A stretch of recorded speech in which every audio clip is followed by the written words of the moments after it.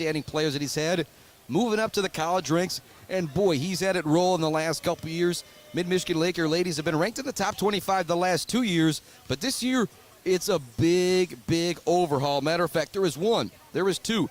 There is just 3 sophomores, or what you would call seniors, on this team. They've got a lot of new faces. But Cameron Myers, one of the returners, she's from Reed City. I guess, let me tell you, I want to focus on how local this team is here, because that's one of the things Jason and I were looking at these kids, and I started going through. You got Cooper Ajima from McBain. I've seen her play. Olivia Nelson from Beale City. I've been able to see her play. Gracie Nowak, Jenna Smith from Morris. I got to see them play versus Sacred Heart Academy a couple years ago. Got Ellie Johnson from Clare, Alexis Karlstrom from Harrison. Just a lot of local kids on this basketball team. It's going to be a lot of fun. But the one thing they're talking about that you could kind of point out to, that Matt Rodenbow was talking about, they don't got a lot of height out there. That's something that could cause them a little bit of trouble, isn't it, Jason? Yeah, no, you're looking at the squad, and they don't have a ton of height, like you said. But a lot of new faces, so you don't know what you have until you get out and play a game. And who knows? They could play really well together. They could, they've had plenty of time to practice. Yes, they have. They've been delayed for 3 months now. So, excited to come out, see what they got. Yeah, but as well as I'm actually going to open up here this Muskegon Community College schedule to see. Actually, it looks like they did have a couple games that they tried getting underneath their belt, but they weren't able to play them. Right. Similar to Mid-Michigan College, they actually had a scrimmage scheduled for last week versus Schoolcraft, something you and I were going to come check out, because Schoolcraft, one of the top-ranked men's teams from last year in all of the NJCAA. And, well, that game got canceled because of the weather, but it's pretty balmy out there today. Nothing could stop this game. And one thing that we're going to see from this Mid-Michigan Lady Lakers team with that lack of size is a lot of 2-3 zone. That 2-3 zone could cause you some trouble if you've got some shooters. So Tanae Hammer, Trina Lewis, Julia Tierman from Muskegon Community College, some of the shooters for them. Going to see what they're made of today. Like I said, that zone could do a lot for you, making up for the lack of size. Right. The other thing they have to look out for, though, it also hurts you from trying to rebound the ball. So you're in a zone. You got to really look where you're doing, box out really well. And that might come back to hurt them because they don't have that height down low. Yep, man-to-man, you just turn around, box out somebody. They say 2-3 zone, you got to find somebody. You don't all want to box out that same person either. Right. Yep. You're listening to the Cripple Ford and Lincoln pregame show. It is Mid-Michigan Lady Lakers basketball coming right up. We'll be right back after this. Chris Bachman, Jason Osterberg, courtside at Maury Courts. Don't let break prices break your bank. Get them at Quick Lane at Cripple Ford and Lincoln in Mount Pleasant. Come in for a complimentary break inspection.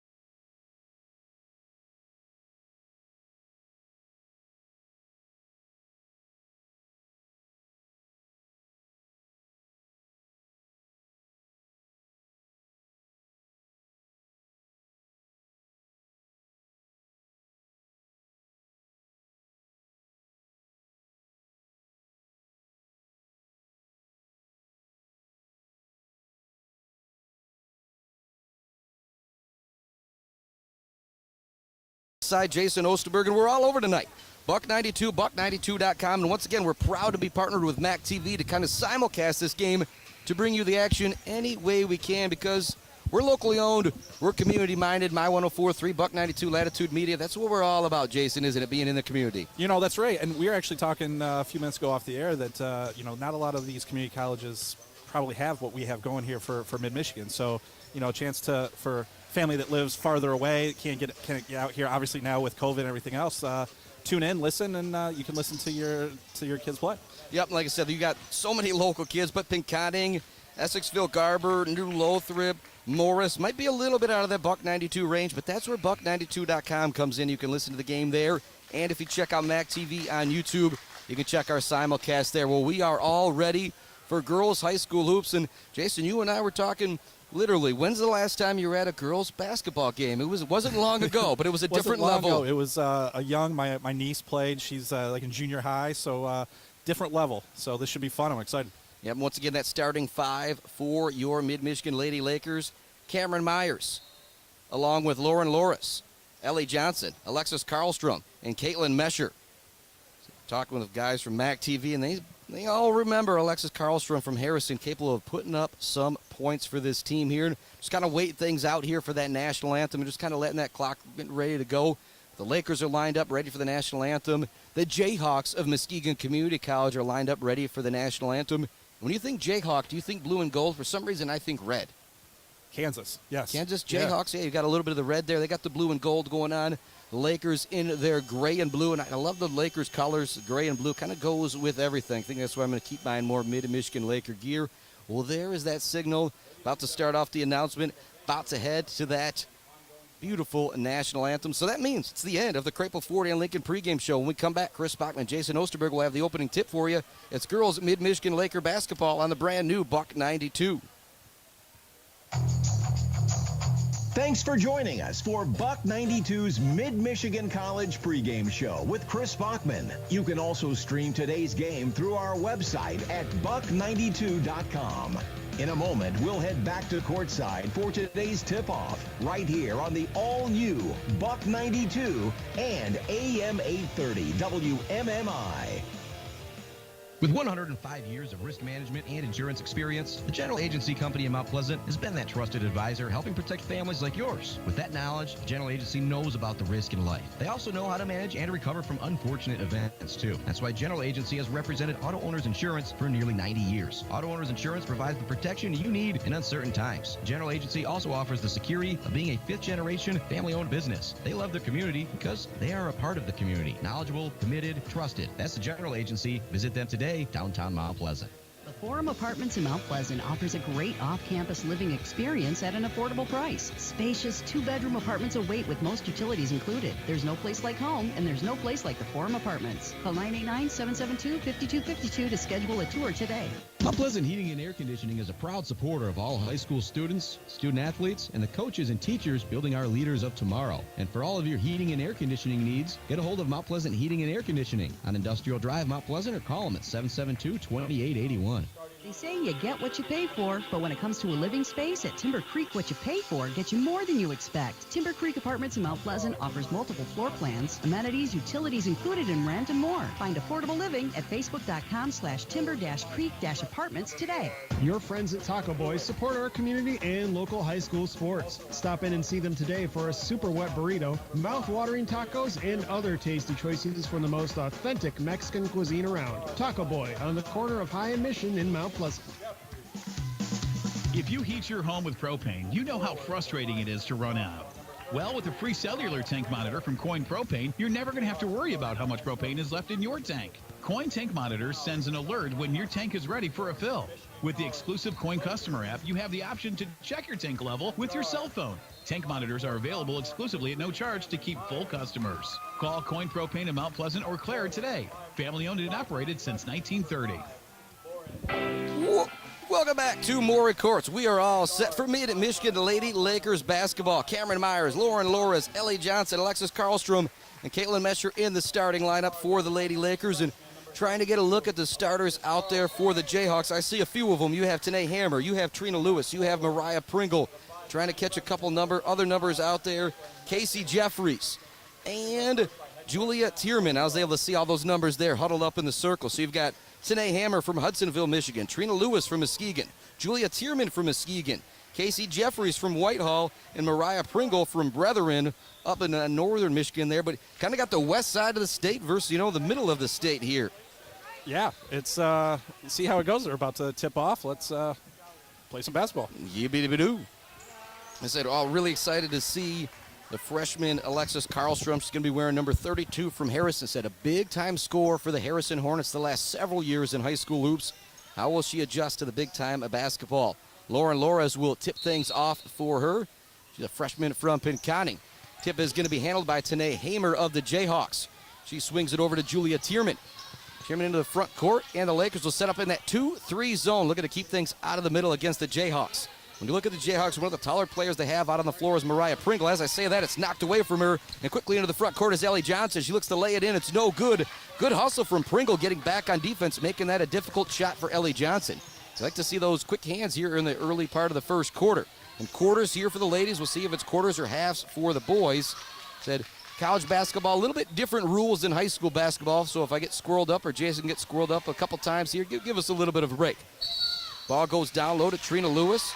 She's going to get called for the travel. It'll go back to Mid-Michigan. And great active zone here early from the Lakers. Very active. I was just actually about to jump in and say that because they're definitely moving around, playing really well in zone. Karlstrom will bring the ball up for the Lakers. So kind of have a 1-2-2 matchup zone from the Jayhawks here.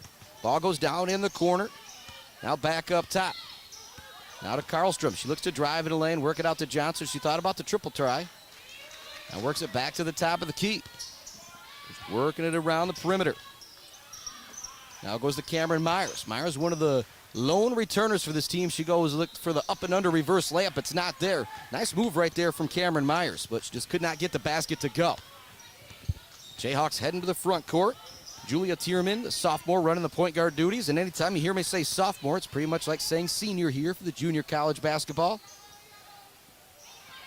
Ball goes into the middle of that zone. Open jumper is no good for Tierman. Gathering the rebound down lower. Fighting for it is going to be Lauren Laura as it goes out of bounds back to Mid-Michigan.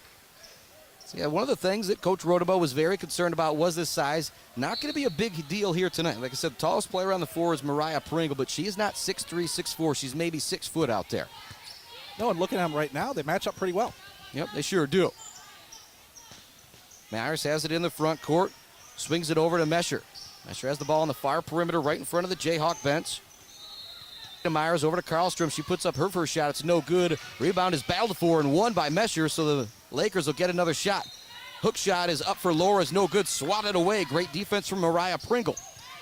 Into the front court come the Jayhawks. Here's an open triple try. It's up off the rim. No good. Pringle fights for the rebound. Gets it over Loris, so it'll be another try. They work it around. Today Hammer's open for the three-pointer, and she gets it to go.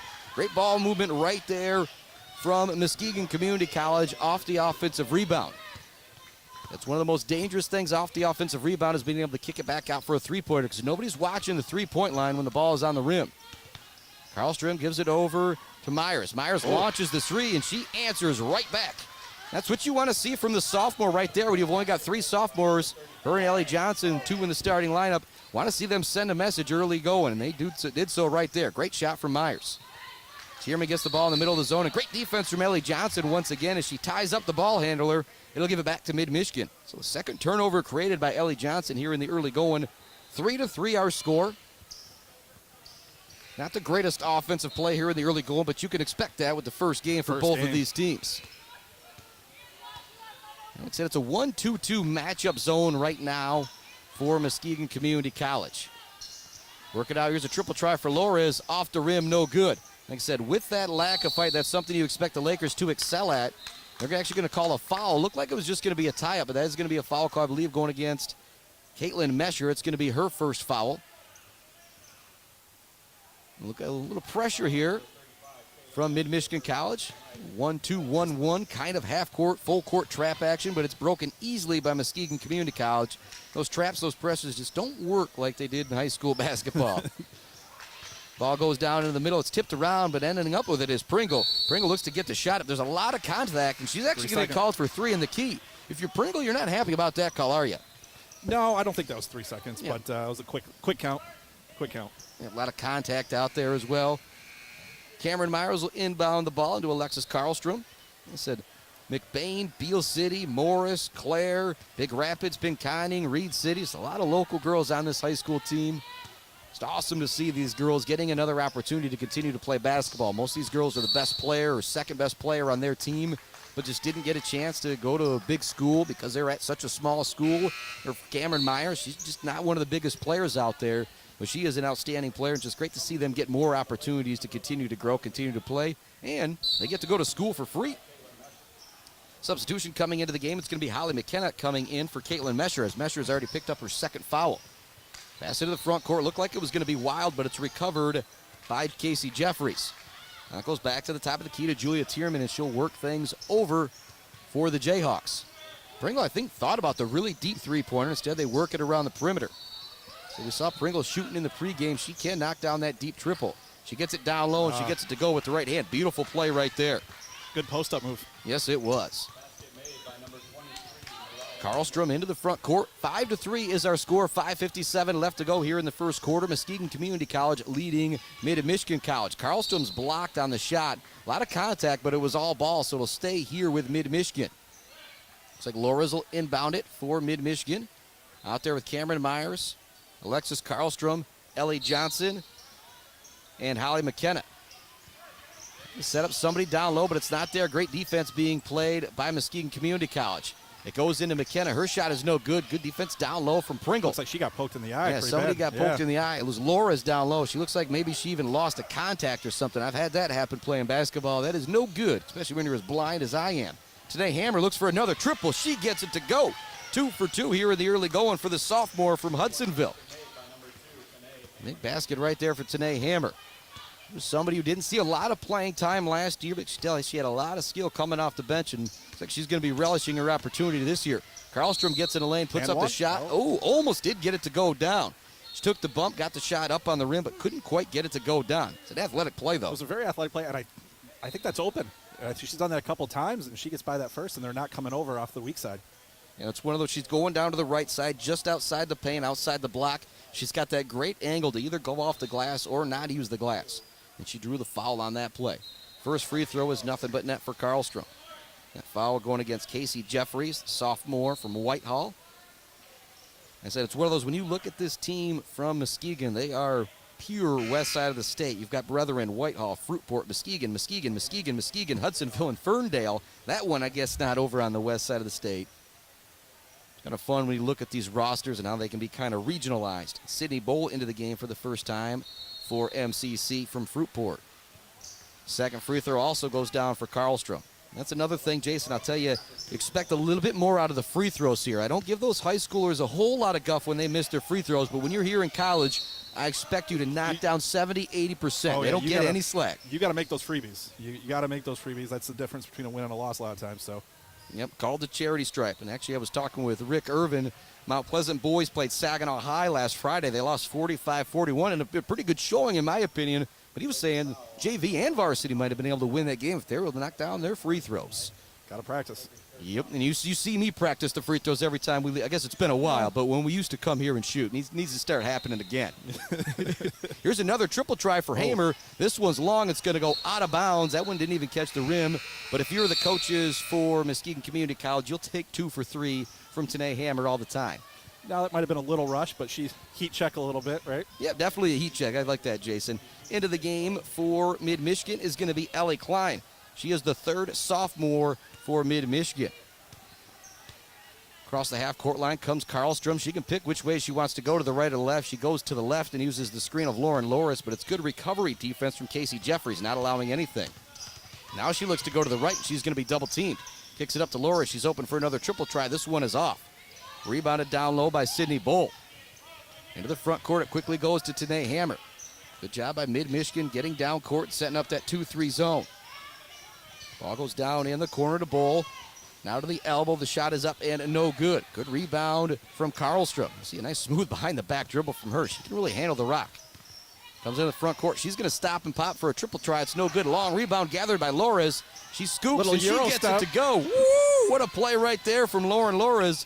Jason Osterberg said it. Little Euro step out there and a fancy one at that. And a little scoop there to get it to go as well. Into the front court come the Jayhawks. 7-6 our score, 8-7 our score. The Jayhawks on top. Got a little bit of a goofy angle here for the scoreboard. It's a nice move and a nice jumper from Julia Tierman as she gets it to go from the free throw line. Now 10-7 MCC on top. Now goes to Ellie Klein. She'll bring the ball up across the half-court line for the Lady Lakers. Works it over to Sid Pope from New Lothrop. She drives the lane, puts up the right-handed shot, and she gets it to go. So Sid Pope into the game for the first time. Our first look at her, she gets the ball, takes it strong to the glass, and gets it to go. Karlstrom's going to knock it away from Hamer, but Hamer's able to recover it. Now we're going to have a foul out on the perimeter. Sydney Bull drew that foul, but it was a little bit of a weak foul there. A little bit of a touch call, wasn't it, Jason? Yeah, I would have been a little irritated with that if I was the coach, but, it's still early in the game. You got to save those yells for a little bit later. And sometimes, if you're the officials, you're trying to send a message of how you're going to call this game, and maybe you're saying, hey, that body contact on the perimeter, you're not going to get away with it. I'd also kind of think about not maybe doing this press like they're doing. They're getting out of sorts on the defensive end. Early on, they were just setting it up. They were playing a little better. Working it around the perimeter is Muskegon Community College. Van Maris had it for a moment. Now it goes back to Hamer. Now down to Tierra Lewis. Back to Hamer. Hamer thought about pulling that three, even with the defender in his face. They're going to be a 24-second call or a 30-second call going against I almost said the Kansas Jayhawks there because the Jayhawks on the front of the name. But that's one of those weird things. It's been a long time since I've been at a game. Might be the first time I've ever called a game and there was a shot clock violation, Jason. Well, yeah, you do. And a lot of these freshmen coming in from high school, they're used to no shot clock. They come in first game, they're not really aware of it. So another thing to learn. MMC brings the ball into the front court. Karlstrom dribbling out near the three-point line. Now they get it off to Sid Pope. Sid Pope's going to look to get a screen. She doesn't use it. She goes to her right hand, takes another bump, gets it up off the glass once again. It's no good. Laura's battling for the rebound. She comes away with it. Her shot is no good. Lots of contact on the play. No foul call. Today Hammer comes away with it for Muskegon Community College. She works into the corner, up faking a beautiful one. Drive, and the shot is good from Kenna Van Maris. That was a beautiful play right there. It's now 12-9. Muskegon Community College on top of Mid-Michigan College. Karlstrom dribbles it up across the half-court line. Man-to-man or lady-to-lady defense now here from the Jayhawks. Karlstrom gets the screen, looks to work it back in the corner to Holly McKenna, but it's good recovery defense from Muskegon there. They're doing a great job double-teaming Karlstrom off of that screen and getting back to help on the roll. And now they knock it away from Karlstrom on the double team. Into the front court comes Sydney Bull. Up ahead to Lewis. Her shot is up, no good off the rim. Gathering the rebound is Holly McKenna. Some fast-paced action here in the last couple moments. Klein has the ball in the front court, being guarded one-on-one. Kicks it to the cutter, now back to Klein. She up fakes on the three, drives in the lane, works it out to Laura. She has no hesitation on the triple try, in and out this time. Starting to find it out there, though. 0 for 3 from the three-point land, but first couple were way off. That one was in and out. Looked like it should have gone down. 1:18 left in the first quarter. 12-9 Muskegon Community College on top of the Mid-Michigan Lakers.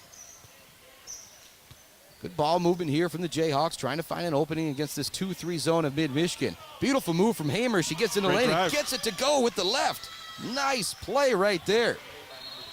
Just took some contact on it as well. Tanae Hamer with 8 points. She's been the best player by far, Jason. Oh, by far. Offensively, they haven't stopped her. Karlstrom into the front court. Once again, she's got a screen on either side. She goes to the way of Lauren Loris, but doesn't really use the screen. Now looking to find the cutter, it's Ellie Klein. That was a beautiful feed down low to Klein. She lays it in. Hamer now into the front court, 30 seconds remaining. Got a 6-second difference between the shot clock and the game clock. They hand it off to Bull. Bull works it over to Jeffries. Now down in the corner, it goes to Van Maris. Back up top to Jeffries. Jeffries looking like she's having a little bit of trouble on the dribble there when she's getting pressured. Now back over to Van Maris. She's going to put up a wild shot, and she gets it to go. Nice shot from Van Maris. Her first 2 baskets have been pretty darn amazing. Ball goes to Klein in the front court. She just has 5 seconds, 4 seconds. They got to hurry up and do something. They go to Karlstrom. Over as the shot is going to be up. They're going to count it if it goes, but it's going to be no good. 16-11 is our score at the end of one. Muskegon Community College with the lead. A lot of it thanks to Tanae Hammer, who has got 8 points. We'll be back with more high school, well, not high school hoops. We'll be back with more Mid-Michigan Lakers hoops right after this. Buck 92, MAC TV. We're all over the place tonight. Humane Animal Treatment Society is an animal adoption center that helps find animals forever homes and provide them with certain medical treatments. There are many ways you can help their cause. You can volunteer at HATS by running and reading with the animals, helping the staff with daily routines, and photographers can take pet pictures to boost their portfolio. There are still many animals looking for a forever home. See other ways you can make a difference at www.hadsweb.org. /WellSport. Being happy about where you live or work is important. That's why at Greenwald BC, when they take on a project for residential or commercial, don't worry, build happy. They're elated to help. They can take the toughest building project and get the job done right. Call Colin and Preston Herron at Greenwald and BC, 772-2202. Welcome back to Maury Courts. 16-11 our score as we start the second quarter. Chris Bachman alongside Jason Osterbergs. Jason, going to put you on the spot here. Your first look at community college girls basketball. What are your thoughts? Similar to what I said about the guys last year practicing. A lot faster than I thought.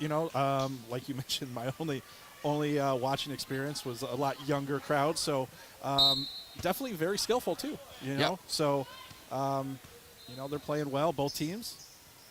It's one of those, you and I like to think that we're okay basketball players, but you put us out here with these ladies, it's not going to go well for us. No, probably not. Cameron Myers into the front court after a Muskegon Community College turnover. 16-11 our score. Lakers looking to dig into it a little bit here. Ball goes up top to Myers. Myers on the drive, gets all the way into the lane. She ditches it over to Jenna Smith. They're actually going to call a charge on Myers as she dished the pass. But you like that drive right there from Cameron Myers. Said she's one of the sophomores, one of the leaders of the team. She's got to be very active out there. Great job from her point guard position. She drove the lane. She made a nice dish, setting up her teammate. But actually, that wasn't the foul going on her. That foul was actually going against Ellie Klein. So I missed what happened there, actually. I'm a little confused. I think they missed. Actually, Muskegon's coach, even Jason Cooper, kind of just shrugged his shoulder right there. Now they did change it over to Cameron Myers. Hammer has the ball. You got to start watching her. You can't let her put up another three. Block down low. Great defense being played from Holly McKenna, but the Jayhawks recovered and get it to go. It was a great job by Tarina Lewis. She just kind of stayed with that there, recovered it for her teammate, and got it to go. Myers into the front court. Now 18-11, the Lakers trail. Ellie Johnson has the ball. The sophomore from Clare swings it over to Jenna Smith, freshman from Morris. Now to Myers. Myers is going to drive, and she's going to draw the foul on the drive. It's going to go against Julia Tierman. Actually, for a second, it looked like the girls were thinking it was going to be another foul on Myers, but it'll stay here. 9:03 left to go in the second quarter. 18-11 our score. That foul is going to go against Tierman. They're going to get the ball in is Klein. She's got to hurry, and she eventually gets it into Johnson. Johnson does a good job of retreating to half court to recover the pass. That's twice now they're having trouble getting the ball in. You're right. It's good defense being played from the Jayhawks. Goes up top to Ellie Klein. Klein kind of open for the three-pointer. She doesn't take it. Now over to Johnson. It looks good from here. No good. She was right in front of me when she shot it. It was right on line, just a little long. That's okay because it goes in the corner to Ellie Klein, and she's able to knock down the two-pointer. Ellie Klein with her second basket of the game. I think they rang that up as a three, but I saw the official with the two, so they might have to change that one. Cameron Myers steals away the pass. She's going to look to go coast to coast. Van Maris is chasing her down. She slows things up, gets it off to Ellie Klein, and Klein is going to be fouled. Really like the decision right there from Cameron Myers. She was driving the lane. Was it maybe giving up 5-6 inches there on Van Maris? She wasn't going to make that. So smart play by her to stop that, hit the trailer, and she got fouled and got two freebies. Yep, Klein at the line. It's kind of all created by Cameron Myers. As well, she kind of slowed things down, and it was she's kind of saying to Van Maris, if she's going to be too aggressive and run ahead of me, I'll have this easy lay-in. But if not, I'm going to slow things down and find my teammate. And she did find Ellie Klein. Klein now has 5 points to lead all scorers for Mid-Michigan. 8 points for Tanae Hammer in the first quarter for Muskegon Community College to lead all scorers in the ballgame period. Mariah Pringle, Casey Jeffries checking back in for the Jayhawks. Your 5 Lady Lakers out there. Cameron Myers, Ellie Klein, Ellie Johnson, Jenna Smith, along with Holly McKenna. So we'll get more and more used to these names as we go on. We're going to be here for all the home games this year. 6 of them bad boys coming up here in the next month or so. Front court come the Jayhawks. Goes to Pringle. Pringle on the perimeter to Tanae Hammer. She's way outside the three-point line, but you're still worrying about that a little bit even since she knocked down the 2 in the first quarter. They work it out. Jeffries is wide open for the triple. This time it's way off. Kind of goes sprawling into the Muskegon Community College boys basketball team there. 8:02 left to go here in the second quarter. 18-15 our score. 4 points here for Ellie Klein in the second quarter. Been the best little stanza, the best moment probably for the Lakers in this game. It's been good defense so far from both teams, in particular Muskegon. Klein into the front court. She's going to get a screen from Lores, who's back into the game for the Lakers. Lores gets the screen. She's been putting up the triple-ins. This time she puts it on the deck. She can't get it to go with the left hand, but Lauren Lores from Pecani, she's been very aggressive, and I like it. She's going to get some of these shots to start to fall. And Rodemo looking at the officials. He'd like a whistle out there. Pringle has the ball in the perimeter. Goes down in the corner to Tierman. Back up top to Pringle. Pringle, one of the tallest players out on the floor, but she's playing at the top of that 2-3 zone. And here Jason go, whoa, because what just happened? Another three. That's, 3 of 4 for her now? Yes, Tanae Hammer now with 11 points here in the first half, and that's going to make Rodenbowl call a timeout. We'll take that timeout. You're listening to Mid-Michigan Lady Lakers basketball on the brand new Buck 92 MAC TV all over the place tonight. This is Carmi from the UPS store in the Stadium Mall in Mount Pleasant. My husband Paul and I want you to know that yes, we do shipping, but we are also printing specialists too. We can ship that package to where it needs to go. Stop by the UPS store and find out for yourself just how versatile we are. iRide has been serving Isabella County for over 45 years and has served over 15 million passengers. iRide's vehicles are lift-equipped, smoke-free, safe, and reliable. Let iRide drive you to work, the game, the doctor, and so much more. Choose iRide, your county-wide curb-to-curb transportation provider. McLaren Central Michigan is the proud provider of athletic training services for many local schools, including Vesterberg, Mount Pleasant, Sacred Academy, Shepherd, Chippewa Hills, Montebello, St. Louis, and Mid-Michigan College. McLaren Central Michigan, a proud supporter of local sports. Welcome back to Maury Court. 7:24 left to go here in the second quarter. It's a 21-15 ball game. So the Lakers had a point taken away because, as I said, that triple was just a two-pointer. The officials going over the scoreboard and making sure they got things correct. Good job by the officiating crew here tonight. Ball on the perimeter. McKenna has it. Swings it over to Loris. Loris is very aggressive. Every time she gets the rock, she looks to make something happen. I really like it. She hasn't got any points on the board, but been very active out there for the Mid-Michigan Lakers. We see she's going to be one of the leading scorers for the team this year, isn't she? Oh, if she stays active like that, absolutely. You know, a couple shots are going to fall. Basket gets a little bit bigger, and she'll be fine. Yeah, she's somebody at halftime we might have to see if we can check out. We were looking earlier at Alexis Karlstrom, the numbers she put up at Harrison last year. We will be able to go to Pinconning and see the numbers she put up from last year. I imagine they're pretty impressive, too, what she did in our local Jack Pine Conference. Great defense being played down low. Getting called for the travel is going to be Ellie Johnson, and that was Tanae Hammer with the tenacious defense. She's done a fantastic job here tonight. She leads all scorers with 11 points and doing her part on the defensive end there, too. As I said, I saw her maybe play 5-10 minutes last year, Jason. The name stuck out to me on the roster because I just remembered it, but I don't remember her making a ton of big plays, and 11 points here in the first half. That's a big deal. It's impressive. She's 3 of 4 from 3.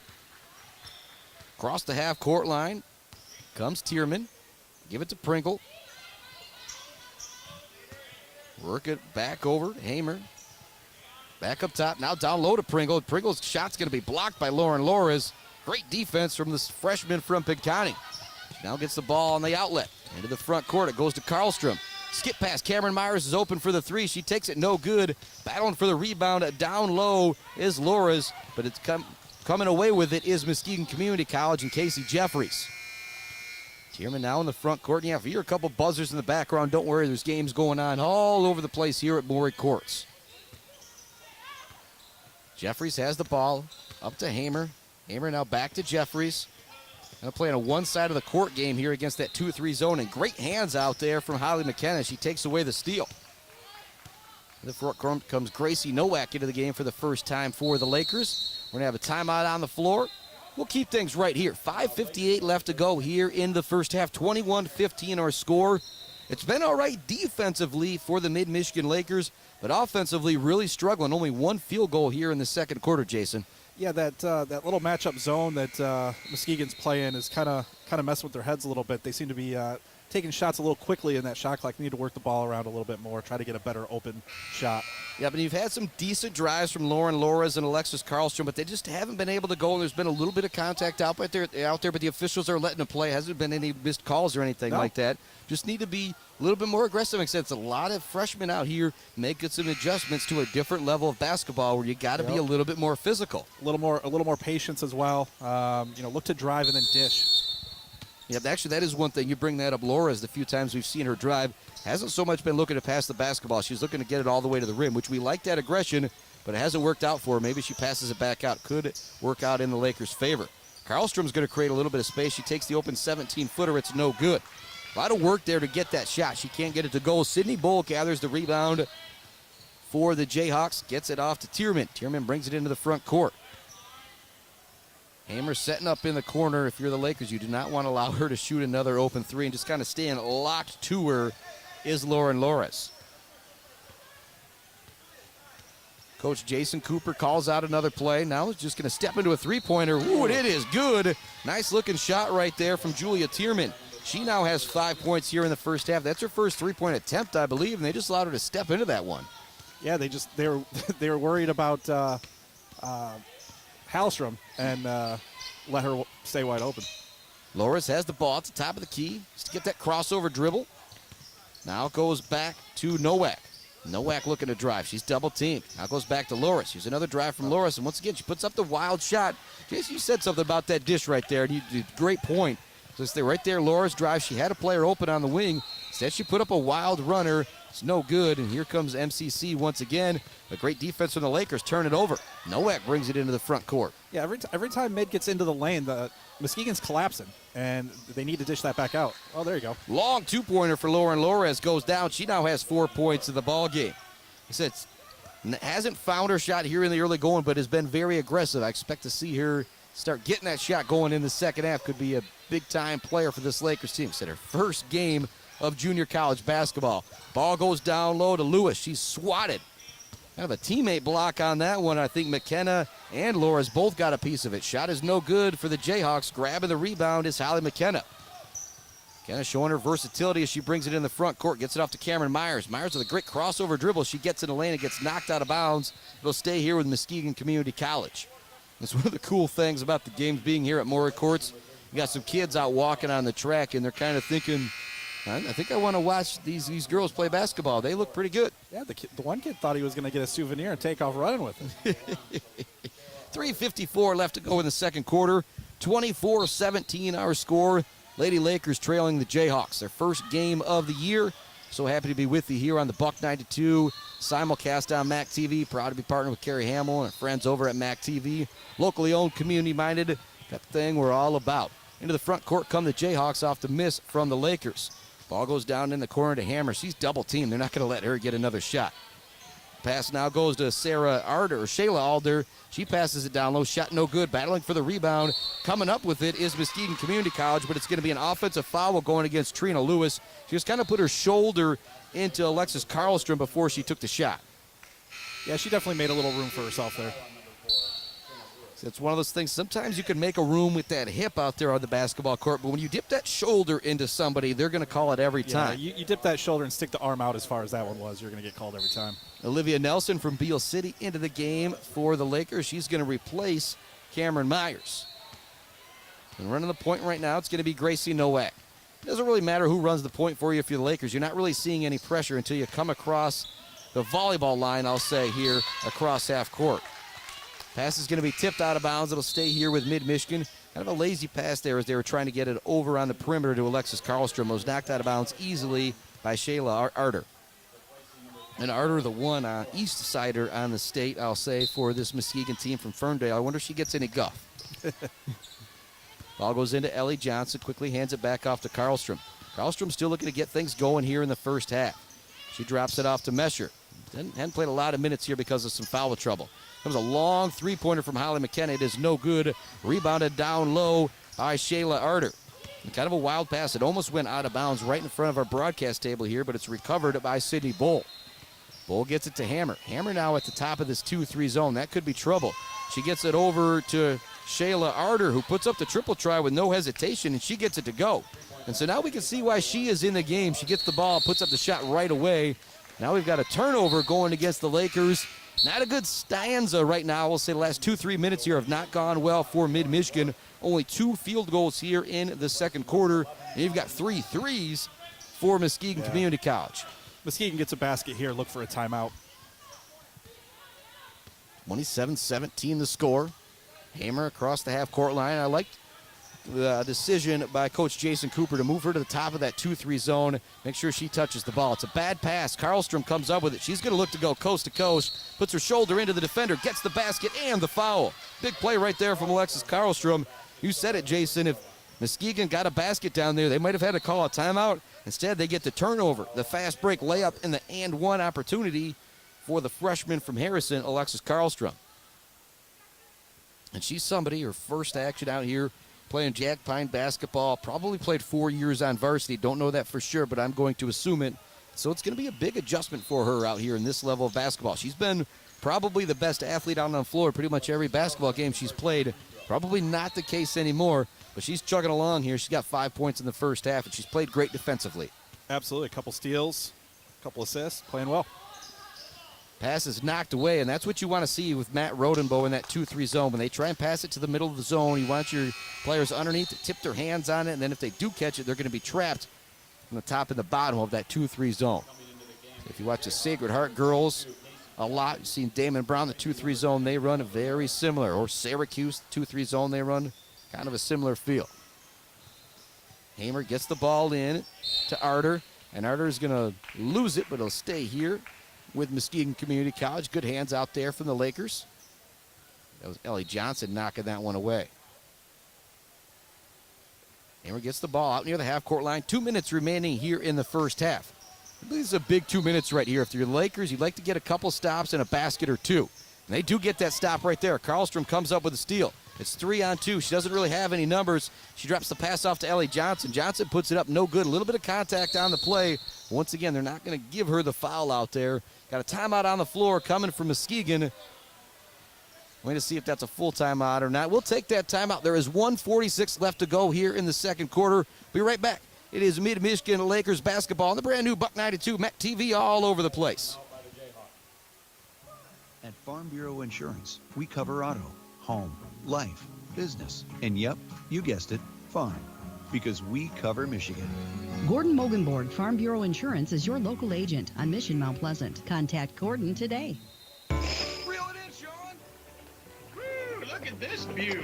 It's gonna be even better when we fry all these up. Well, we should invite my Uncle Cappy. People say he invented the fish fry. Hey, Cappy, you want to come to our fish fry? No, there's only one fish fry I go to, and that's Friday night at the Diner just north of town on Old Mission. Cod, walleye, catfish, perch, they catch it and fry it better than I can. People say I came up with the fish fry. I don't know about that, but I do know the best fish fry you're going to find is at the Diner on Friday night. The Eyesight of Mount Pleasant is proud to support our area high school football teams. Athletics and education, building a sound foundation for the youth of our communities. The Eyesight, located on Broomfield Road in Mount Pleasant, enhancing your life through better vision. Welcome back to Maury Courts. Muskegon takes it into the front court. Another turnover, back-to-back turnovers for the Jayhawks here. Let's see if the Lakers can make a pay. Here's an open triple try in the corner. It's up and no good from Ellie Johnson. Olivia Nelson gathers the rebound. They'll give him another opportunity. She gets it to Karlstrom. Karlstrom with the up fake. Nothing happening there, so it goes back to Johnson. Johnson looking to get it back to Karlstrom. It's knocked away. Olivia Nelson recovers it. Ellie Johnson now has it at the top of the key. She puts up the three-pointer. It's no good. Good recovery defense. I didn't see who that was from the Jayhawks. They kind of stepped right behind Ellie Johnson to make that a difficult shot. Yep. 1 minute remaining here in the first half. 27-20 is our score. The Lakers trailed the Jayhawks, but playing really good defensively the last couple possessions. Last few possessions, they picked up the pace a little bit, a little more aggressive, getting into the lane a little bit.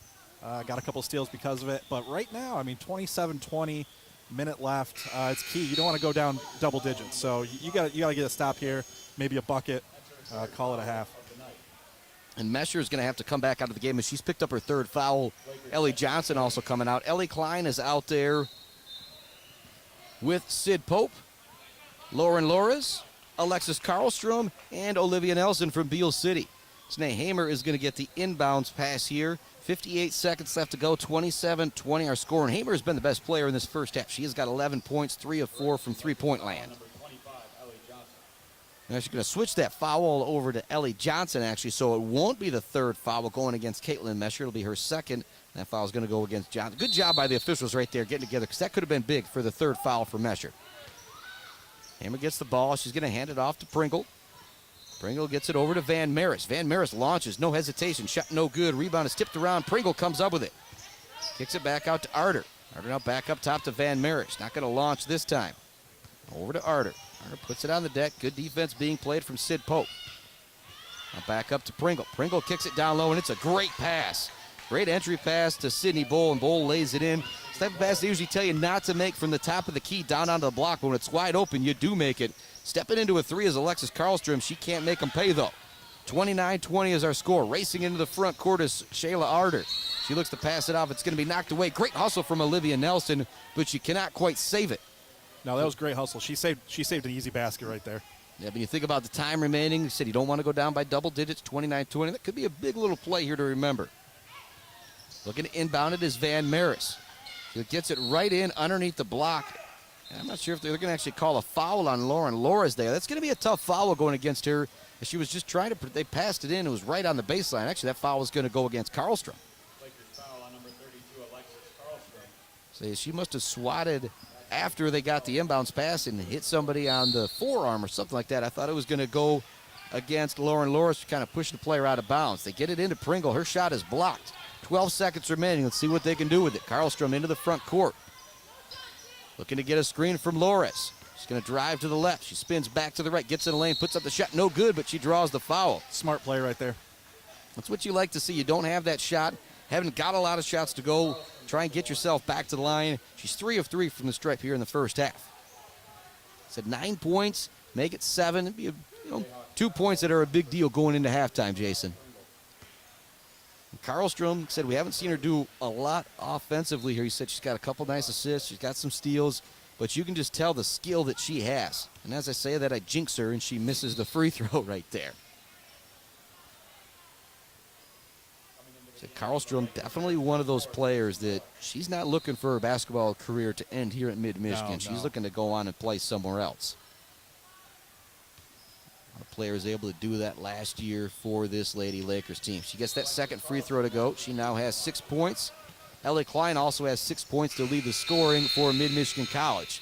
And the launch at the half is no good. Our halftime score, 29-21, the Lakers trail Muskegon Community College. We'll be back with a first half recap right after this. You're listening to Mid-Michigan Lakers basketball on the brand new Buck 92 and simulcast on MAC TV.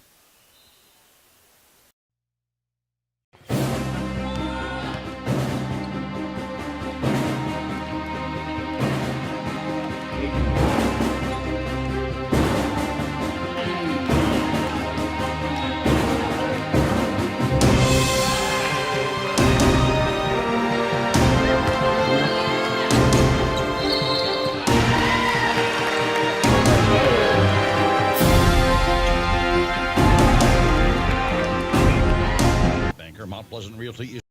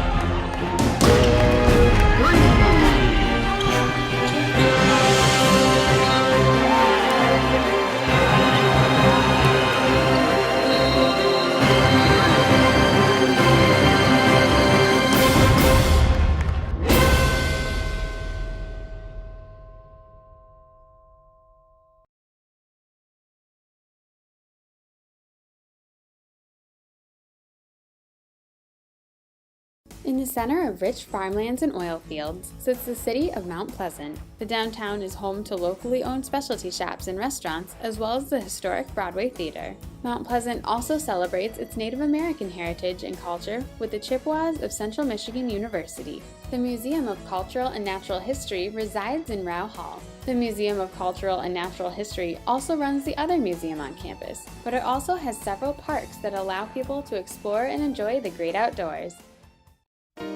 Located in the literal heart of Michigan sits the city of St. Louis. In the middle of the city resides Clapp Park, which holds the markers that show the geographical center of the Lower Peninsula. Memories are also preserved in the City Hall Council chambers.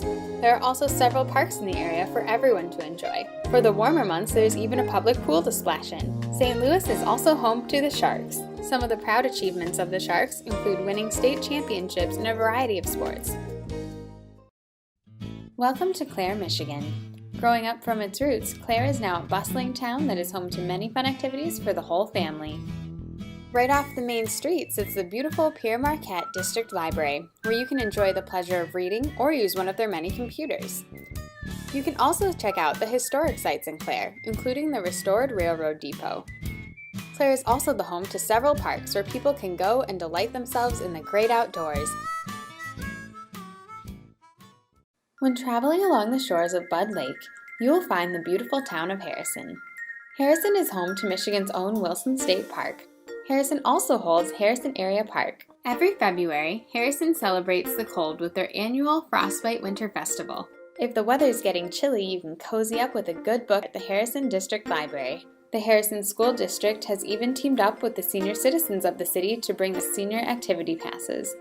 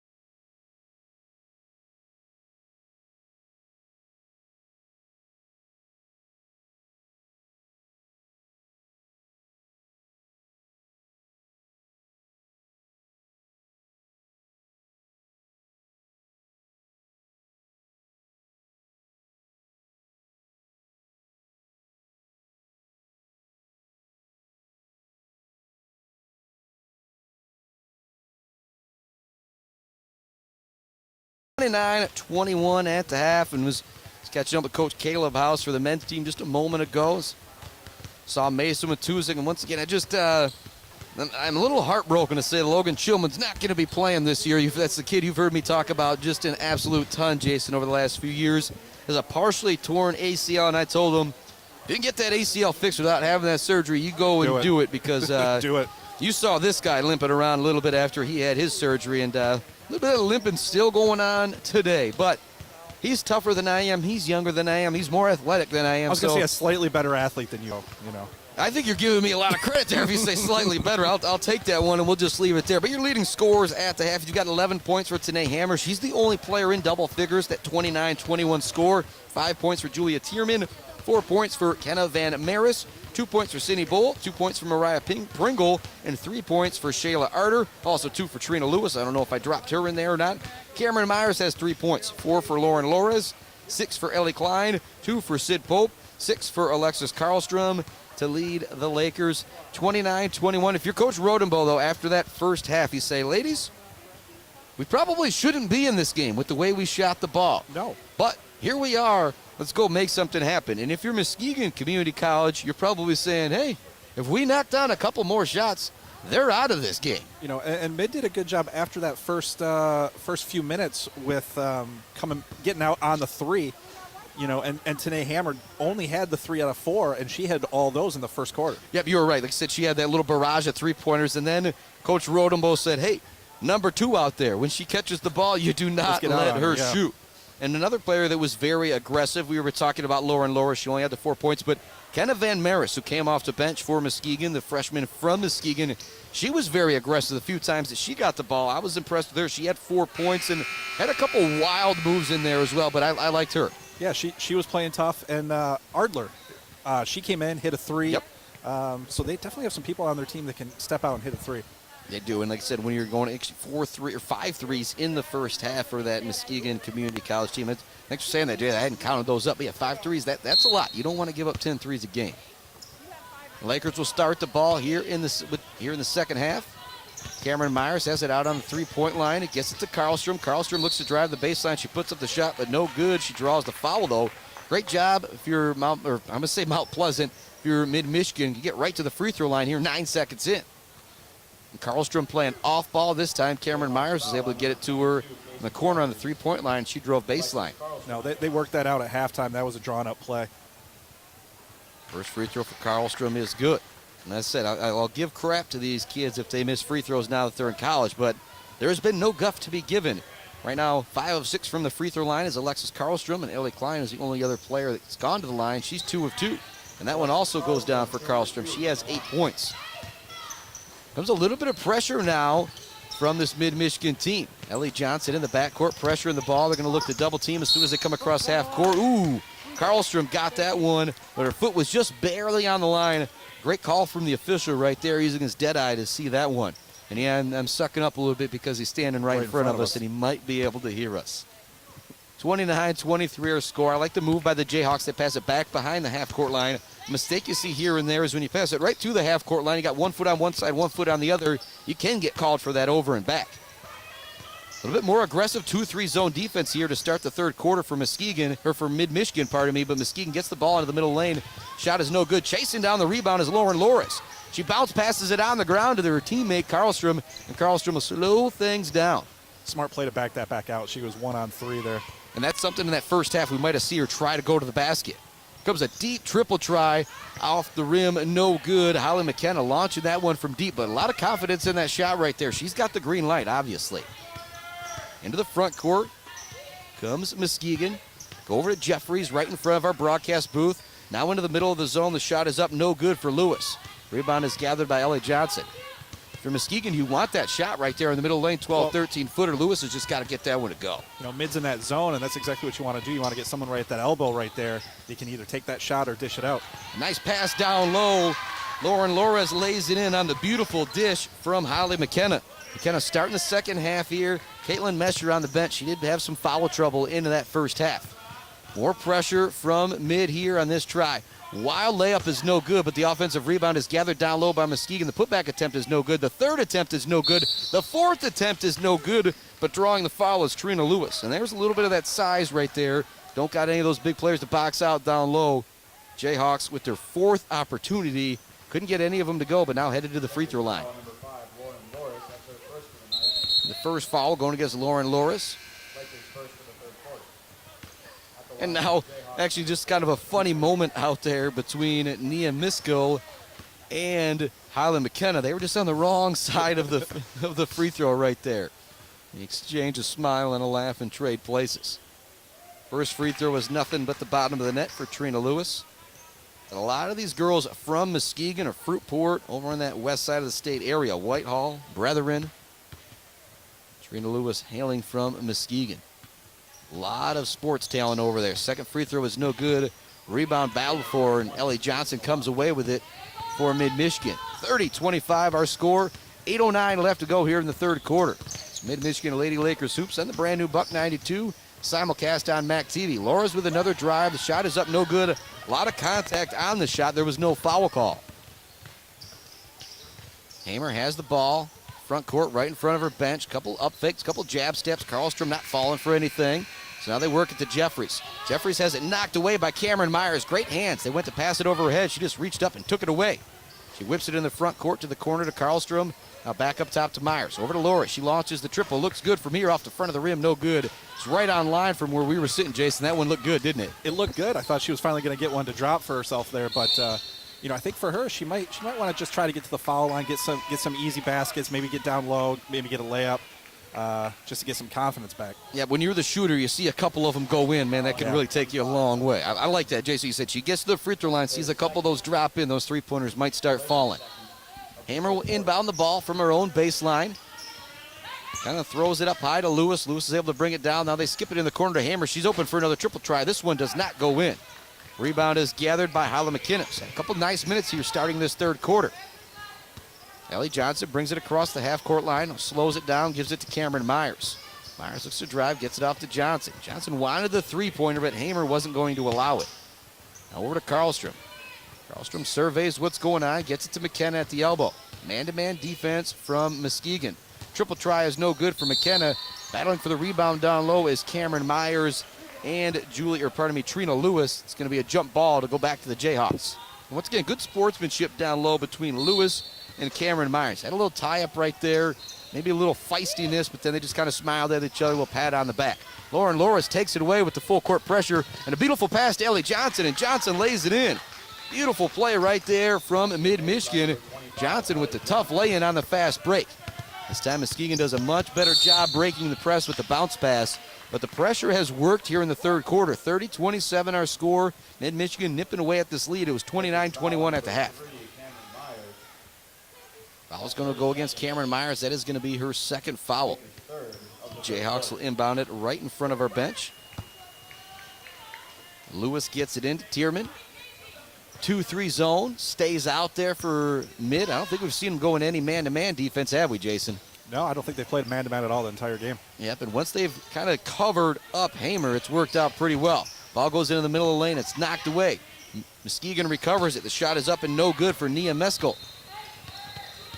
Mid gets it to Myers. Myers races into the front court, gets it to Karlstrom. Karlstrom back to Myers. Now over to McKenna. McKenna wants to keep shooting, but after missing a couple threes, I don't think she's got the green light anymore. Myers now on the drive. Gets it back to Laura. She's going to keep shooting. She gets that one to go. She now has 9 points in the ball game, starting to make her presence felt. Talked about her in the first half. Very aggressive. Just couldn't get the shots to go. Now they're starting to go down. 30-30 our score. Knocking the ball away as Karlstrom. Hamer was going to have it in maybe a wide open lane, but great hustle from the freshman from Harrison to knock that one away and not allow the possession. You know, we talked about Mid kind of rushing in the first half. It seems like it's exactly flipped now, and everything Muskegon, they're just rushing shots. They're kind of a little wild, a little out of control. Yeah, but that's what happens when that 2-3 zone gets extended into that, half court, full court press right there. Everybody just kind of starts to rush a little bit right here. You don't realize that once you get into the half court, let's slow things down. It's the same thing we were dealing with in the first half. And here's another tie-up. Ball goes back to the Lakers. Great job from Karlstrom. And I'm going to give credit to where credit's due. Matt Rodenbow, he is a wizard of coaches. The guy knows what he's doing. Some great halftime adjustments here. They were down 8 at the half. We're 4 minutes, 18 seconds into the third quarter, and we're tied back up. Now they're on a 9-1 run. Laura's got 5 points here to start the third quarter. Karlstrom across the half-court line. Gets it to the aforementioned Laura and Laura. Sprinkle out there. Gardner probably paying a little bit more attention after she knocked down that last triple try. Look to get it down low. She's going to be double-teamed. Forces up the shot. It's no good. Coming in for the rebound is McKenna. She can't get it. It's saved by Pringle, but right into the hands of McKenna, who saves it to Myers. Myers on the drive. All the way to the hoop with the left hand and lays it in. What a drive right there from Cameron Myers. The second-year player for Mid-Michigan from Big Rapids, and it's another turnover for Muskegon.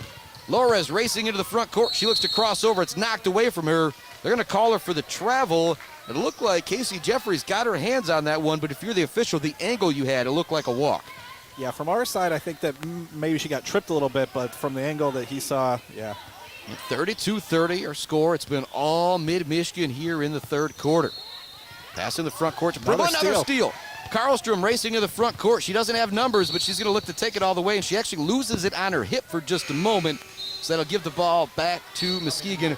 But it's been a whole different ball game here in the third quarter with, I'll call it, the two-thirds court pressure coming from Mid-Michigan. It's given Muskegon a lot of trouble. They're just, they can't get into a rhythm at all. The substitutions coming in for the Lady Lakers. Run that full court press right now. In the front of that press is going to be Sid Pope. They look to skip past it now, and it does get down to Casey Jeffers, and she's wide open for the layup. Trying to hustle down there was Karlstrom, but she couldn't quite get there in time. That's the first basket of the game for Jeffries, and that's what you want to see from your press break if you're head coach Jason Cooper. Great execution that time. 32-32, we're all tied up. Cut in the lane for McKenna. Her shot is no good. Some contact on the lane. There is no foul call. If you're McKenna, you're looking at the officials, and you're kind of saying, am I really going to miss that one without some contact? Come on, guys. But as I say, they got a lot better view than I do. We got a timeout on the floor. Just a quick 30-second timeout. We'll take that. 4:30 left to go in the third quarter. We'll be back right after this. High School Hoops on the brand new Buck 92 and simulcast on MAC TV. Yep, we cover Michigan. We insure auto, home, business, life, and yep, you guessed it, farm. We cover trip and falls to falling limbs, big bucks and large trucks. From small startups to big business, and from cream to corn. We cover new arrivals, homecomings, and farewells.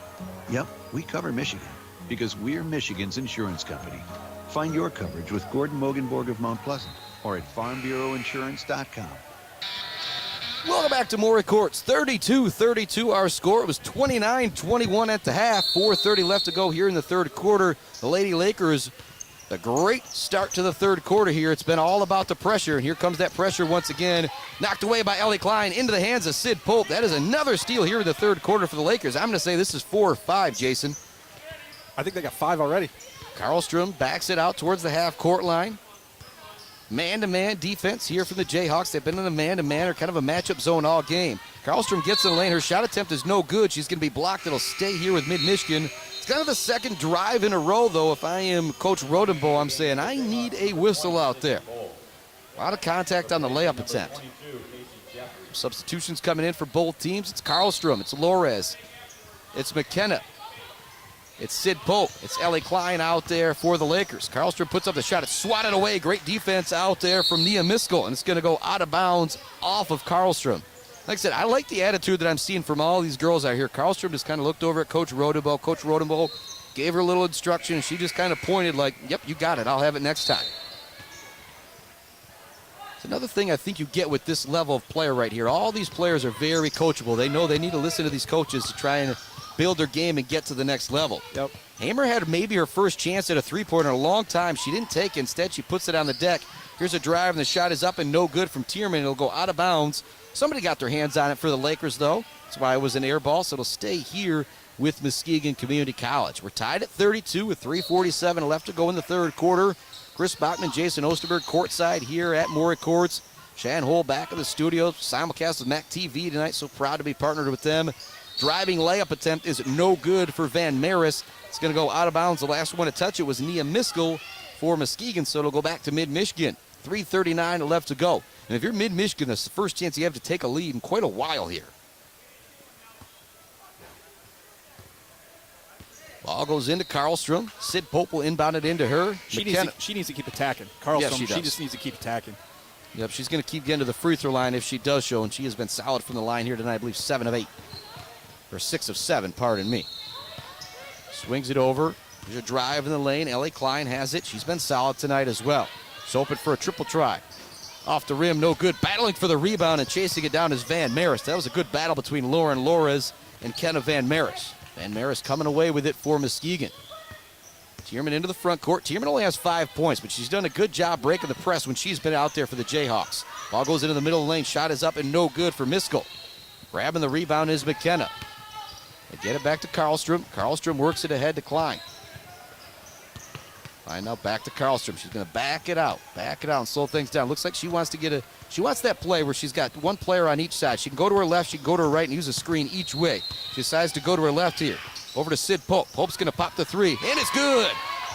Nice shot right there from Sid Pope.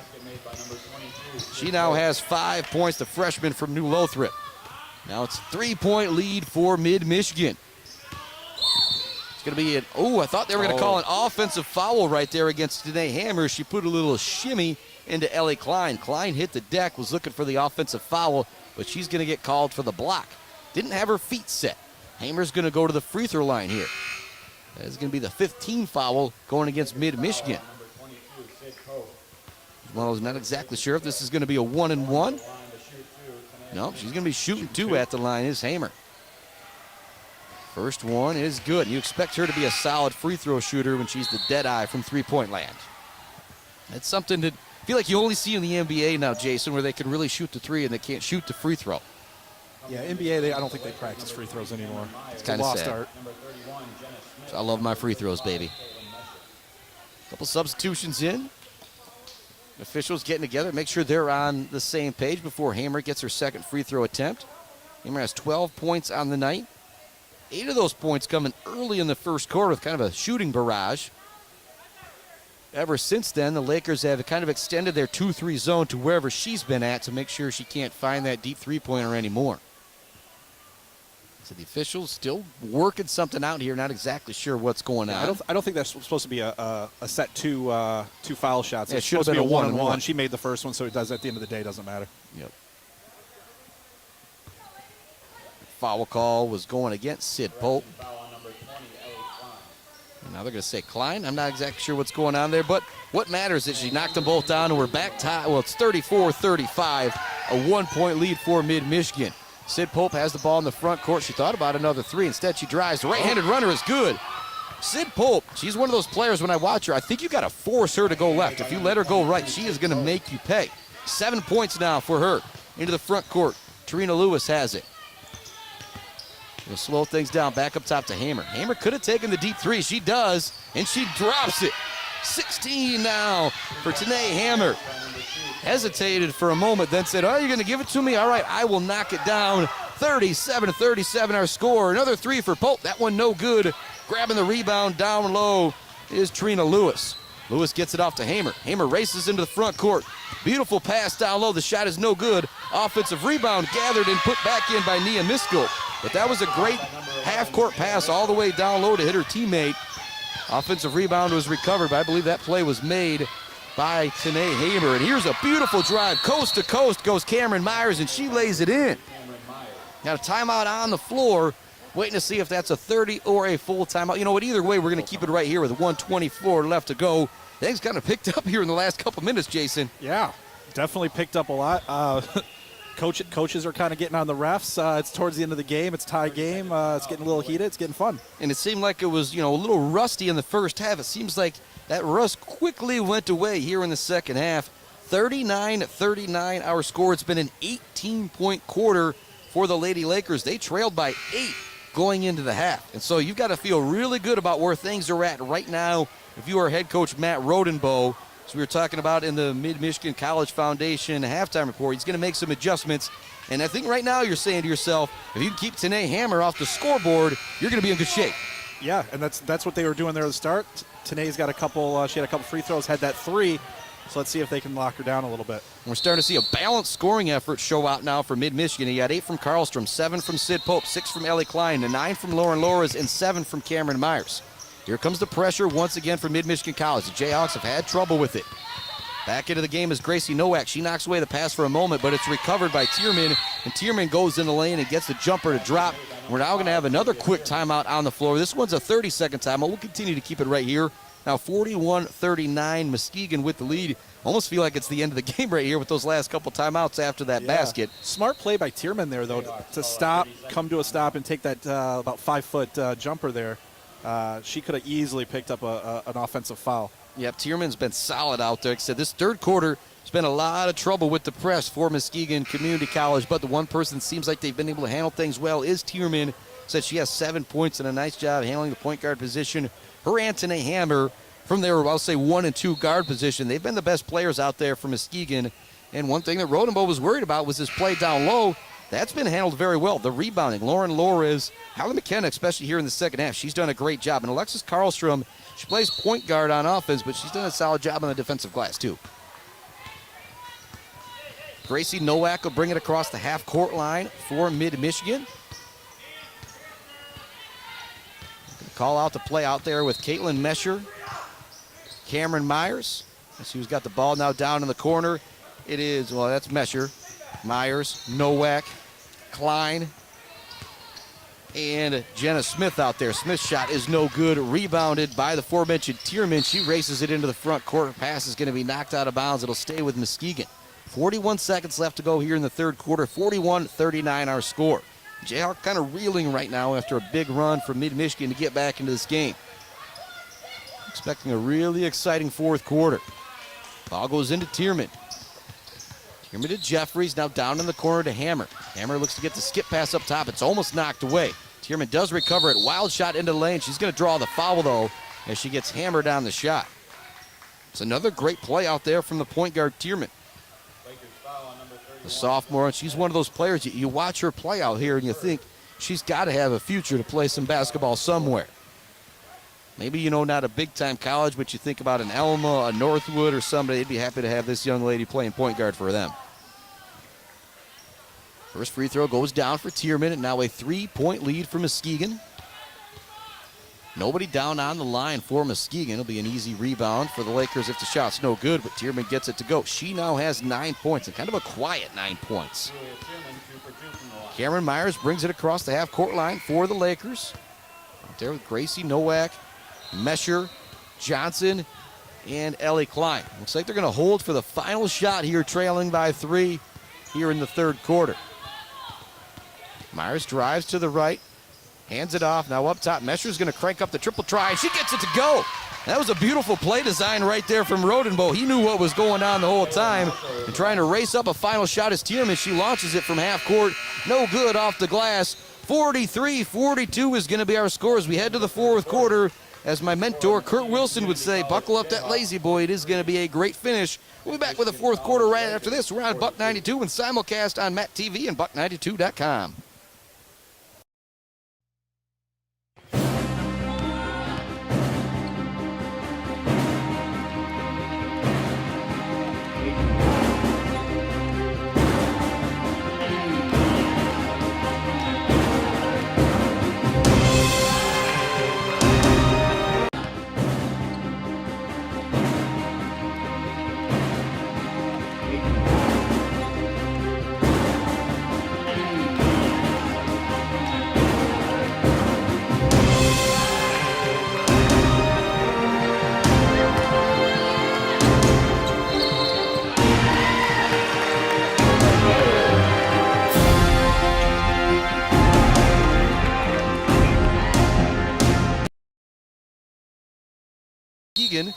We've got 16 points for Tanae Hammer and 9 for Julia Tierman.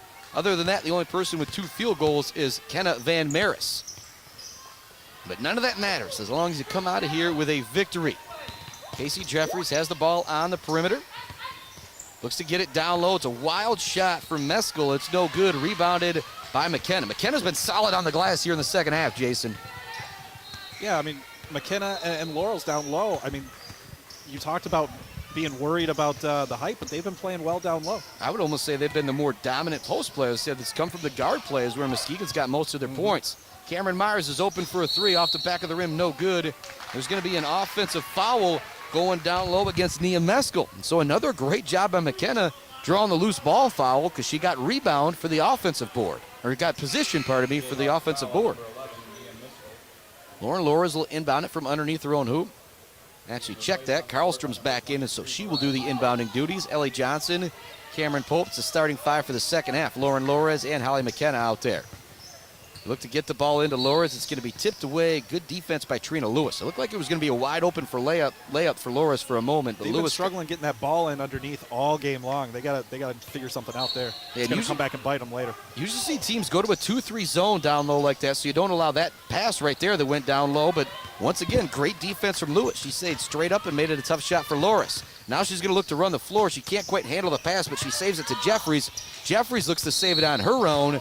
Karlstrom's now going to call for the loose ball foul as she was looking to get it from Tierman.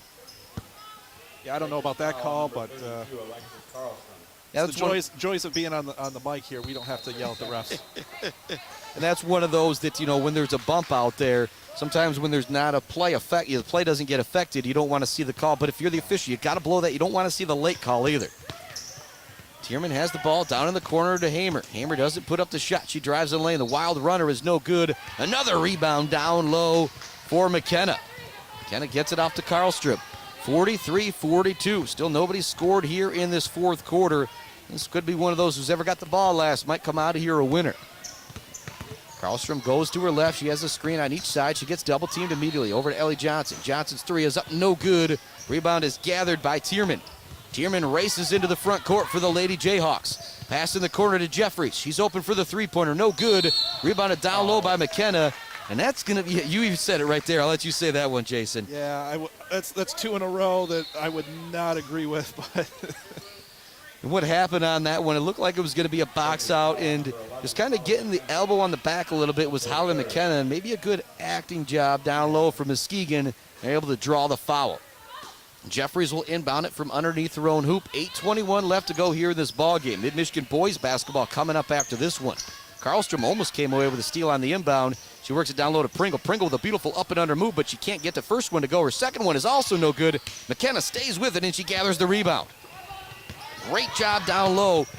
Freshman from Big Rapids, Holly McKenna playing big. Laura is wide open down low. They missed her. She lays it in. Lauren Laura's now into double figures. And it is 44-43, Mid-Michigan on top. 7:54 left to go here in the ball game. And here's a little bit more pressure from Mid. Muskegon has struggled with it, whether it's been turning the ball over when they get into the half court, not being patient. As I said, Casey Jeffries rushes the three. Shot is up, no good, and we're going to have a loose ball foul going against Tanae Hammer. That might have been a good acting job by Lauren Lores that time. That might have been a better acting job than the one previously, but hey.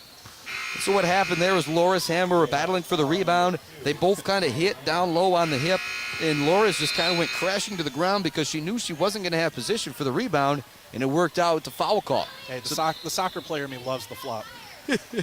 Substitutions coming into the game. Sid Pope is back out there with Lauren Lores, Holly McKenna, Alexis Karlstrom, and Cameron Myers.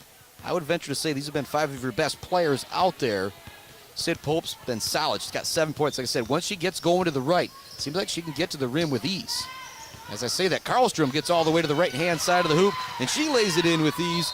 She's got 10 points here. When you think about your first college basketball game going for the Jack Pine to play in here, she is executing, playing solid. Here comes a triple try for Tierman. She knocks it down. Julia Tierman continues to impress. 46-46 the score. 7 minutes remaining in the ball game. Myers across the half-court line. Gets the screen, kicks it off to McKenna. McKenna into the lane. Her shot is good. Lots of contact. Could have been an and one, but she'll take the basket. The first one of the night for the freshman Holly McKenna. More pressure this time from Mid. They knock it away. Cameron Myers comes away with it. She's going to pass it off to Loris. Loris has got to take her time. Good recovery defense, and it ends up being blocked. Great hustle back for Muskegon. They turn it over, but everybody ends up back on defense. Well, not everybody, but enough people end up back on defense. Now Hammer's open for the triple try on the fast break. It's no good. Long rebound is gathered by Cameron Myers, and Myers smartly slows things down. 48-46 our score. 6:28 left to go in this ball game. Things starting to get a little tense here at Maury Courts. Myers gets the screen. High dribble to get into the lane. It's knocked away. Van Maris comes away with it. She races into the front court. It's one-on-one with her and Karlstrom. Left-handed shot is no good. Chasing down the rebound is Sid Pope. Pope passes it up to Cameron Myers, and Myers has no numbers, Smart play. so she'll slow things down.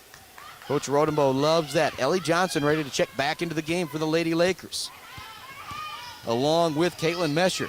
Ball goes down in the corner to Sid Pope. Pope back up top to McKenna. McKenna's going to launch. McKenna's going to nail the triple.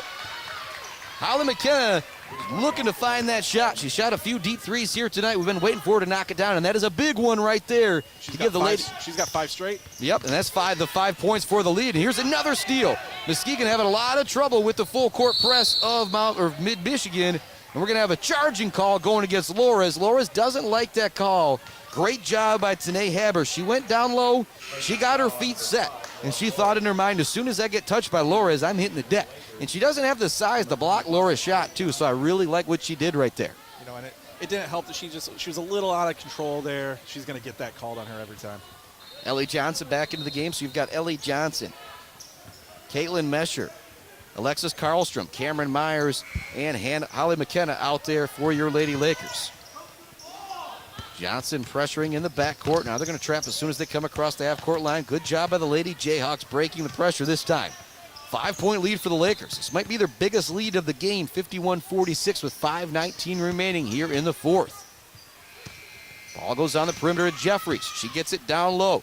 Lewis looking to find position. It's not there. Rebound is gathered by Sydney Bull. It's swatted away by McKenna. There's a triple try, no good, and McKenna comes away with another rebound. Holly McKenna's been outstanding here in the second half. She got the start of the second half, and it has paid big dividends for Coach Rodenbow.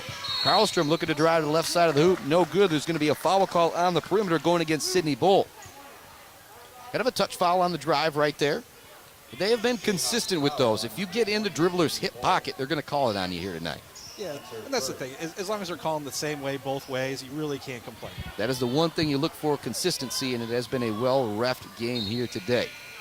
Got the boys coming up right after this one. Should be just as exciting, but they're going to have a lot to live up to. McKenna gets the inbounds. Spins to the left. She's going to be double-teamed. She kicks it out to Mesher. Mesher thought about the three. Instead, they work it to Ellie Johnson. Johnson now to Karlstrom. They're going to set things back up. Karlstrom wants that play where she can go to the right or the left with a screen on each side. This time she goes to the right. They're going to draw the foul. Another touch foul out on the perimeter going against Muskegon Community College. Lauren Lora is coming back into the ball game. She wasn't out for long. She was replaced by Caitlin Mesher moments ago. Now she's back in, and Holly McKenna will get a little seat. She's going to get a little clap from me here because that was a nice stanza there for her in the ball game. Goes into Ellie Johnson. They give it right back to Karlstrom. 5-point lead for Mid-Michigan. 15 seconds left on the shot clock. 4:28 left on the game clock. McKenna looks to get it to Mesher at the top of the key. It goes between her hands. Now Loris has it. Back to McKenna. She's got a launch. It's a deep three. It's off the front of the rim. No good. Long rebound goes to Sydney Bull. Freshman from Fruitport gets it up to Hamer. Hamer's going to launch the triple. And it's good again. Holy moly. Tanae Hammer is on fire from three-point land. She passed it down low to Trina Lewis. Lewis knew she wanted it right back, so she gave it to her. She shot it. She made it. 51-49 our score. 4 minutes remaining in the fourth quarter. There's a timeout on the floor. We will keep it right here. So you got Tanae Hammer with 19. You got Julia Tierman with 12. That is 31 of the 49. If you are a Muskegon, they have been great here tonight. They need some help from some other teammates out there. Kind of the opposite effect for Mid-Michigan College. Got 7 from Cameron Myers. Got 11 from Lauren Loris. 5 from Holly McKenna, all coming here in the second half. 6 from Ellie Klein, all coming in the first half. Sid Pope has 7. 2 points for Ellie Johnson, 10 points for Alexis Karlstrom, and 3 points for Caitlin Mesher. Actually, Caitlin Mesher's 3 at the end of the third quarter to make it a 1-point game. That's a big shot. You know, and if I'm mid right now, I might look at doing like a little slip off that screen. You got Karlstrom up top. She's going either right or left. Whichever way she goes, let that picker slip in, and it's going to be open in the lane because it's wide open. I really like that play call right there, Jason. Like you said, Matt Rodenbow, pretty smart basketball coach. We'll see what he dials up here. And here is that same type of play. Will she go right? Will she go left? She does go to the left. Not really in a crash here this time. They're trying to set up Sid Pope for the 3, and she's open. She launches. No good, but a beautiful play call right there from Rodenbow. Kind of the same thing you were thinking. All the attention went to Karlstrom, but they just did something a little bit different with it. Pass down low is going to be knocked around, but it ends up in the hands of Sydney Bull right in front of the basket. She lays it in and gets it to go. 51-51. We are tied 51-51 with 3.5 left to go. Jason, for your first game calling, you couldn't really ask for much more than this, man. No. This time, Karlstrom goes to the right. She uses the screen of Mesher into the lane. Ellie Johnson wide open in the corner for the three. No good. Rebound goes right into the hands of Loris. Her right-handed layup is no good. A battle for another rebound, and today Hammer comes in from the perimeter to get it. Way ahead to Casey Jeffries. Sid Pope trying to chase her down, but Jeffries lays it in. Jeffries down with 4 points, but that was all about Tanae Hammer right there. She came in, or Tanae Hammer, she came in for the rebound, got it, made a full court pass to her teammate, who was able to lay it in to give them a 2-point lead, 53-51 with 3:02 left here in the fourth quarter. We'll keep it right here. So we got those in-game breaks in. We got your post-game coming up, brought to you by Mid-Michigan College. And in between games, we'll send it off to This Week in MHSA Sports again with John Johnson to give us a little bit of a break. And then catch up with Matt Miller, the president from Mid-Michigan College, and maybe some folks from the girls' team if Rotabo wants to chat. And just going to kind of be hanging out here waiting for this second game to begin, having some fun. I see Lance Maney, the Shepherd, the varsity boys basketball coach over there, also working with Championship Sports here at Maury. We might try and throw him on the microphone for a minute if he doesn't mind. Going to kind of hang out with us here. It's a night of Mid-Michigan hoops on the brand new Buck 92 and simulcast on MAC TV. So proud to be bringing you Mid-Michigan Lakers basketball, and just cool to be part of this young sports experience of like a new college team in our area, I can say. Very fun, very cool. And it looks like McKenna came back in. She had 5 straight points before they subbed her out, so let's see if they try to run something for her. Yeah, and what she's done here in the second half, you know, we don't have the J&R engraving player of the game for this, but I mean, it'd be hard not to give it to Karlstrom, what she's done playing point. But if we're going to give it to somebody, I always like to go with that kind of Gruden grinder. It's all about Holly McKenna, what she's done here in the second half. 2:50 left to go. 2-point lead for Muskegon. Karlstrom drives in a lane, leaves it for Ellie Johnson. Up top to Sid Pope. Pope once again thought about the three. She puts it on the deck to Johnson. Johnson wants to get it back to Karlstrom. She does. Karlstrom now drives the lane. She's going to draw the foul. A little bit of a hard foul down there on the baseline as well, going against Shayla Arter. But if you're Arter, you want to make sure that she is not able to get the shot up on the rim. And now Karlstrom will head to the free throw line for a pair. 5 team fouls going against Muskegon here in the fourth quarter. That will send Mid to the free throw line the rest of the way. They've been solid from the free throw line tonight. Just one miss for Alexis Karlstrom. If I'm just going to guess on my numbers, I'm going to say it's 7 of 8. Karlstrom knocks down that first one. She now has 11 points. Her and Lauren Loras lead all scorers, both with 11. Both Jack Pine Conference players from last year. Loras from Pinconning and Karlstrom from Harrison. Coming into the game for the Jayhawks, number 5, Julia Tierman back into the game for the Jayhawks. Arter in just for a couple minutes for her. She's somebody, you can't have Tierman off the floor right now if you're Muskegon. No, you got to have her on. Second free throw goes down, and we are tied once again with 2:40 left to go. Here comes the pressure once again from Mid-Michigan. Muskegon does a great job breaking it. It goes to Hammer down on the baseline. She walked with it. She was pivoting all over the place right there and just shuffled that pivot foot a little bit. Ball will go back to the Lakers. 2:30 left to go here in this one. I said, if you're Coach Rodenbow, this is not what you wanted for your first game. You love it if you're the ladies. If you're the coach, starting to chew on those fingernails and get a few more gray hairs. A little bit, but after that first half, they're definitely coming back in the second half playing a lot better. McKenna hands it off to Karlstrom. Over to Myers. She's going to launch. She's open. It's no good. She maybe rushed that one a little bit. Tanae Hammer's able to chase down the rebound for the Jayhawks. She races into the front court. Passes it in the corner. Casey Jeffries. She's open for three. No good. Long rebound is going to be battled for. Sid Pope comes away with it for Mid-Michigan. And they're going to say that she stepped on the out-of-bounds line, and it'll go back to the Jayhawks. Great hustle all around right there from Sid Pope and Trina Lewis for Muskegon Community College. 1:58 left to go. We are tied at 53. It was 29-21 at the half. Seems like with about 4 minutes left to go in the third quarter, we've pretty much been tied 1-2-point lead ever since then. It's been a one-possession game the entire way, the second half so far. Now, these teams can just not separate from themselves here in this ball game. But you know, that makes for a fantastic finish. They look to set up Hamer for an open three. They get her an open shot. It's off the front of the rim. No good. Long rebound goes into the hands of Lauren Loris. She's putting it on the net. She's going to try and go coast to coast. To the rim, no good. She doesn't get the foul call. And grabbing the rebound is going to be Casey Jeffries. Jeffries and McKenna get tied up out there. Once again, you're still seeing good sportsmanship out there for both teams. A jump ball, or I don't know if it was jump ball or foul, but either way, it is going to be Jayhawk basketball with 1:38 left to go. They'll inbound it from underneath their own hoop. Oh, no, it's going to be Laker basketball. Jump ball. It was Mid-Michigan's possession arrow there. So great play by McKenna again. Laura's inbound the ball from underneath her own hoop.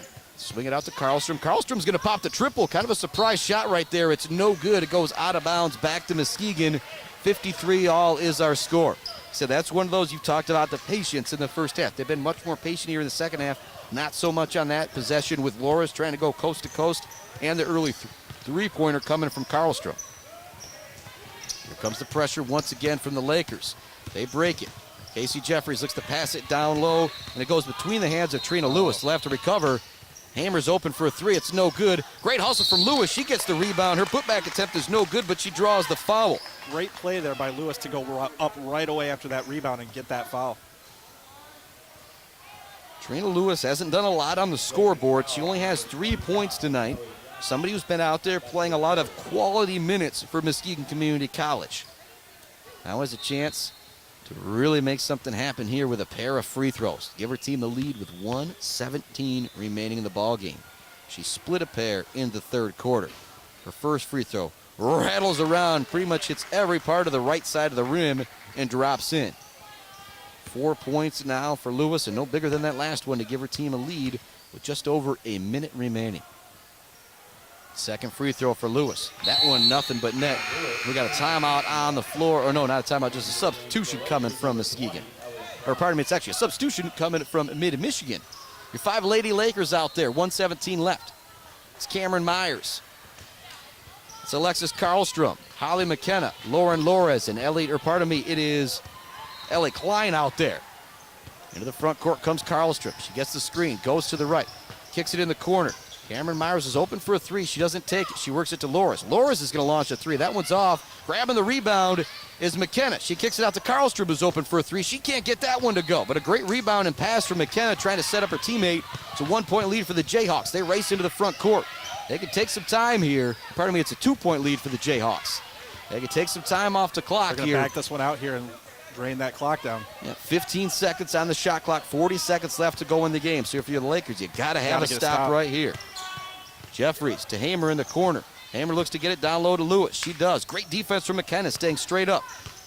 Good ball movement coming from the Jayhawks. Here's the triple try. It is up and no good for Tierman. Maybe the first mistake she's made all night. It's going to go out of bounds. 23 seconds left to go in the ball game. The Lakers got it. So you want to go quick here in case you miss. You can foul, put them on the foul line, try to extend this game a little bit just in case. So you got to look for something in the first 10, 15 seconds here. Yeah, but it's one of those Alexis Karlstrom. I imagine she's going to come down and she's going to be set up with that same play. She can take the screen of Loras to the left, or she can take the screen of McKenna to the right.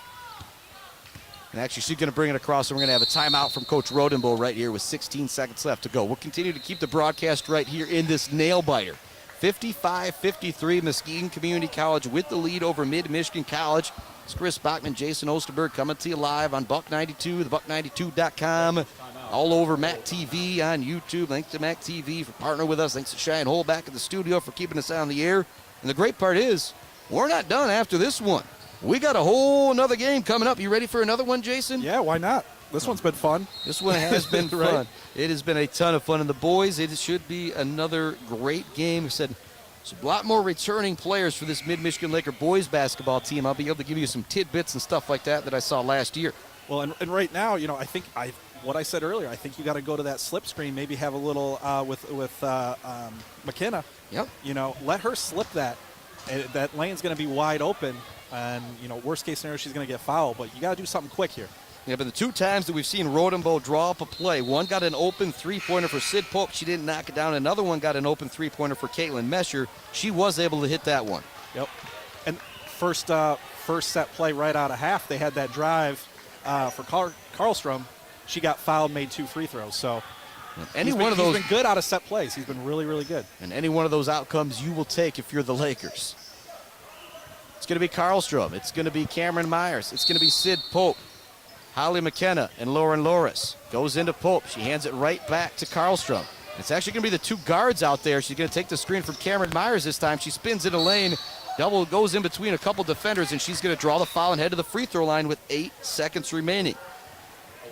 You talk about some pressure-packed free throws. If you're Alexis Karlstrom, your team trails by 2. Freshman, first game, you got two shots with 8 seconds to go. Yeah, but I believe she scored 363 points last year in Jack Pine Conference play. I believe that's 12 or 14 ball games. So you want someone on the line, it's going to be her. Yeah, exactly. Sid Pope's going to come out of the game. L.A. Johnson coming in for her. Jim kind of falls silent as Karlstrom knocks in the first free throw.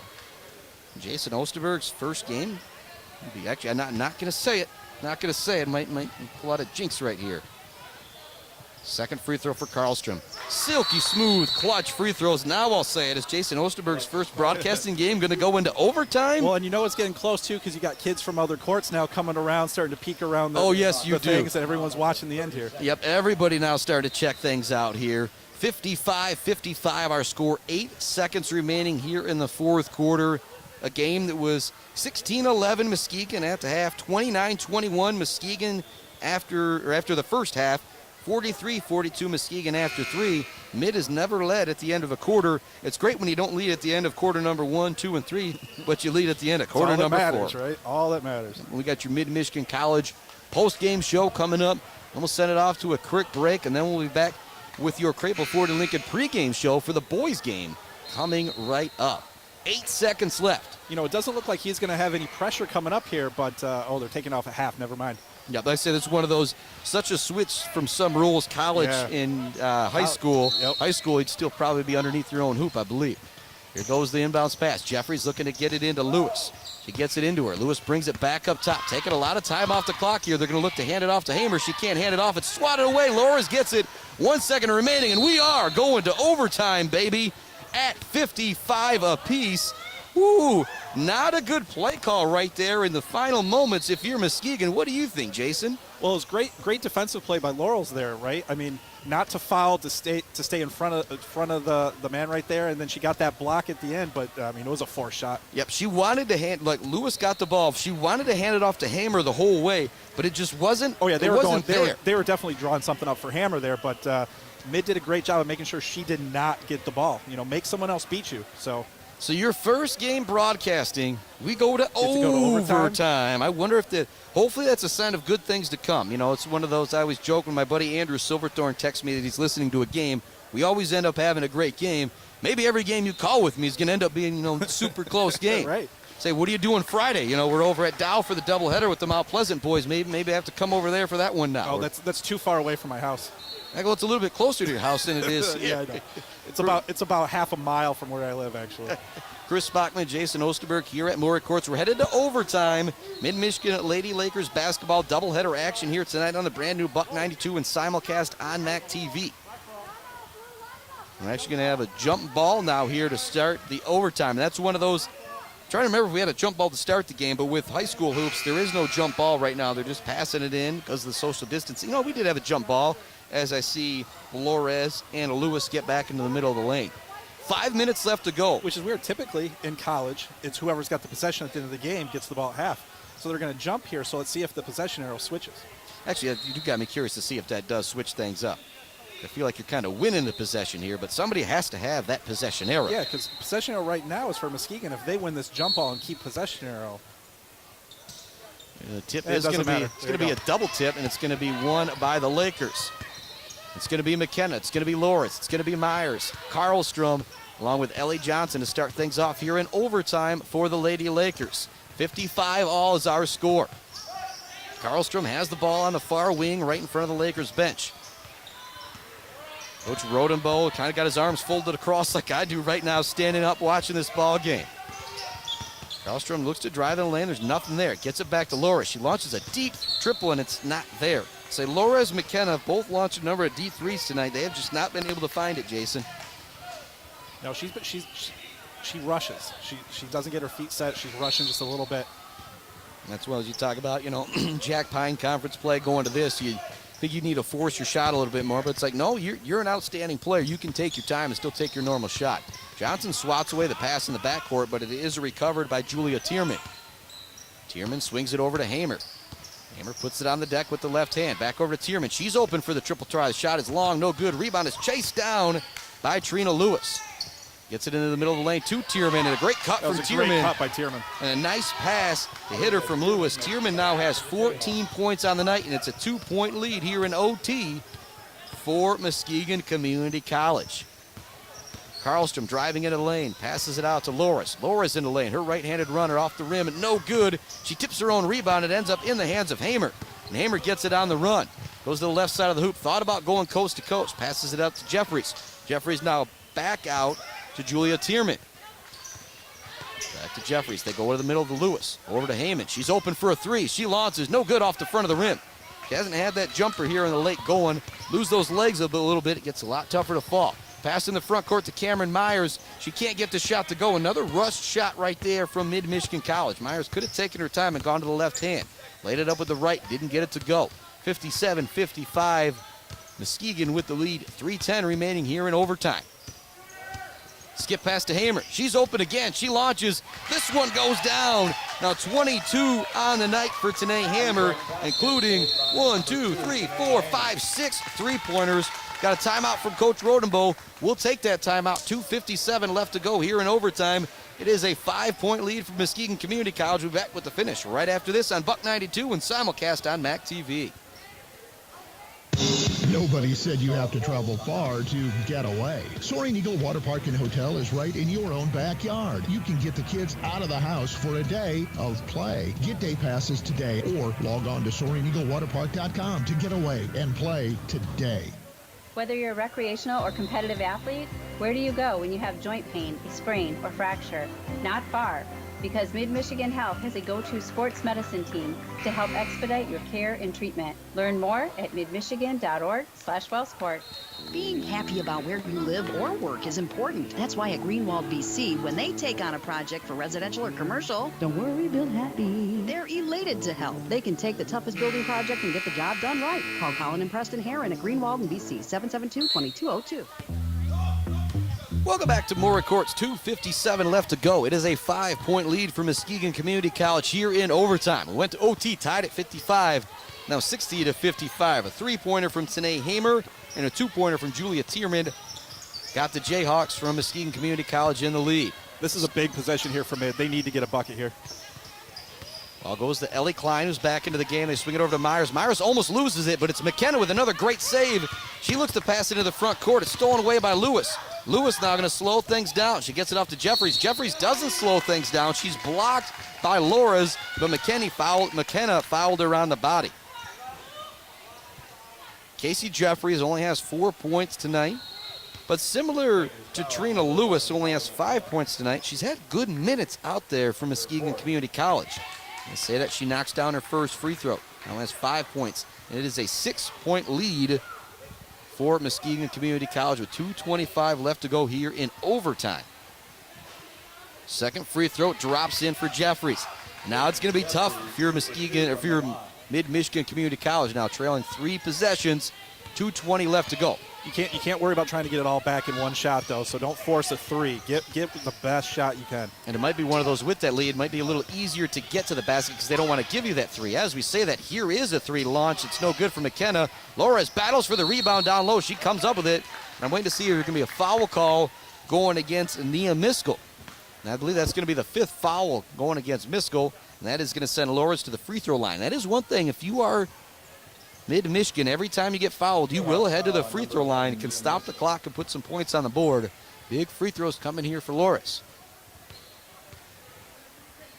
And I'm so used to teams playing without the shot clock, that 30-second shot clock. You're going to have a number of possessions still if you are mid. That free throw does not go down for Loras. That's a big miss right there, Jason. That was the second free throw for Loras. That one also rattles out as well. Grabbing the rebound is the Jayhawks, and they get it off to the point guard, Tierman. Tierman's got 14 points on the night. Only overshadowed by Tanae Hamer, who's got 22 for the Jayhawks. Skip pass over to Hamer. Look to get it down low to Miskell. She puts up the shot. No good. Great defense down low for McKenna. Grabbing the rebound is Lauren Loras. Gets it off to Myers. 1:40 left to go. Still got some time if you are mid, but got to make it happen in a hurry. Loras has the ball on the perimeter. Over to Myers. Triple try. Up. No good for Karlstrom, but she needed to shoot that shot right there. That wasn't a bad shot, Jason. No, that was a good shot. She got a little separation, a little step back there. She was wide open for the shot. Now if you're the Jayhawks, you slow things down, and now if you're Coach Matt Rodenbo, you feel like this one's kind of slipped away a little bit. Tierman has the ball right in front of our broadcast table. Up to the top of the key to Casey Jeffries. Now get it down low to Lewis. Lewis is going to be double teamed. Great job by Karlstrom. It's going to be a jump ball. It'll stay with Muskegon. 62-55 our score. You know, at one point you might want to start thinking about maybe having some, fouling them on purpose here. Getting to the free throw line. Again, just try to extend the game. Make them make some free throws right there. Yep. But, Muskegon's been shooting free throws really well as a team, and you definitely don't want to put, you don't want to put Hammer on the line. You don't want to put Jeffries or Tierman on the line either. So 9 for 10 from the free throw line tonight is Muskegon Community College, Jason. Exactly right on that one. The only one missed free throw in the third quarter from Trina Lewis. Mids also shot the well solid from the free throw line tonight, too. Ball goes down low to Miskell. A lot of contact on her layup attempt, but there's going to be no foul call. And then they're going to call a double dribble on Ellie Klein in the technical foul. Oh, a technical foul. I think that might be going against Miskell right there. And you cannot have that right now if you are Muskegon Community College. Coach Jason Cooper is talking with the officials to make sure everything is straight. But this is a big opportunity right here if you're Mid-Michigan College. Yeah, and that ref called it right away. She must have said something. And, she might have a little bit of gripe. I think she did get fouled down there. But in a time like this, you can't do that. No, you cannot. So that's going to have Alexis Karlstrom heading to the free throw line for Mid-Michigan College. And these are big free throws coming up right here. Karlstrom's first free throw, nothing but net. Talk about those free throws that she hit at the end of the game there. You go to the free throw line, it got a knockdown too. If you're an NBA fan, we've all seen those NBA players brick one or two there. Karlstrom, silky smooth from the line. She gets both to go down. 12 for 13 from the line tonight is Alexis Karlstrom to guide her to her 16 points. And we talked about some of the players like Laura's not shooting the ball well here tonight. Well, she hasn't shot the ball well either, but what she's done is she's got herself to the free throw line. 5-point game. If you're Mid-Michigan, you got to make something happen on this possession. Loris has it at the top of the key. Swings it over. It's going to be stolen away. Karlstrom wanted it, but it's going to be knocked away by Casey Jeffries. A little bit of a lazy pass there from Lores. And laying it in is Casey Jeffries. She now has 8 points, including 4 here in overtime. 40 seconds remaining. Back to a 7-point game. Karlstrom's going to be open for the three-pointer. No good. Once again, Mid just can't get the three-pointers to fall here in the second half. We have a foul going against McKenna in the backcourt. I think that's going to be the difference in the game when we really think about it, Jason, is three-point shooting. Both teams have shot well from the line, but Tanae Hamer with her three-point shooting, Hamer has dropped the hammer from three-point land tonight. Right. She has, 6 threes? Yes. And as a team, Mid doesn't even have 5. Yeah, you're correct. 1, 2, 3, 4. Yeah, I got 4 out there for you, Jason, right on the money. 29 seconds left to go. That was the 5th foul going against McKenna, so she's going to have to head out of the ball game. Ellie Johnson comes in to replace her. Lewis at the free throw line. 5 points on the night. Freshman from Muskegon, Trina Lewis. Free throw off the front of the rim, no good. And that was my jinx there. I said you can't put Lewis on the free throw line, and now she's missing. So Lewis will get another one. It's kind of all for naught here in the final 30 seconds here, but what a ball game it was. Teams battling back and forth, went to overtime at 55. That one does go down. Lewis, 1 for 2 from the line. Lewis now with 6 points on the evening. Across the half-court line. Just pretty much needs to force up a 3 and in a hurry right here. She's going to head off to Cameron Myers. Myers looking to do the same thing as well. But it's good defense being played by Muskegon. They know that. She looks to pass it down low. It's going to be knocked out of bounds, actually going back to Muskegon. Oh, that looked like a kickball to me, but Myers doesn't like to call. Rodenbo doesn't like to call, but with the time, with the score, there's not really a whole lot of griping that you can do. No. And really, though, first game of the season, if you're Mid, the way you started this game, the way you came back in the second half, you showed a lot. You have a lot you can work on in practice moving forward to the next game. Yep, you only had 21 at the half, but you put up 36 in the second half in overtime. That could go a long way in giving this team some confidence going forward. And I said, this is a Muskegon team that returned a lot of starters and a Mid team that returned 3 players. And Cameron Myers, Ellie Johnson, they didn't play a ton last year either, so I think that's a pretty decent showing. If you are Mid and Michigan College here today, you fall 57-65. We're going to come right back. We're going to wrap this one up with the Mid-Michigan College postgame show, and then we're going to get you ready for boys basketball. Muskegon Community College versus Mid-Michigan Lakers. The boys hoops doubleheader action. Stay with us. It's Mid-Michigan Laker basketball on the brand new Buck 92 and simulcast on buck92.com and MAC TV.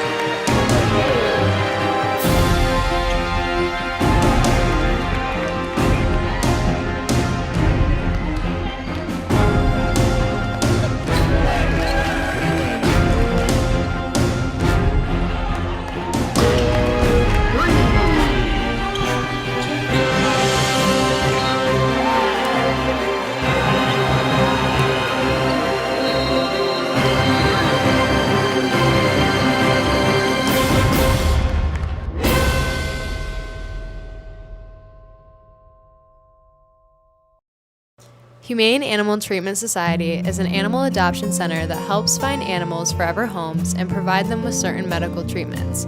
There are many ways you can help their cause. You can volunteer at HATS by running and reading with the animals, helping the staff with daily routines, and photographers can take pet pictures to boost their portfolio. There are still many animals looking for a forever home. See other ways you can make a difference at www.hatsweb.org.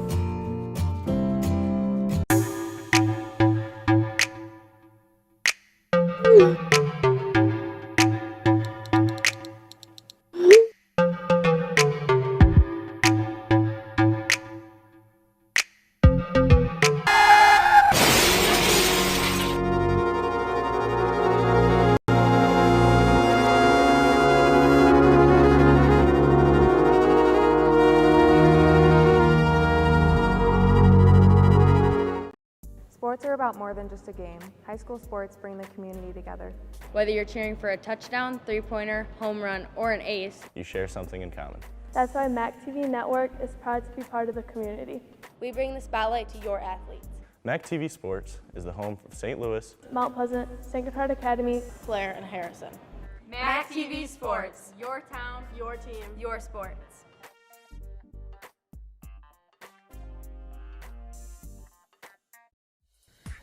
In the center of rich farmlands and oil fields sits the city of Mount Pleasant. The downtown is home to locally owned specialty shops and restaurants, as well as the historic Broadway Theater. Mount Pleasant also celebrates its Native American heritage and culture with the Chippewas of Central Michigan University. The Museum of Cultural and Natural History resides in Rao Hall. The Museum of Cultural and Natural History also runs the other museum on campus, but it also has several parks that allow people to explore and enjoy the great outdoors. Located in the literal heart of Michigan sits the city of St. Louis. In the middle of the city resides Clapp Park, which holds the markers that show the geographical center of the Lower Peninsula. Memories are also preserved in the City Hall Council chambers. There are also several parks in the area for everyone to enjoy. For the warmer months, there's even a public pool to splash in. St. Louis is also home to the Sharks. Some of the proud achievements of the Sharks include winning state championships in a variety of sports. Welcome to Clare, Michigan. Growing up from its roots, Clare is now a bustling town that is home to many fun activities for the whole family. Right off the main street sits the beautiful Pierre Marquette District Library, where you can enjoy the pleasure of reading or use one of their many computers. You can also check out the historic sites in Clare, including the restored railroad depot. Clare is also the home to several parks where people can go and delight themselves in the great outdoors. When traveling along the shores of Bud Lake, you will find the beautiful town of Harrison. Harrison is home to Michigan's own Wilson State Park.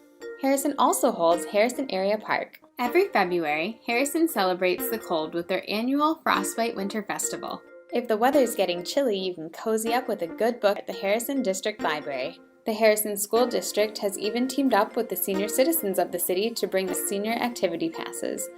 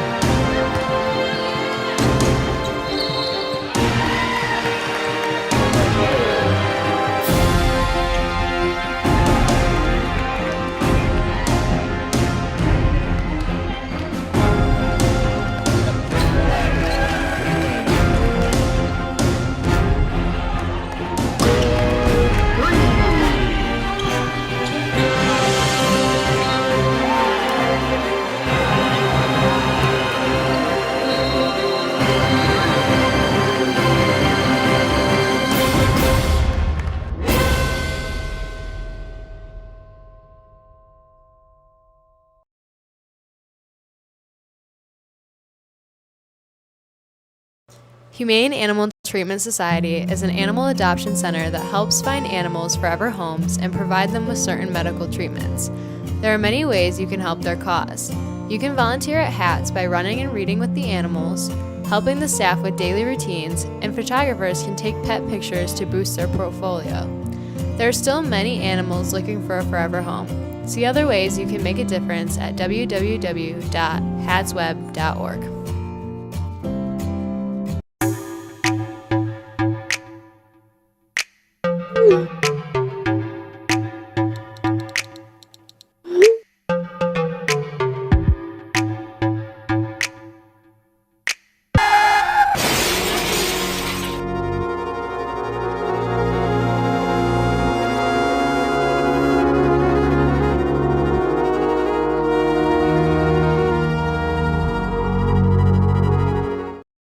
Sports are about more than just a game. High school sports bring the community together. Whether you're cheering for a touchdown, three-pointer, home run, or an ace, You share something in common. That's why MAC TV Network is proud to be part of the community. We bring the spotlight to your athletes. MAC TV Sports is the home of St. Louis, Mount Pleasant, Sacred Heart Academy, Blair and Harrison. MAC TV Sports. Your town, your team, your sports.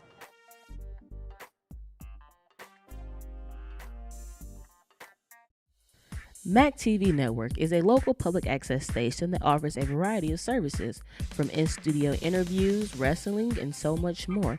We cover local concerts, sporting events, and activities around the community. Members of the community can come in and take a free workshop to learn anything from editing to camera work. Broadcasting on Charter Channels 187 and 191, serving Gratiot, Isabella, and Clare counties. Humane Animal Treatment Society is an animal adoption center that helps find animals.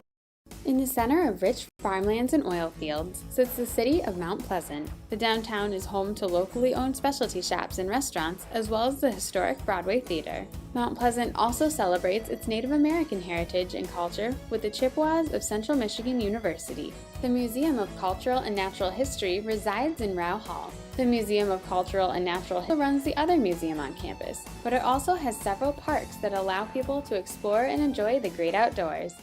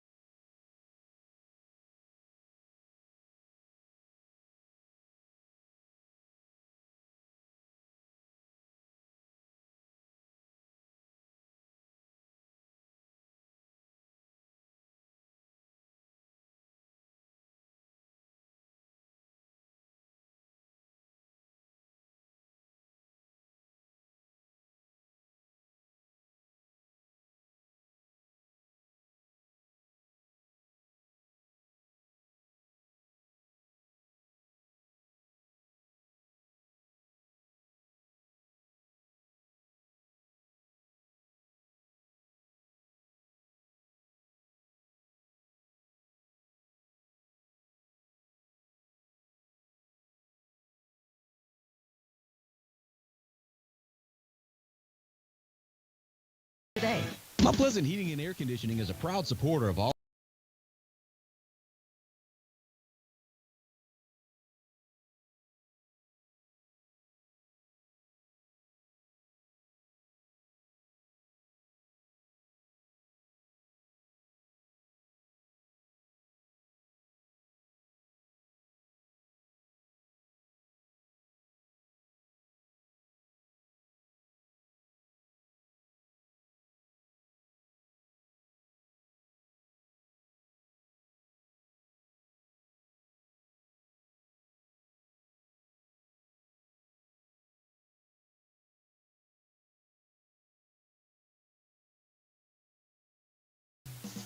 If you heat your home with propane, you know how frustrating it is to run out. Well, with a free cellular tank monitor from Coin Propane, you're never going to have to worry about how much propane is left in your tank. Coin Tank Monitor sends an alert when your tank is ready for a fill. With the exclusive Coin Customer app, you have the option to check your tank level with your cell phone. Tank monitors are available exclusively at no charge to keep full customers. Call Coin Propane in Mount Pleasant or Clare today. Family owned and operated since 1930. Well, welcome back to Maury Court. Just missed the opening tip. First possession for the Mid-Michigan Lakers was a turnover. Let's see what the Jayhawks can do their first time with the ball in the end. Top of the key, Julian Walker has it right in front of our broadcast table. Now working over on the sideline to Jeff Sulzer right in front of the Mid-Michigan Laker bench. He looks to make a pass down low. It's a little too hard, going out of bounds back to the Lakers. Yep, we had the quarters for the ladies.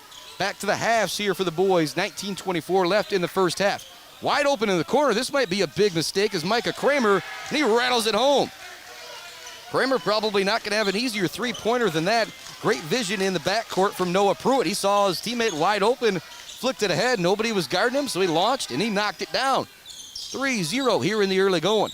Ball goes down low. Looking to find an opening is the big man for Muskegon, London Denman. It's going to go out of bounds. It'll stay here with the Jayhawks. And when we say the big man, London Denman, we mean the big man. He's 6'9", 310 is what he's listed at. He's a big boy down there. He's going to be a tough matchup for anybody. Yeah, JaVale Lewis is really going to have to use his strength to D him up, and he does a great job with it right there. The offensive rebound is gathered down low. Stewart tips the offensive rebound. It's recovered by Isaac Hungerford. Quickly ahead to Pruitt. Pruitt in the front court looking to get by Martinson. He's going to pass it out to Lewis. Lewis is open for a three. Doesn't take it. Passes it to Stewart. Stewart in the lane all the way to the hoop, and he lays it in with the left hand. Tim Stewart, Micah Kramer, Isaac Hungerford, and JaVale Lewis, all second-year players for the Mid-Michigan Lakers. And so lots of time for Coach Caleb House to work with them. Excited to see what they're going to bring back in his second year.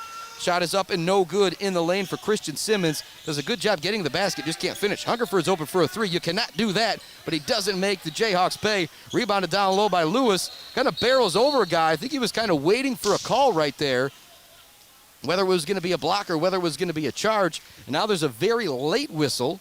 Waiting to see who they call that one against. It will be Jayhawk basketball. 5-0 our score here in the early going.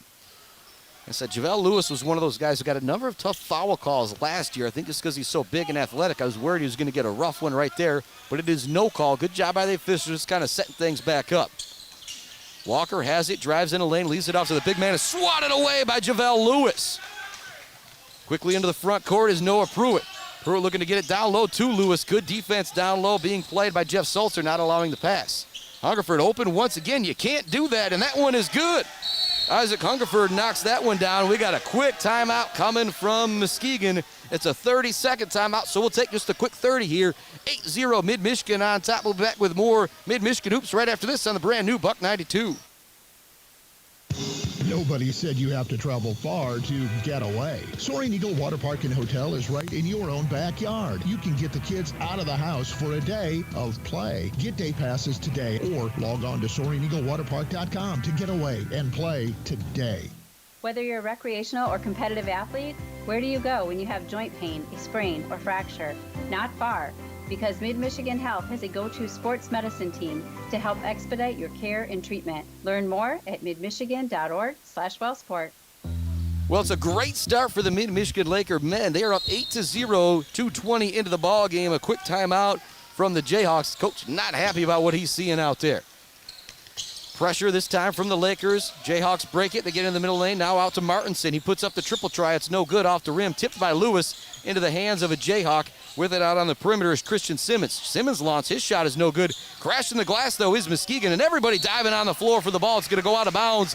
Hungerford last touched it. He was out of bounds when he got his hands on it, though. And you can just tell that this is going to be an intense basketball game. Yeah, this is going to be physical. 3-4 guys on the floor right there trying to get the ball. Long inbounds pass goes into the big man, London Denman. Now into the corner. Walker looking to set up his defender. He barrels in the lane. That's going to be an offensive foul. Hungerford drawing the foul right there, and he's one of those guys. He's excited about that, but you can tell he paid for that one. He's limping a little bit right now, but he looks over to the sideline and says, nope, I am good. I'm staying out here. 8-0 our score, 17-12 left to go in the first quarter. Coach Caleb House, the mid-Michigan Laker guys looking really good here in the early going.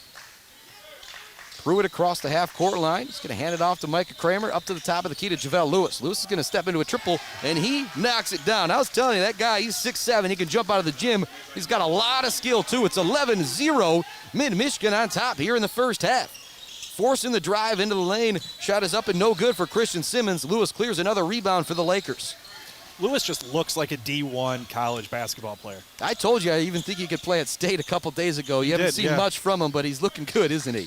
Stewart with the drive, kicks it out. Here's an open triple try for Kramer. Off the rim, no good. Rebound is tipped away from Denman, but it ends up in the hands of a Muskegon player near half court. Into the front court, it goes to Julian Walker. He's going to stop and pop for three, and it is nothing but net. And Muskegon really needed that. That's their first basket of the game. It's 11-3 Lakers. Threw it into the front court. Looks to set up his defender. Nice jab step, and he puts up the free throw line jumper. He can't get it to go, though. Simmons with the long rebound. He races into the front court. He's going to leave it for Walker. Goes off of a foot, but it must have been a Muskegon foot because here comes Stewart into the front court. It's knocked away from him by London Denman. Denman's going to come out of the game.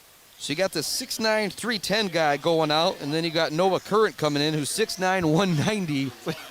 Different ends big difference. Different ends of the spectrum there. And also Enrique Andrade coming in for the Lakers. Buckley via Brazil.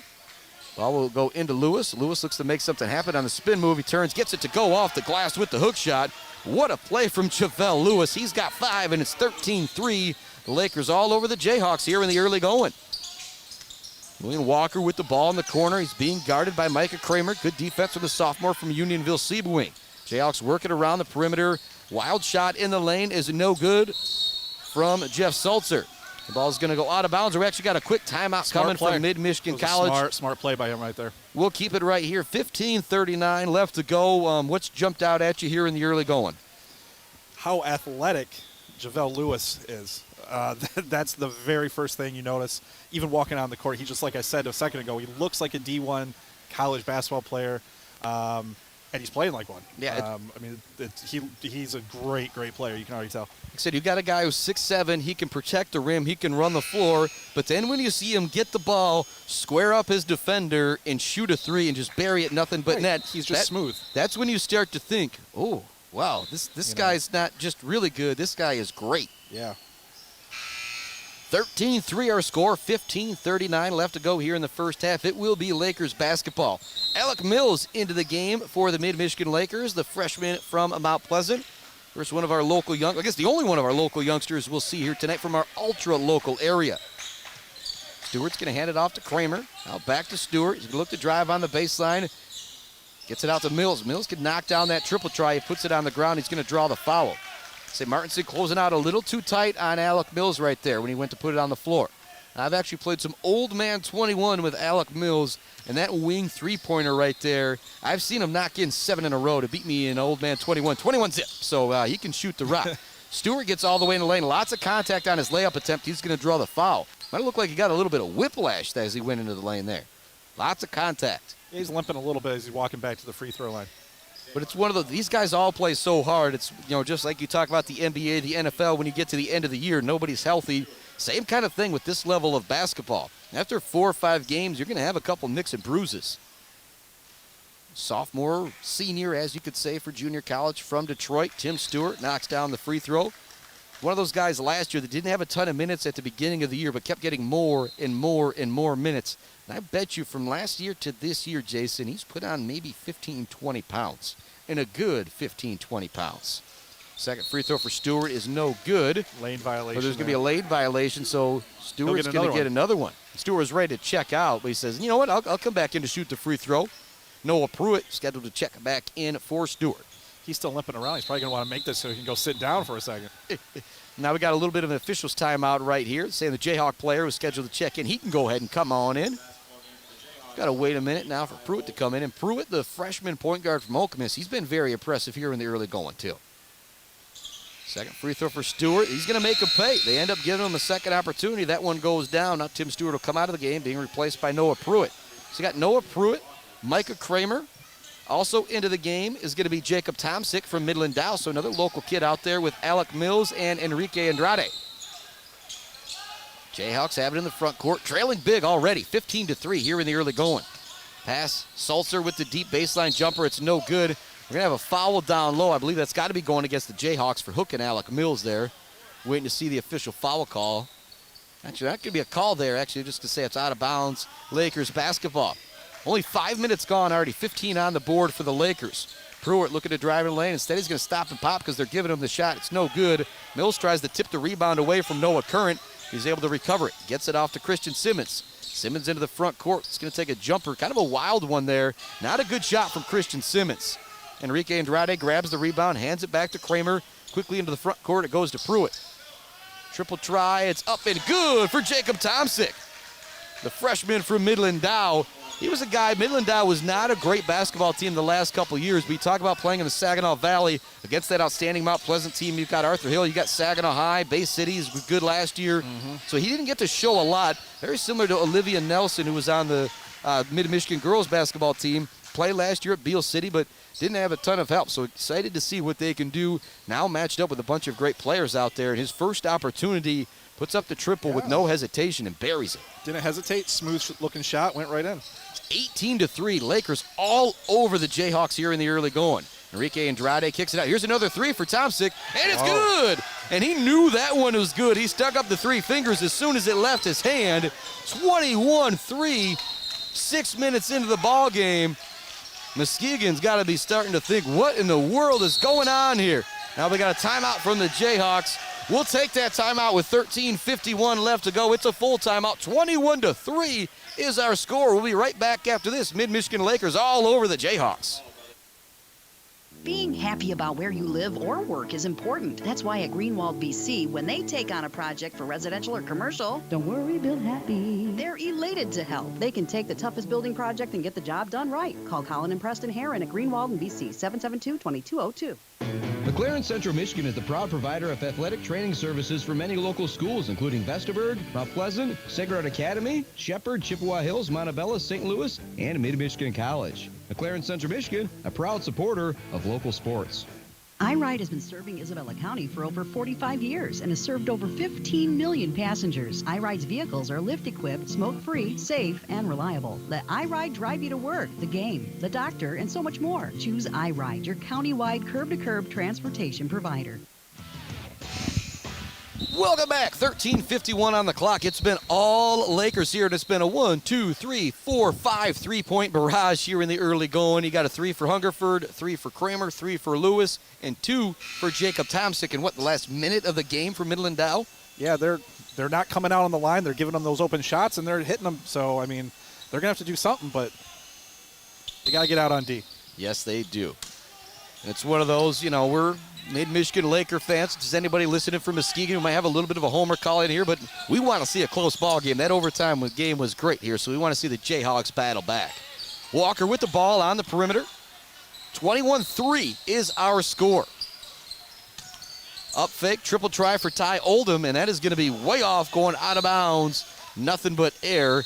Lakers will get it again. Coming back into the game is Isaac Hungerford. He's going to replace Micah Kramer. Or pardon me. Yes, I got that one right. Numbers throwing me for a little bit of a goof here. So you got Noah Pruitt. You got Jacob Tomsick. You got Isaac Hungerford, Alec Mills, along with Enrique Andrade. Tomsic thought about another triple try. Instead, he puts this one on the deck. Skip pass over to Alec Mills. Mills puts it on the deck into the lane. Ooh, he might have been able to throw that one down, but he lays it in. Nice silky move by Alec Mills, taking it from the left side of the hoop all the way to the right on the baseline and lays it in with the right hand. Ball goes in the corner to Sulzer. Up top to Christian Simmons. He launches the three. It's long, no good. Rebound is chased down by Sulzer. He's going to bring it back out. Now he's going to launch the triple try. He says, I got the rebound. I get to shoot this one. That's no good. Ice cold for Muskegon here in the early going. It's 23-3. Mid-Michigan with the lead. 12:45 left to go here in the first half. Pruitt with a nice move to create some space for the shot. It's no good. Grabbing the rebound is Sulzer. Sulzer gets it ahead to Simmons. Simmons now in the lane. Acrobatic shot. Mills does a great job just staying straight up, and he swats it away. Simmons jumped just from too far away on that one. It's coming down. Mills is able to swat it away. Great pass down low from Tomsic to hit Hungerford. Hungerford looks to kick it back out to Mills, but good recovery defense being played by Sulzer. Sulzer's been all over the place for Muskegon. Hasn't got a basket to go. As I say that, he draws the foul as he heads into the lane. You got Sulzer and you got Simmons that seem to be the only two guys playing with a lot of intensity out there. I think he got away with the travel there a little bit, but he got to the line, and let's see if he can hit a couple and try to knock into this lead a little bit. What a start for the Mid-Michigan Lakers. It's 23-3. Talk about teams just starting playoff in the early going. A little rust here for Muskegon. I do believe they have one game underneath their belt. So it's been a long time since these guys have been out here playing this level of competitive basketball. Substitutions coming in. Noah Pruitt's going to come out. Tim Stewart's in. Alec Mills is going to get a break. JaVale Lewis back in for him. So your 5 Lakers out on the floor. Enrique Andrade, Isaac Hungerford, Jacob Tomsic, Tim Stewart, and JaVale Lewis. Second free throw is no good. It's rebounded by Stewart. Quickly in the front court, it goes to Tomsic. He's going to launch another triple heat check. Woo! And it goes down. Tomsic now with 9 here in the first half on 3 3-pointers. All the way to the hoop goes Christian Simmons. Wild shot, no good. He wants the foul. He doesn't get it. Stewart now into the front court. Euro step, gets in the lane. Runner off the glass, and it's good. Tim Stewart with 6 here in the early going, and it's all Lakers, 28-4. Triple try, it is up and good. They needed that. Julian Walker with his second 3-pointer for Muskegon. 28-7 now the score, like a lopsided football game. Stewart races into the front court, back to Tomsic. He's open again. You got to be kidding me. This one is no good. Hungerford chases down the rebound. Back to Tomsic, another triple try. No good this time. Fighting for the rebound is Lewis. It ends up out of bounds off the hands of Enrique Andrade. And trying to battle down low for the board for Muskegon was number 22, who's not even on my roster, but he just couldn't quite deal with the long arms of Andrade and Lewis, but luckily for them, it went out of bounds. Jayhawks into the front court, Euro step. Walker gets the runner to go. Julian Walker with back-to-back baskets for Muskegon, maybe telling his teammates, you guys, are we coming here to play or what? Yeah. Stewart into the front court, being guarded by Sulzer. They want to get it down low to Lewis. They do. He's going to be immediately double teamed. Pass right there. It was, and maybe a little bit of a bump on Lewis as well as he tried to catch it. Quickly into the front court, it goes to Martinson. Martinson can't finish, but a great finish coming in and cleaning that one up is going to be Damian Cochran for his first 2 points of the ball game. We're going to have a timeout on the floor coming from Mid-Michigan. 10:52 left to go here in the first half. We'll keep things right here. It's 28-11. If you are Muskegon Community College, now you're starting to say, all right, maybe we weathered a little bit of the storm here. We've got some points on the board now. Let's calm down. There's still a lot of time left in this ball game, but you got to pick it up on the defensive end, particularly letting Mid launch from three-point land. Yeah, you got to get them out, close out on the 3 there, and play it by, you can't get it all back in one. Play it like 3 to 4 minute segments of the rest of this half. Try to get this down to maybe, a single digit, 7-8 points at halftime, and then get in the locker room and go from there. And we saw what the women did. They were down 9 at half. They came roaring back in the second half. So it can happen. They gotta play a little better. Yeah, but we've seen the Jayhawks miss some open shots, and it's one of those, the level of basketball that we're watching. All these kids are capable of knocking down open jumpers. Just maybe a little nervous here in the early going, and it is, let's be real, it's a little bit of a different shooting background here at Maury Courts as well, too, than some of these players might be used to. Tim Stewart has the ball on the perimeter from Mid. Looks to get a screen from Lewis. Works to the other side of that. Now Lewis looking to get some post position. Pruitt wanted to get it down to him.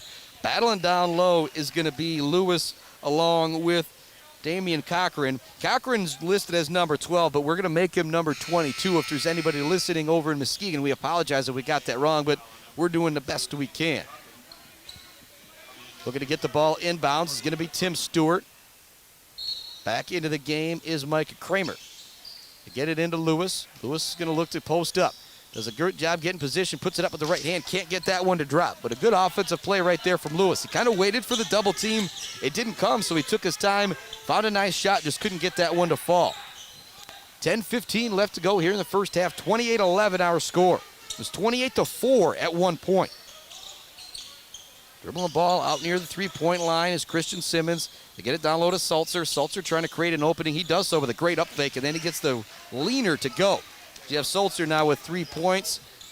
The second-year player from Indianapolis from Muskegon Community College. Pruitt looks to get it down low. Lewis looking for the double team. It comes. He kicks it out to Kramer, who's open for a three. No good. But a great job right there from Javel Lewis. He got the ball. He was patient. The double team came. He kicked it to the open shooter. Kramer just couldn't get that one to go. There's an open triple try. It's up, and it is good. Nice-looking shot right there from Damian Cochran. He now has 5 points into the game for just a couple minutes here. And Muskegon, I think they definitely, like you said, they weathered the storm a little bit. They're starting to come back. They're looking a little bit, less erratic, and another turnover there by mid. So some miscommunication between Javel Lewis and Noah Pruitt. Nobody there for that pass that goes out of bounds. Yeah, you said it. Muskegon, they weathered that storm. Starting to say, all right, guys, let's get back into this ball game. Just a 12-point game now. It was 24 just a minute ago. Martinson thought about the three. He up fakes. He takes it. Good job by Hungerford recovering off of the up fake. Long rebound ends up in the hands of Pruitt near the free throw line. Looks to go coast to coast, but good job getting back by Muskegon. Stewart gets the ball in the lane. He puts up a shot. No good. Lewis is going to try and gather the rebound. Throws it off Martinson. Martinson dives to try and save it. Just couldn't quite get to it right there. Another athletic play from Javel Lewis. It's kind of risky with those bleachers right there on the inline there. Yeah, it could definitely put a dent in your forehead. Tim Stewart will inbound the ball for the Lakers. We're going to have a foul call going away from the ball. It's going to be going against Damian Cochran, who's done a good job against Lewis. He's given up some height, so he's going to be aggressive. He's not worried about picking up a foul. And, hey, I did get that right. They said Damian Cochran over the PA, so 12 is 22. Kind of exciting when you got to guess every once in a while and you get them right. Stewart looking to get the ball in. Javel Lewis now being guarded by Julian Walker. He's got a lot of height out there. Goes up top to Pruitt. Pruitt puts it on the deck, gets in a lane. They're going to call him for a travel. He up-faked in the lane. There was some contact with Julian Walker and Simmons, who was defending him. He's going to go back to... I don't know if that was so much a travel or it looked awkward. It looked awkward. I think they just called it on him. 28-16 our score. It was 28-4 at one point, so a 12-0 run right here for the Jayhawks. But it was kind of in order. You don't expect a game like this to be 28-4. Simmons has the ball out near the half-court line. Gets it to Walker. Walker up fakes, gets all the way in the lane. He's got to deal with Lewis. Somehow gets the shot up on the rim, and Hungerford is there for the rebound. Great defense from Javel Lewis, and not fouling and making that a difficult shot. Stewart into the front court to Hungerford. He spots. He shoots. Shot is no good. He looks to chase down his own rebound. Looks to save it off of the Jayhawk, and he does. Great hustle right there from Isaac Hungerford. Yeah, he knew that shot as soon as he shot it was off. You could see that rebound coming exactly where it is. He was able to get to the ball. Stewart will inbound the ball for the Lakers out there with Lewis, Pruitt, Hungerford, and Micah Kramer. The coach is yelling from both sidelines. They want to get down low to Lewis. Julian Walker just kind of cuts underneath Lewis, and he's so off balance when he does that. All he could really do is swat the ball out of bounds. That's what you want to do. You don't want the big man, Javel Lewis, to get the ball down on the block against you when you're giving up 5-6 inches. Probably giving up about 15-20 pounds of muscle, too. Pruitt looking to get it down there to Lewis, but they're just kind of sagging off Pruitt, not allowing that pass. Now they do get it to him on the block. Waiting for the double team. It comes a little late, though. Lewis is able to get it up off the rim, off the glass. It almost rolls in, trickles out. Now 8 minutes left to go here in the first half. Quickly into the front court comes Julian Walker. He's going to draw the foul as he goes into the lane. And it's a completely different Muskegon team and a completely different Laker team since about 13 minutes in the first half. Things kind of flip-flopped around, it seems like. They did.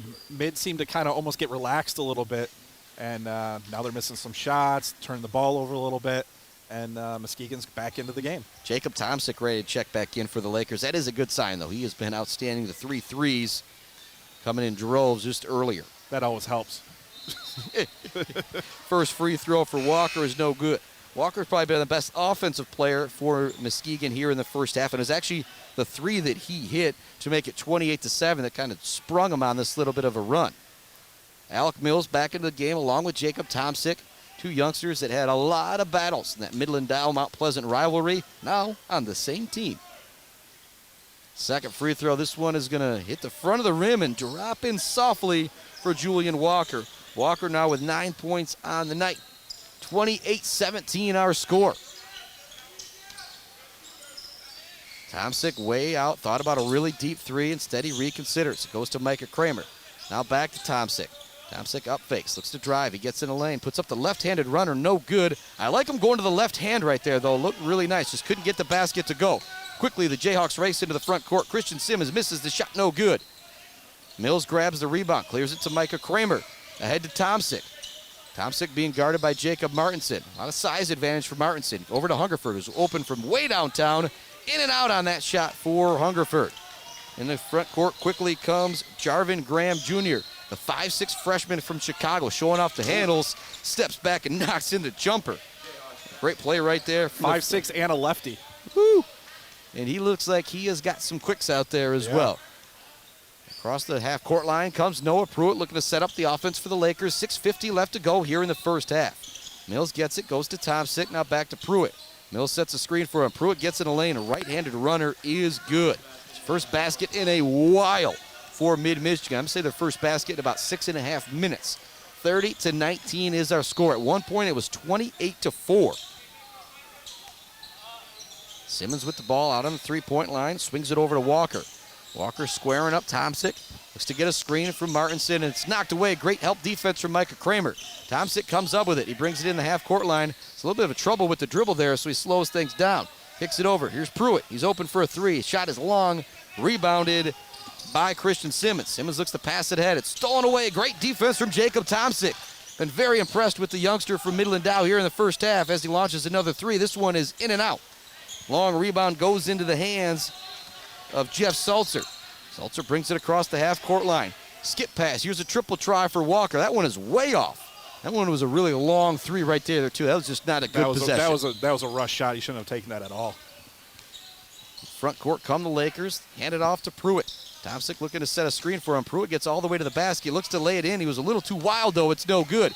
Quickly to the other end of the court come the Jayhawks. Christian Simmons looks to split the defenders. Nice step. Gets to the lane and the right-handed finish on the left-hand side of the hoop, and he even gives himself a little bit of a woo boy on that one.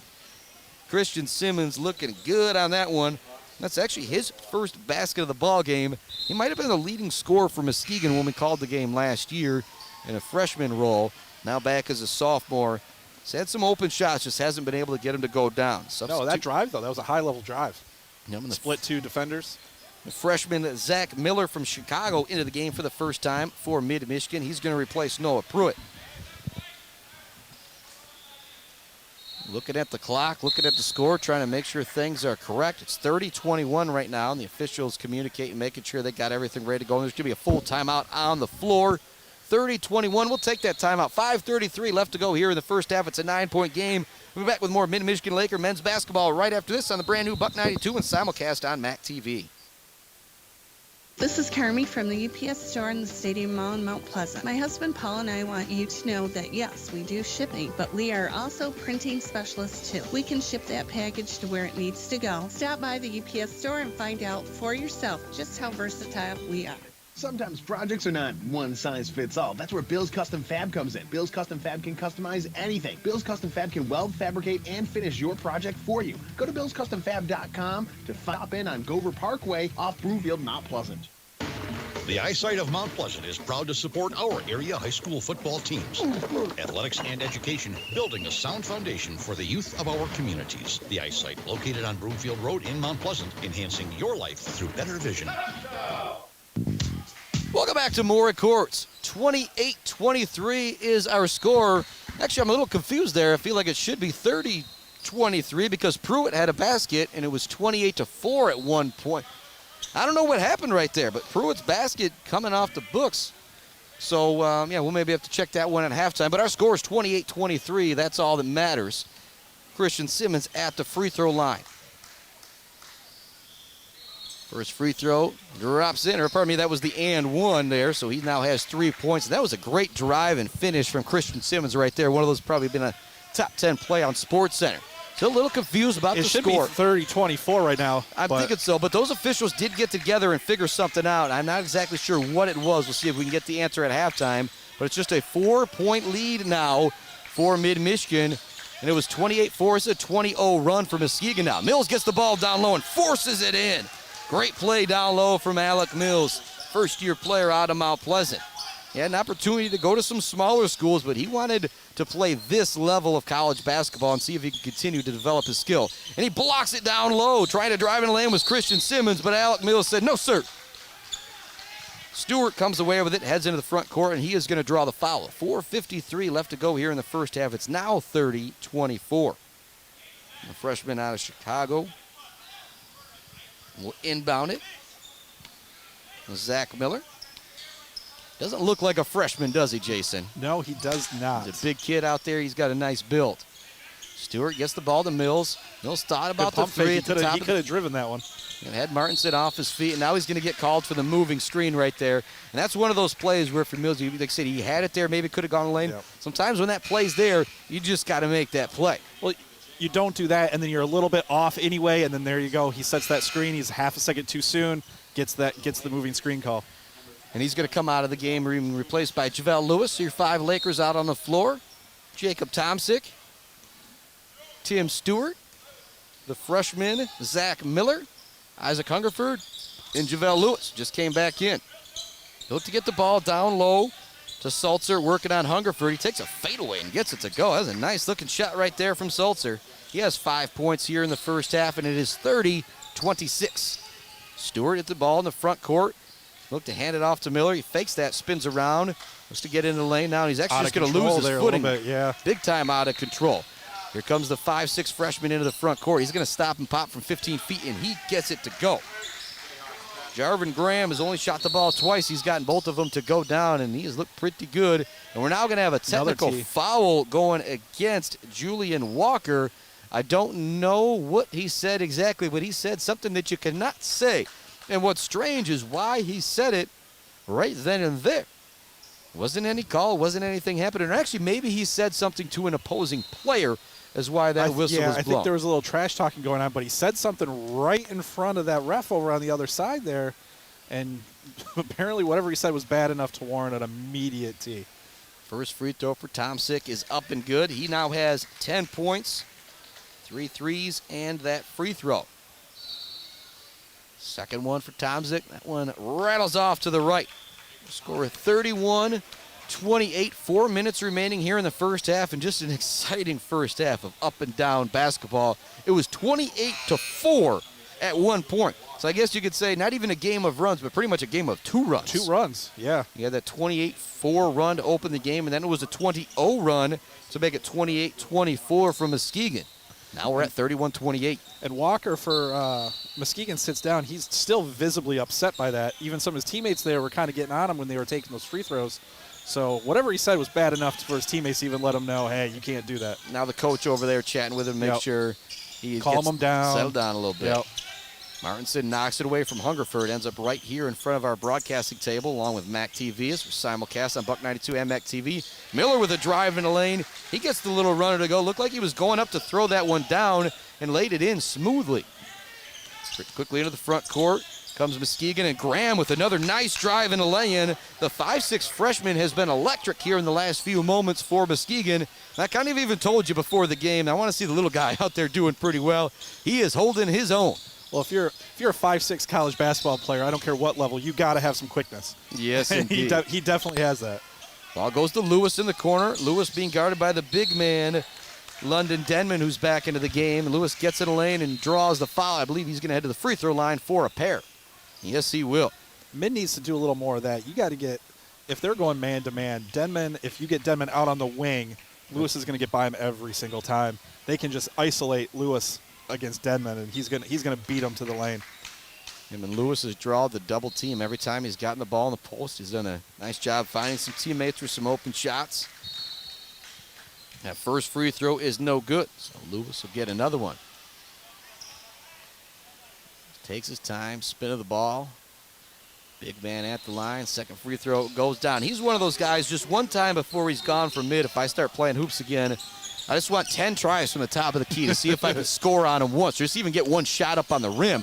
Beautiful spin move down in the lane, and it's up and good for Jeff Sulzer. He spun away and got the shot up on the rim over the outstretched arms of the aforementioned Javale Lewis. Stewart with the ball, great hesitation. He's going to get all the way to the lane and lay it in with the right hand. Tim Stewart's been fantastic here in the first half for mid. He's got 8 points. Ball goes down in the corner to Martinson. Martinson working on the freshman Zach Miller. Good defense, doesn't allow any penetration. 36-32 our score. Simmons leaves it to Graham, off to Martinson. Martinson now looking to drive. Trying to take the charge is Javale Lewis, but he was inside the circle right there. Yep. Fantastic call right there. That's a tough one. You got to look at the feet as he's going down, and you see, is he in the lane? Is he not in the lane? He was in the restricted circle. Easy blocking call right there, sending the second-year player, Jacob Martinson, from Big Rapids to the free throw line, looking for his first points of the night.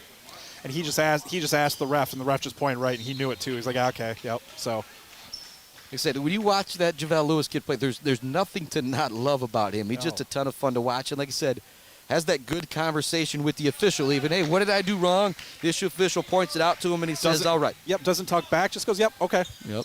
Even came up to us, before the game. Thanked us for being there. Yep, give us a pound.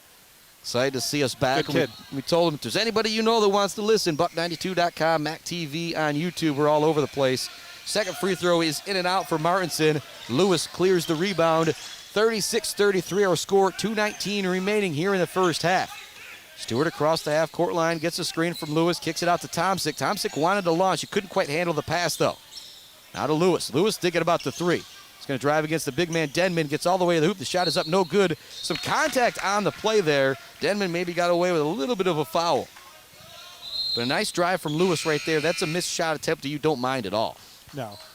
Tomsick. He's doing exactly what I said a second ago. You got to take Denman off the dribble. But to his credit, Denman played pretty good defensively right there. Yes, he did. Kept his feet moving.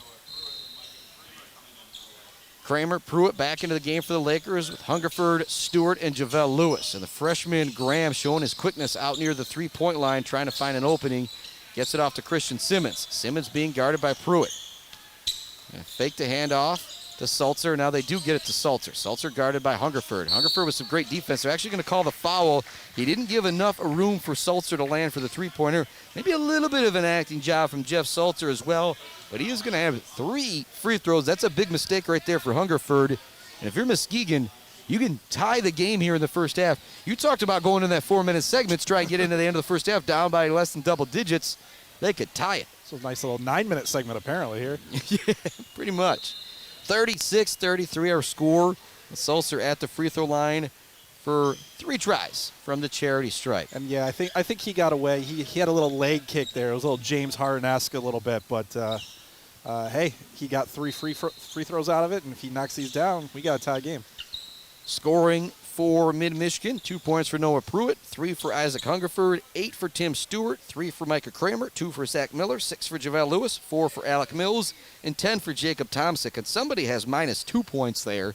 Not exactly sure what happened, but the Lakers losing 2 points on the board during a timeout. So we'll see if we can square that away at the half. First free throw is up and good for Sulzer.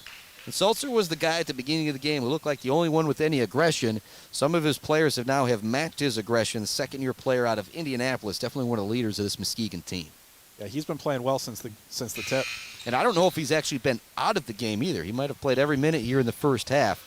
Seen a lot of substitutions coming in and coming out for Mid-Michigan. But when you're the Jayhawks, you've had Christian Simmons and you've had Sulzer that pretty much been on the floor the entire first half. I think you're right. I think he's been out the entire half. And Martinson played a lot of minutes for Muskegon as well, too. The third free throw drops in for him. He gets all 3. He's now got 10 points. And it is 36-36, 1:30 left to go here in the first half. So these boys got a lot to live up to with that girls game. They just might be doing it. Lewis is open for 3. It's a little long. Andrade tries to tip the rebound to Stewart, but it goes into the hands of Christian Simmons. Simmons with a little bit of a high-step dribble as he comes across the half-court line and hands it off to Sulzer. Look to get it down low to Denman. Denman quickly passes it back up top to Simmons. Simmons calling out the signals. They're trying to set something up for Sulzer. It's just not there. They now go to the freshman Graham. Graham puts up another shot. He's 3 for 3. It's his first miss, and we're going to have a foul down low. I believe that's going to be going against the big man, London Denman, as he tried to clear some space down there. It'll be Lakers basketball. And actually, I think Lewis might be walking to the other end for a pair of free throws here. It is going to be a 1-and-1 situation for JaVale Lewis. He split a pair earlier in the half. He's got 6 points. Leading all scorers, Jacob Tomsick with 10, and Jeff Sulzer with 10. Front end of the 1-and-1 here, always big. That one drops out, no good for JaVale Lewis. Now 1 for 3 from the free throw line here in the first half. Under a minute remaining. Andrade with the swat on Simmons as he tried to take it coast to coast. Give it to Lewis, and now Lewis is going to show his versatility, bring it across the half-court line. I might have jinxed him there. He's made kind of a lazy pass to Simmons. Then he blocks it off the glass. Simmons can't get it to go. Quickly racing to the front court are the Lakers. Kramer gets it down the lane. He's going to look to kick it to Hungerford, and spilling onto the ground is London Denman, and might come up a little bit lame right there. So Denman is a big man, 6'9", 310. When he goes rolling around on the floor, he's going to take some guys with him. So I've been impressed with his movement, though, here in the first half. And even when he fell there, he actually tried to not hit the other guy on the floor, so good for him there. Yeah, but that's actually going to be his third foul here in the early going. He's had a little bit of trouble staying in front of JaVale Lewis, but a lot of people will tell you they got trouble staying in front of JaVale Lewis. I think a lot of people in this league are going to have trouble staying in front of him. And then speaking of this league, you've got a little inside information here. One of your good buddies coaches over at Delta. Tell me a little bit about that. It's just a friend of mine. He's an assistant coach over there, Marshall Gray, assistant for Delta, like you said. He wanted to get down. I got to get with him. We're going to talk a little bit. I'll get some inside information on Delta's team this year. He said they're stacked, so take that for what it's worth. And it's one of those. Of course, he's going to talk good about his team. Yeah, but it's one of those Delta kind of in the eastern part of the Michigan Junior College Athletic Association Conference in Mount Pleasant, kind of in the western part. And Stewart actually had his jersey torn off there by Denman as Denman was hitting the deck, and he's now going to have to get another jersey. They're going to have to figure something out there. We're going to have a number switch here pretty soon. Yep, Jacob Tomsick's coming in for him. Actually, I'm wondering, maybe we can get that Mid-Michigan Laker jersey out at the station for a souvenir or something like that to add to our gear that we've got. 38 seconds left to go here in the first half. We're all tied at 36. Mid-Michigan, Muskegon Community College. Didn't think it'd be tied at 36. It was literally 28-4. About 13 minutes left to go here in the first half. I still think it's 38-36 mid. Yeah, I don't know what's going on there. Yeah, we'll figure that out. First free throw is up and good for Micah Kramer. Kramer knocked down a three-pointer earlier here in this first half. Now 4 points. Still waiting to see what happens with Stewart in that jersey there. Second free throw for Kramer. He gets that one to go. So at least you're able to bring in Kramer. He knocks down both free throws in place of Stewart, who had to come out because his jersey was just completely torn off of him. Now Graham running the point for the Jayhawks. Probably starting to get some more confidence in him if you're one of the coaches. He's been great here in the first half. Sulzer with a Euro step. Gets in the lane, no good. Good defense from Enrique Andrade. Second shot attempt, swatted away by Lewis. Now up to the top, they go to Sulzer. He's going to launch, kind of force up a triple, and it goes down. He has 13 here in the first half. And it's 39-38. Who'd have thought Muskegon might have the lead at halftime? Kramer has the ball. 3 seconds, 2 seconds. He's got to force it up. Fade away. The shot is up off the rim and no good. And so it was once 28-4. Mid-Michigan with the lead. We go to the half. Muskegon is up 39-38. We'll be back with your Mid-Michigan College Foundation halftime report right after this. You're listening to Mid-Michigan Lakers basketball on the brand new Buck 92 and simulcast on MAC TV.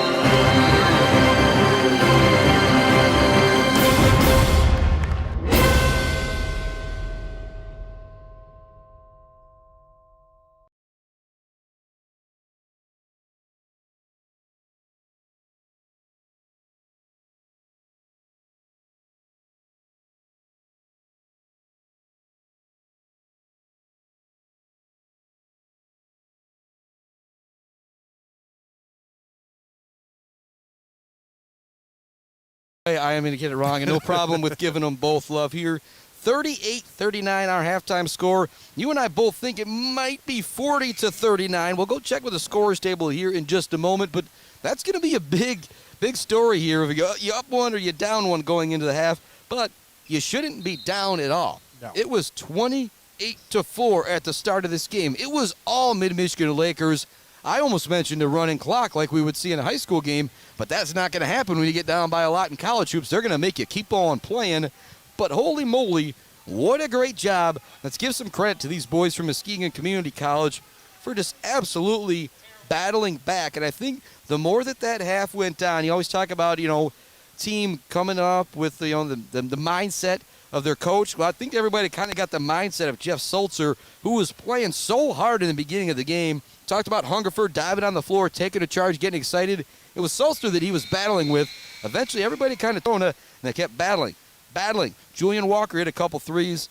Damian Cochran came in and gave them some good minutes, and they battled back. And somehow, some way, they have a 1-point lead as we head to the second half. Yeah, and I'm sitting there watching it. I was surprised Mid never called a timeout during any of that run. And it was one thing I didn't think about as we're playing, but they didn't call one timeout, stop that run. They went on. I mean, at what point it was 28-4, you said, right? Yep, so there now was it's a 38-39. And it was a 28-4 run for Mid to open the game, and then it was a 20-0 run for Muskegon to make it 28-24. And then the two teams kind of battled back and forth, but obviously Muskegon getting the better of Mid in that late part of the first half. They lead 39-38.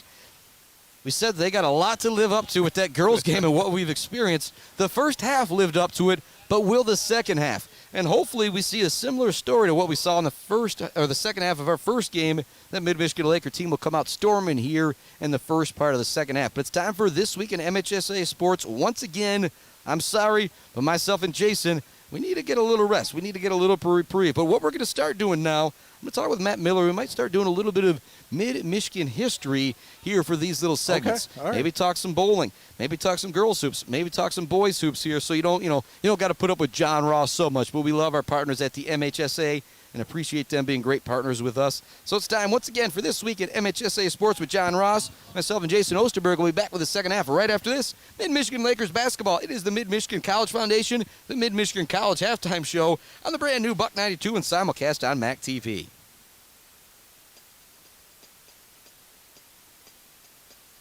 This week in high school sports sees two basketball players go over 1,000 career points, a buzzer beater in East Jordan, and we're set for a fantastic finish to the ski season. Hello, I'm John Ross, and welcome to This Week in High School Sports.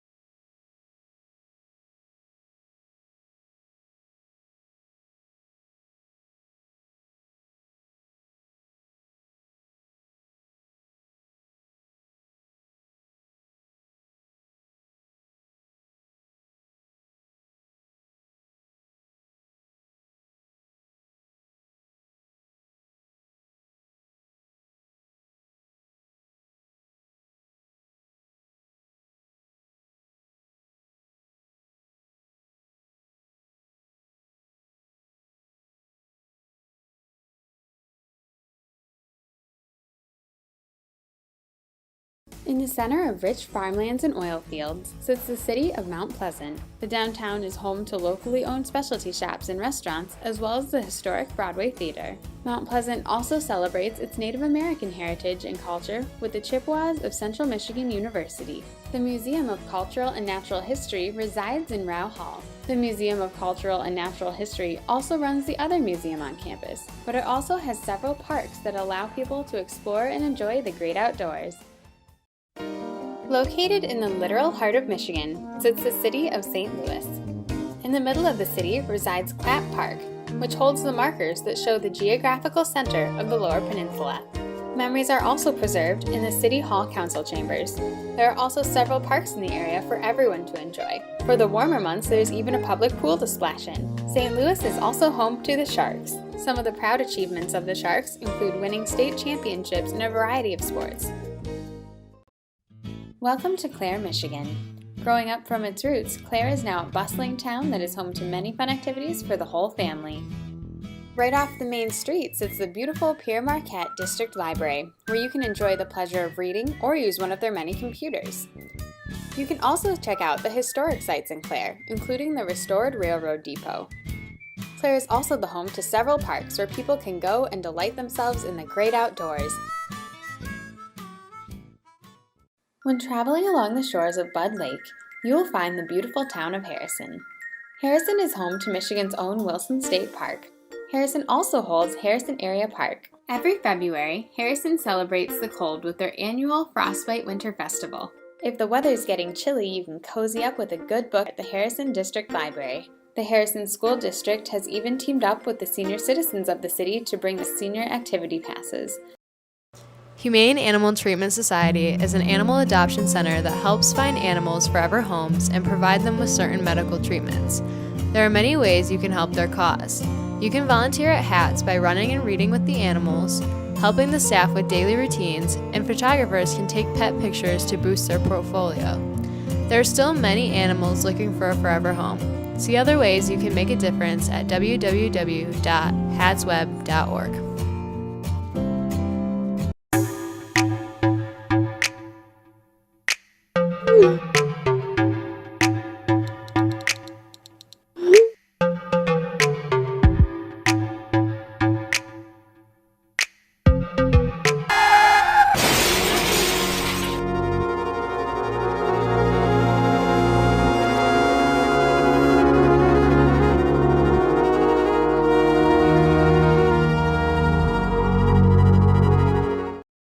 Sports are about more than just a game. High school sports bring the community together.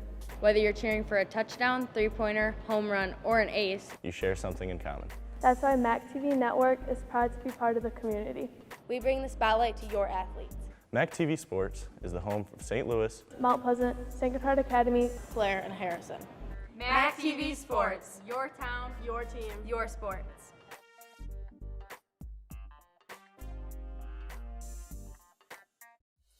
MAC TV Network is a local public access station that offers a variety of services, from in-studio interviews, wrestling, and so much more.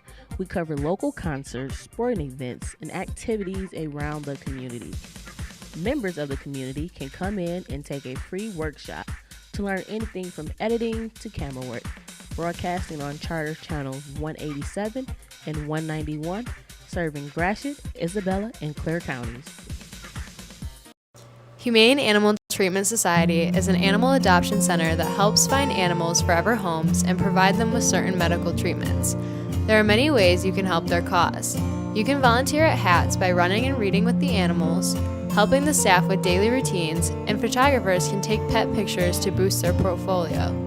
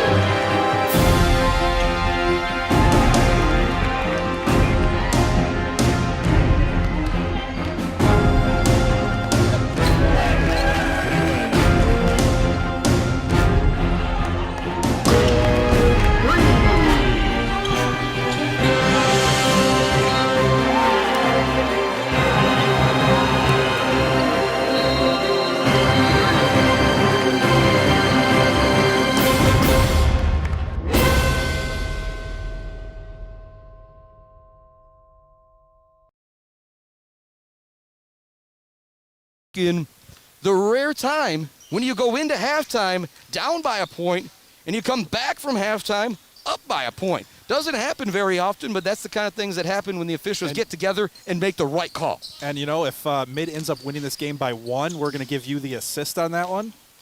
And we're gonna get you a jersey, and we're going to put it up in the It's one of those things that this actually happened a couple weeks ago when I was at Sacred Heart Academy doing a game, and they had shorted Sacred Heart 1 point going into the half, and they had counted a Zach Wentworth 3 as a 2.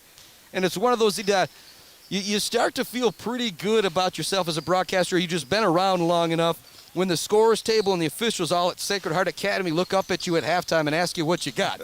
And so I think that gave me a little bit of confidence here to go to some of these officials. A great crew here tonight. I don't ever need to get the names for the officials because the less we say their names, the better job that they're doing. But they did a great job getting together, and it was one of those I expected to maybe get a really smug look when I came up and showed them my goofy score sheet here. But the one thing that this score sheet is accurate. 40-39 is our halftime scoring. Said it was a 2-pointer from Noah Pruitt that was missed in the Muskegon scorebook. I believe that was the riffraff that was going on. Speaking of the refs, that's one thing. Both refs so far, both crews, I should say, women's game earlier on, these guys so far in the first half, couldn't ask for better refs. Yeah, absolutely. They've been fantastic. They've all been great. And for me to say that means something because I'm not a fan of referees typically. Talking like a true coach right there as well. And speaking of coaching, trying to get over in the Midland soccer, you're going to be coaching some youngsters over there. Oh yeah, the U8 boys, all right. Midland Soccer Club. They're gonna we're gonna go undefeated this year. I can feel it. Oh boy, you got a team name yet? No, I let the kids pick that every year. All right, you know what? That just tells me you're a great coach right there. Muskegon will start the ball here in the second half. 40-39 our halftime score. This should be a fantastic game here in the second half. London Denman has the ball in the middle lane, hands it off to Sulzer. Sulzer takes a hard bump from Tim Stewart, but he still gets it to go. Now 15 on the night for Sulzer, and Tim Stewart now wearing number 34. Micah Kramer with an open shot in the corner. It's no good. Lewis tips the rebound to his teammate Hungerford. He turns around and gets it to go. That was all about Javel Lewis right there with the extra possession. He tipped it to his teammate Isaac Hungerford, and the sophomore, the second-year player from DeWitt, was able to make it finish. Get to pass it in the corner to Seltzer. It's going to be tipped out of bounds by Stewart. One other thing, too, I think we have Stewart that switched his jersey at half from 3 to 34. Yep, that 3 jersey is not coming back. That's not coming back. It's tore up pretty good. And that is one thing to think about. Stewart was out for a period of time in that first half. He was. To get that jersey, that could have been a big reason for that Jayhawk run, something that maybe you and I overlooked a little bit, but now he's back out on the floor. Let's see how this Lakers team responds. 42-41 our score. Jumper for Simmons. He kind of loses it at the last second. That's not going to be called a travel because Pruitt knocked it out of his hands. Now a wild pass to Seltzer is going to be knocked away. Kramer into the front court. Leaves it to Stewart. Stewart's going to go all the way to the hoop to the left side and finish with the right hand. Now 10 points on the game for Tim Stewart, the second-year player from Detroit. He looking pretty darn good. Maybe he switches his jersey at 34 for the rest of the season. Ball into the front court. Shane Jenkins might have something to say about that. He's out tonight with an injury for Claire. All the way into the lane is Simmons. Javel Lewis did a good job of staying straight up, and he made Simmons just kind of go around him. Otherwise, it would have been a charge. Hungerford spots up for a 3. He knew it was short, tried chasing down the rebound. Here come the Jayhawks. Simmons never really got back on defense as he gets the ball across half court, waits for his teammates. Goes to London Denman at the three-point line. Up fake, driving the lane for Sulzer. It's knocked away by Isaac Hungerford. Great defense from the sophomore from DeWitt. Leaves it ahead to Stewart. He takes his time, looks to lay it in. Can't get it, but he gets his own rebound. The putback and the foul. Turned out to be a great thing that he missed his first shot because he gets it back and the hoop and the harm on the second putback attempt. Stewart making his presence felt very quickly here in the early going of this second half, and I feel a little bad. Maybe that is one of the big reasons why there was that run. Stewart was off the floor. And like you said, we overlooked it. You know, he was out for the last, 5-6 minutes of that half. Said Muskegon had made a good part of their run getting there, but they continued to kind of put it on mid-mish in the last part of that first half. Now Stewart back out there. He's got 5 quick points, and he's got 13 on the night to lead all scores for Mid-Michigan. Jeff Sulzer leads all scorers in the game with his 15 points. Across the half-court line comes Julian Walker, being guarded by Micah Kramer. Walker had 9 points in the first half, most of them coming in the first 10 minutes. Sulzer wants to get the ball down low. Martinson can't get it to him. Back up top. Driving in the lane is Simmons. It's knocked away. And once again, it's Stewart making another great play for Mid-Michigan here in the early part of the second half. Official check of that possession area. It is going to be Mid-Michigan basketball. Stewart forces the turnover. He's got fresh legs. He sat out all half, the last 6 minutes of the first half.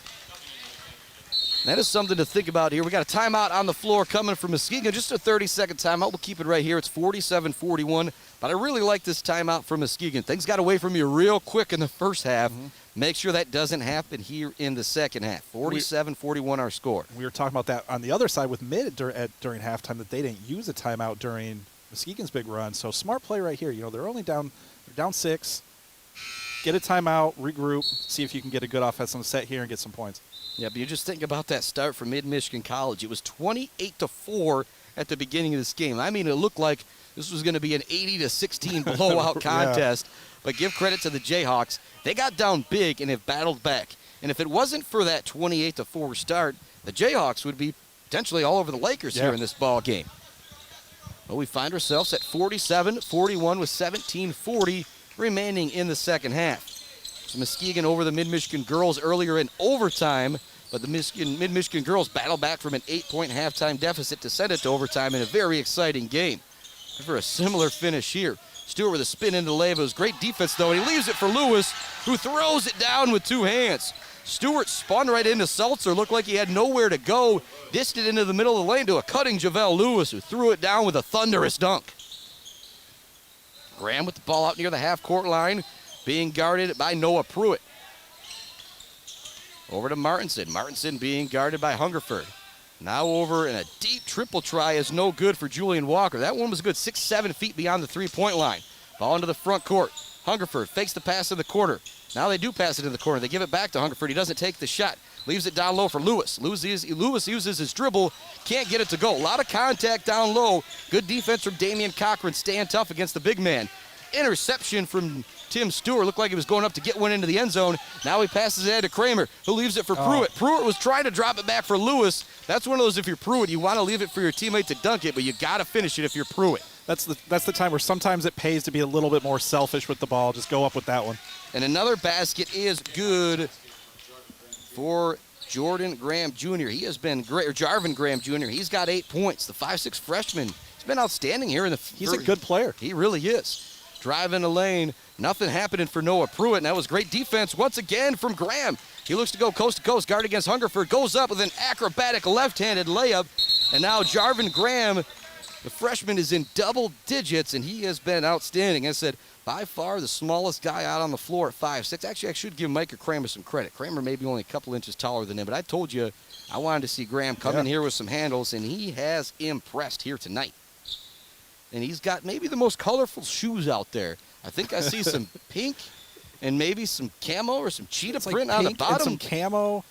I don't even know where you get those. You and me know our shoes pretty well, but I don't know where you find those guys. You might have to talk to him after the game about that. Although I don't think either one of us could pull off those shoes. No, and if you're 5'6", though, and you're playing as well as he is, you got to be a little flashy. Why not? You sure do. Pruitt with the ball in the front court. It's 49-45. 15:40 left to go. 4-point lead for Mid-Michigan. Tomsik's open for a three. I don't know why you step back on Jacob Tomsik when he knocks down 3 triples in the first half, but there's number 4 on the night. He has 13. Ball goes down low to Cochran. Cochran looking to drive on Lewis. He puts up a tough right-handed runner, and he gets it to go. Cochran giving up 3-4 inches to Lewis and a lot of length. He gets it up over the outstretched arms of JaVale Lewis and gets it to go. 52-47 our score. Tomsik with the ball way outside, up fakes the three, and they've even got to respect it near the volleyball line. Drives in a lane, he's going to be tripped. And so it'll stay Mid-Michigan basketball. They'll inbound it from underneath their own hoop. Be the third team foul going against Mid here in the second half.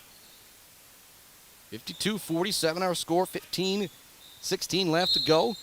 Lakers Hoops, brand new Buck 92.3 FM, Shepherd, Mount Pleasant, also simulcast on Mac TV on YouTube. Driving the lane for Lewis, trying to flop down low was Cochran. But Lewis was able to barrel over him and lay it in. Lewis is now in double figures with 10 points. And we had a late whistle there. I didn't see it, Jason.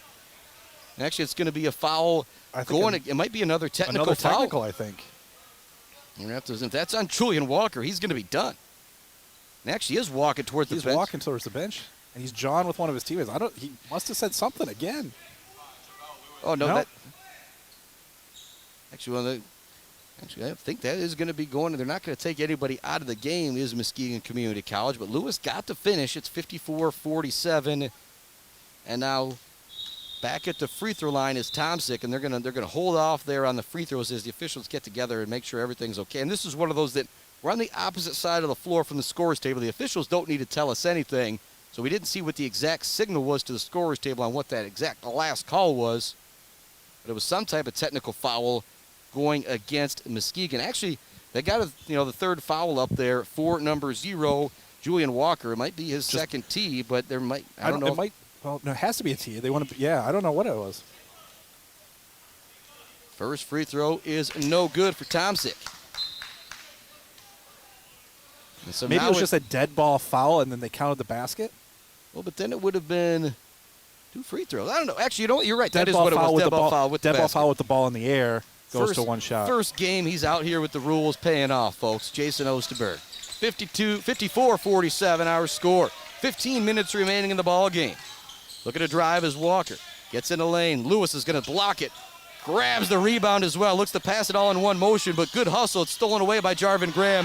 Back down low, and once again, it's another big swat on Walker, courtesy of Javale Lewis. Now Hungerford drains a triple on the other end. That is a big 5-point turnaround right there. The shot is blocked on one end. Hungerford drains the triple on the other, and the Lakers are looking like they did in the early going. It's 57-47 with 14:39 left to go. Timeout on the floor, a good timeout from Muskegon. We'll continue to keep our broadcast right here. Now a 10-point lead for the Lakers.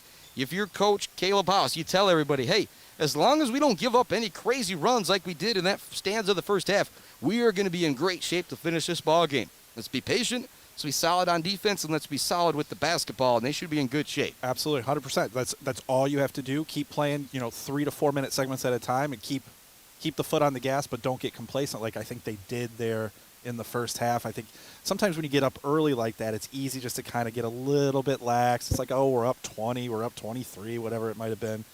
And then next thing you know, you're half a step late on a closeout. You're half a step late. Hitting your lane or whatever it may be, and next thing you know, you're down one. So, yeah.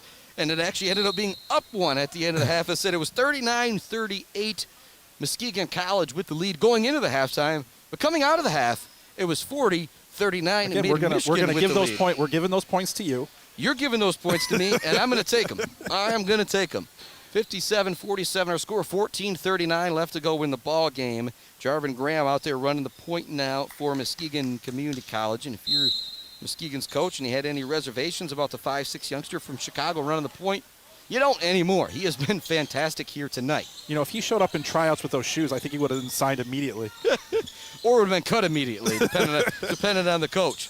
Seltzer has the ball, puts up the shot, and he's going to draw the foul on Jacob Tomsick. Seltzer might have been a little bit of an acting job on that one right there. I think it was a little bit of the arm got by Kramer, but he did a good job of just flailing and making the official make the call.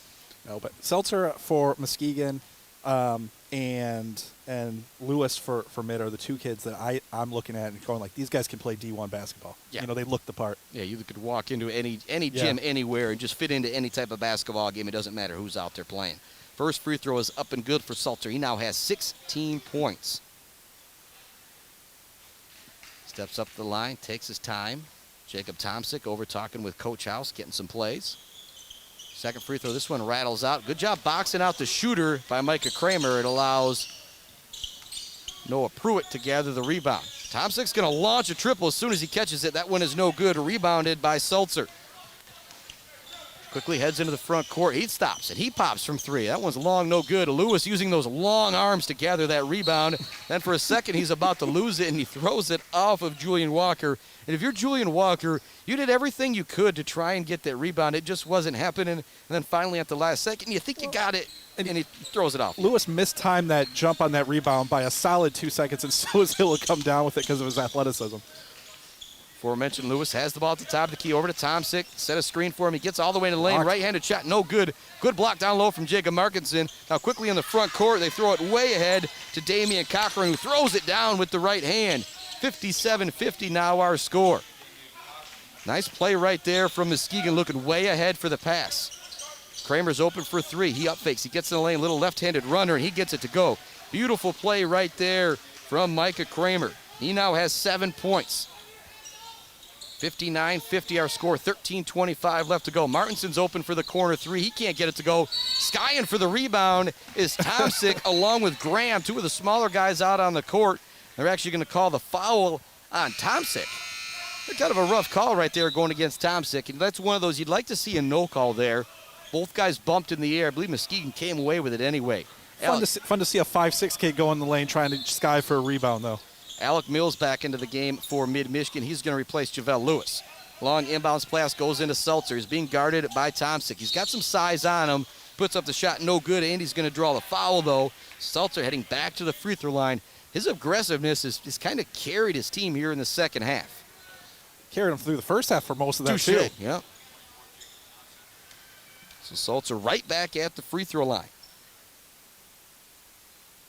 4 of 5 from the line in the first half. 1 of 2 here in the second half. Couple power dribbles. Spin of the ball. Squares up. Shot is up. Ooh, toilet bowl. Shot rimming out for him right there. 59-50 remains our score. 13-15 left to go here in the ball game. A game that Lakers jumped out to a huge 28-4 lead. It was a 20-0 run for Muskegon to make it 28-24. And two teams have, I'm not going to say battled to a deadlock because it's now a 9-point lead for Mid-Michigan, but it's been pretty even since then. That second free throw goes down for Seltzer. He's got 17 points on the night. He leads all scorers in the ball game. Tim Stewart rocking that number 34 with his 3 jersey just completely torn off in the first half by London Denman when he hit the deck. Hands it out to Hungerford, out to Tomsic. A really deep three for Tomsic, and it is nothing but the bottom. Tomsic now with his 5th three-pointer in the game, and that one was a message sender saying, I don't care if I'm 5 feet outside the three-point line. If you don't come out and guard me, I'm going to knock it down. Here's a triple try on the other end for Damian Cochran. The rebuttal does not happen for the Jayhawks. Stewart into the front court. Pruitt's open for a corner three. Everybody stands up on the bench because they knew it was down. 2 three-pointers back-to-back for Mid-Michigan and a turnover for the Jayhawks. Starting to look like a lot of momentum heading the Lakers' way at 65-51, 12:34 left to go in the ball game. And those little mistakes that the Jayhawks just made, Lakers aren't making those mistakes here in the second half. Nope. Pruitt with the ball into the front court, fresh off that three-pointer. This is it to Alec Mills at the top of the key. Mills sets a screen for Pruitt to get the ball. Then he sets one for him after he gets the ball. Drives in the lane. The elbow jumper is up and good for Noah Pruitt. First-year player from Okemos is looking outstanding, and it's now a 16-point lead for the Lakers. Their largest lead since way early in the first half after that 28-4 start to the ball game. Ball goes down low. Cochran puts up the shot. No good. Good defense from Alec Mills. And Mid right now is on a solid 10-11-0 run right now. So Stewart into the front court. He's going to get a screen from Mills. Mills is going to look to roll into the lane. Pass isn't there, though. Good job by Stewart. Stewart now looks to no look it to him, but it's still not there. Now to Pruitt in the corner. Back up top to Tim Stewart. 10 seconds left to go on the shot clock. Stewart wants a screen for Mills. He gets one. Now he looks to take it in the lane. He's going to lose it out of bounds. He had Mills on the post and fade at the three-point line, but Mills is all right with it as his teammate draws the foul. And he wants to be shooting to Stewart. They're going to say that one was on the floor. 11:33 left to go in our ball game. 67-51, the Lakers with the lead. Noah Current back into the ball game, the 6'9" freshman from Canada. Solid pair of shoes on him as well. Look at those. Wow. And you've also got a bright pair of shoes on Damian Cochran as well. Mills gets nice it in cut. on the inbounds pass. A beautiful cut. He's going to lay it in and the foul. Mills was one of those guys that I told you I wondered how he was going to adjust to this level of play. Chilman said he's been very, very impressed with him the last couple of years. We said if he keeps working, he's going to be playing basketball somewhere. And you just see the skill. And he's lanky, but you see the strength that he has, and he finishes right there. That was too. a high basketball IQ cut right there off the baseline inbounds pass. He takes his Under Armour leggings and pulls them all the way down. 69-51. Big run right now for the Mid-Michigan Lakers basketball team. And that free throw goes in for Alec Mills. 7 points on the night. The youngster from Mount Pleasant, like I said, Jason, he was a guy that was just on, you heard me rave and gush over that Mount Pleasant team last year. He didn't even start for that Mount Pleasant team because they were just so darn loaded. but he's showing how outstanding of a player he is here. You get a little bit more time to get out on the floor. You got 8 more minutes a game here in the college basketball. Getting some opportunities in his first action. He's got 7 points, and he's made no mistakes out there. No, he has been really solid. You know, as a freshman, too, you get in the weight room a little bit. You're going to gain weight just as you get older. Maybe a little college life kicks in. You gain 10, 15 pounds. But if it's good weight, he's going to be able, with that height, to play down low. Tim Stewart gets the inbounds from Noah Pruitt. Stewart has 13 points tonight for Mid-Michigan. A little bit of a lazy dribble there out near the half-court line, but he's able to save it to Pruitt. Pruitt now squares up his defender, looks to make a move. Nothing happening there. Good defense from the Jayhawks on this possession. It was Cochran staying in front of Stewart on that last play. Mills is open for the corner 3. You can't leave him open out there off the front of the rim. No good. Chasing down the rebound, though, was Tim Stewart. Wide open up top was Jacob Tomsick. They miss him.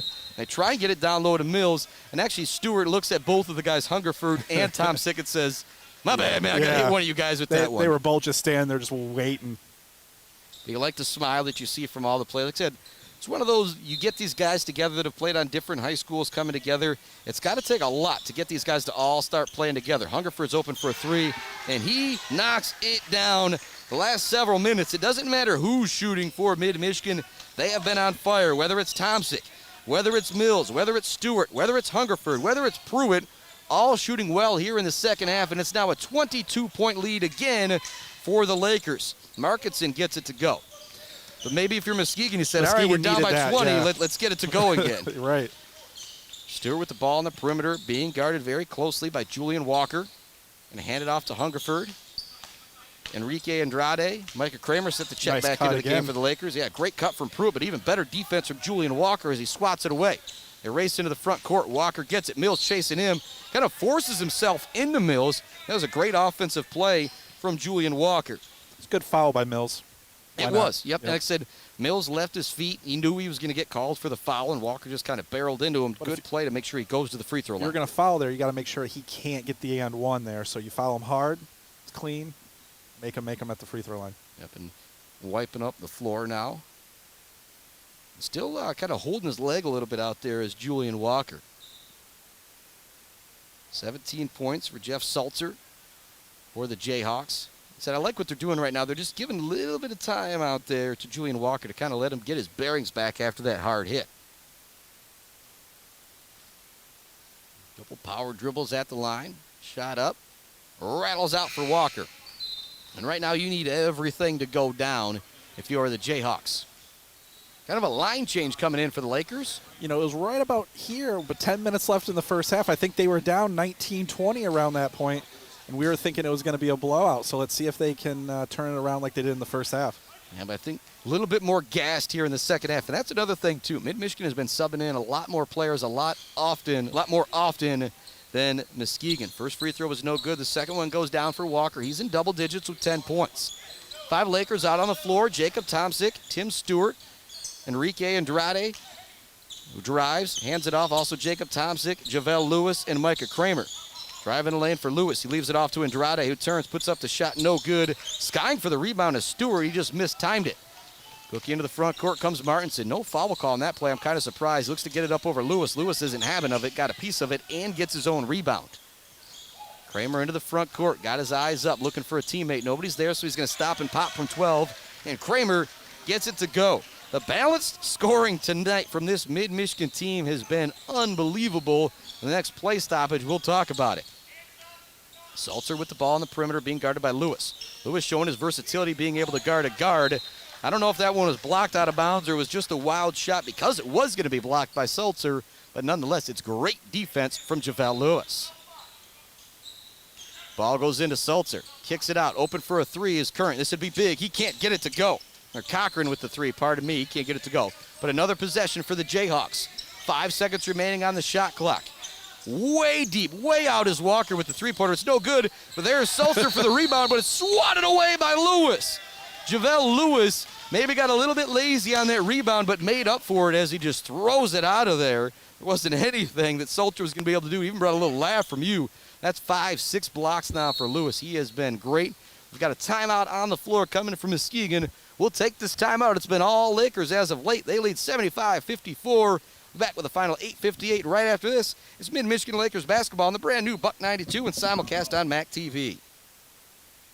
Being happy about where you live or work is important. That's why at Greenwald BC, when they take on a project for residential or commercial, don't worry, build happy. They're elated to help. They can take the toughest building project and get the job done right. Call Colin and Preston Herron at Greenwald and BC, 772-2202. iRide has been serving Isabella County for over 45 years and has served over 15 million passengers. iRide's vehicles are lift-equipped, smoke-free, safe, and reliable. Let iRide drive you to work, the game, the doctor, and so much more. Choose iRide, your county-wide curb-to-curb transportation provider.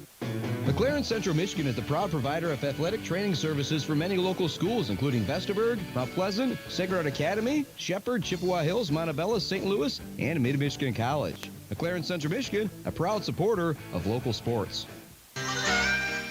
Welcome back to Maury Courts, Mid-Michigan Lakers basketball. The girls had a great second half, but couldn't quite hang on. They fell into overtime to Muskegon.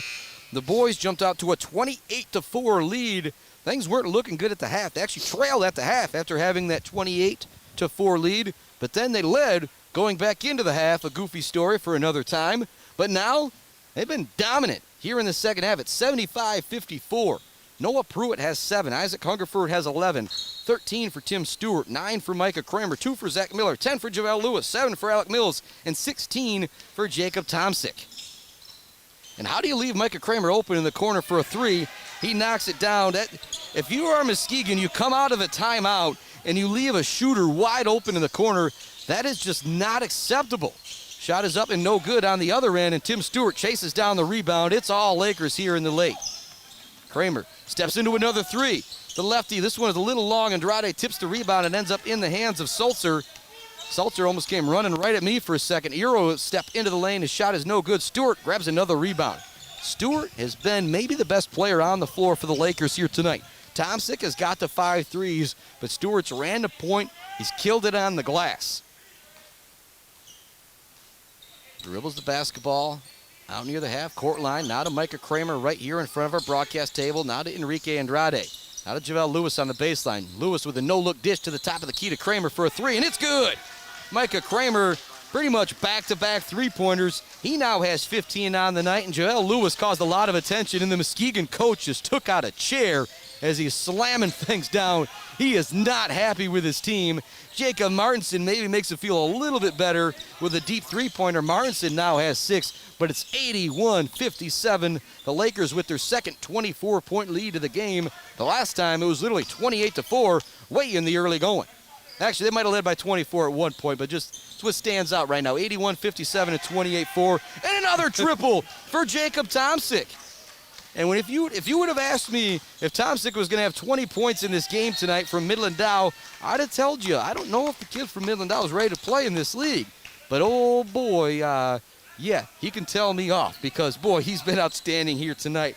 He has got 6 3-pointers, 3 in the first half, 3 in the second half. That's some balance. That's some balance, and you called it.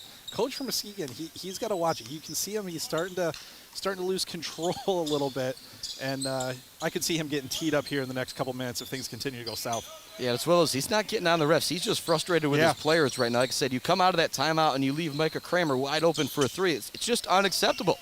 Tomsick with the ball. He drives in a lane. Little runner's no good. Lewis is there to recover the rebound.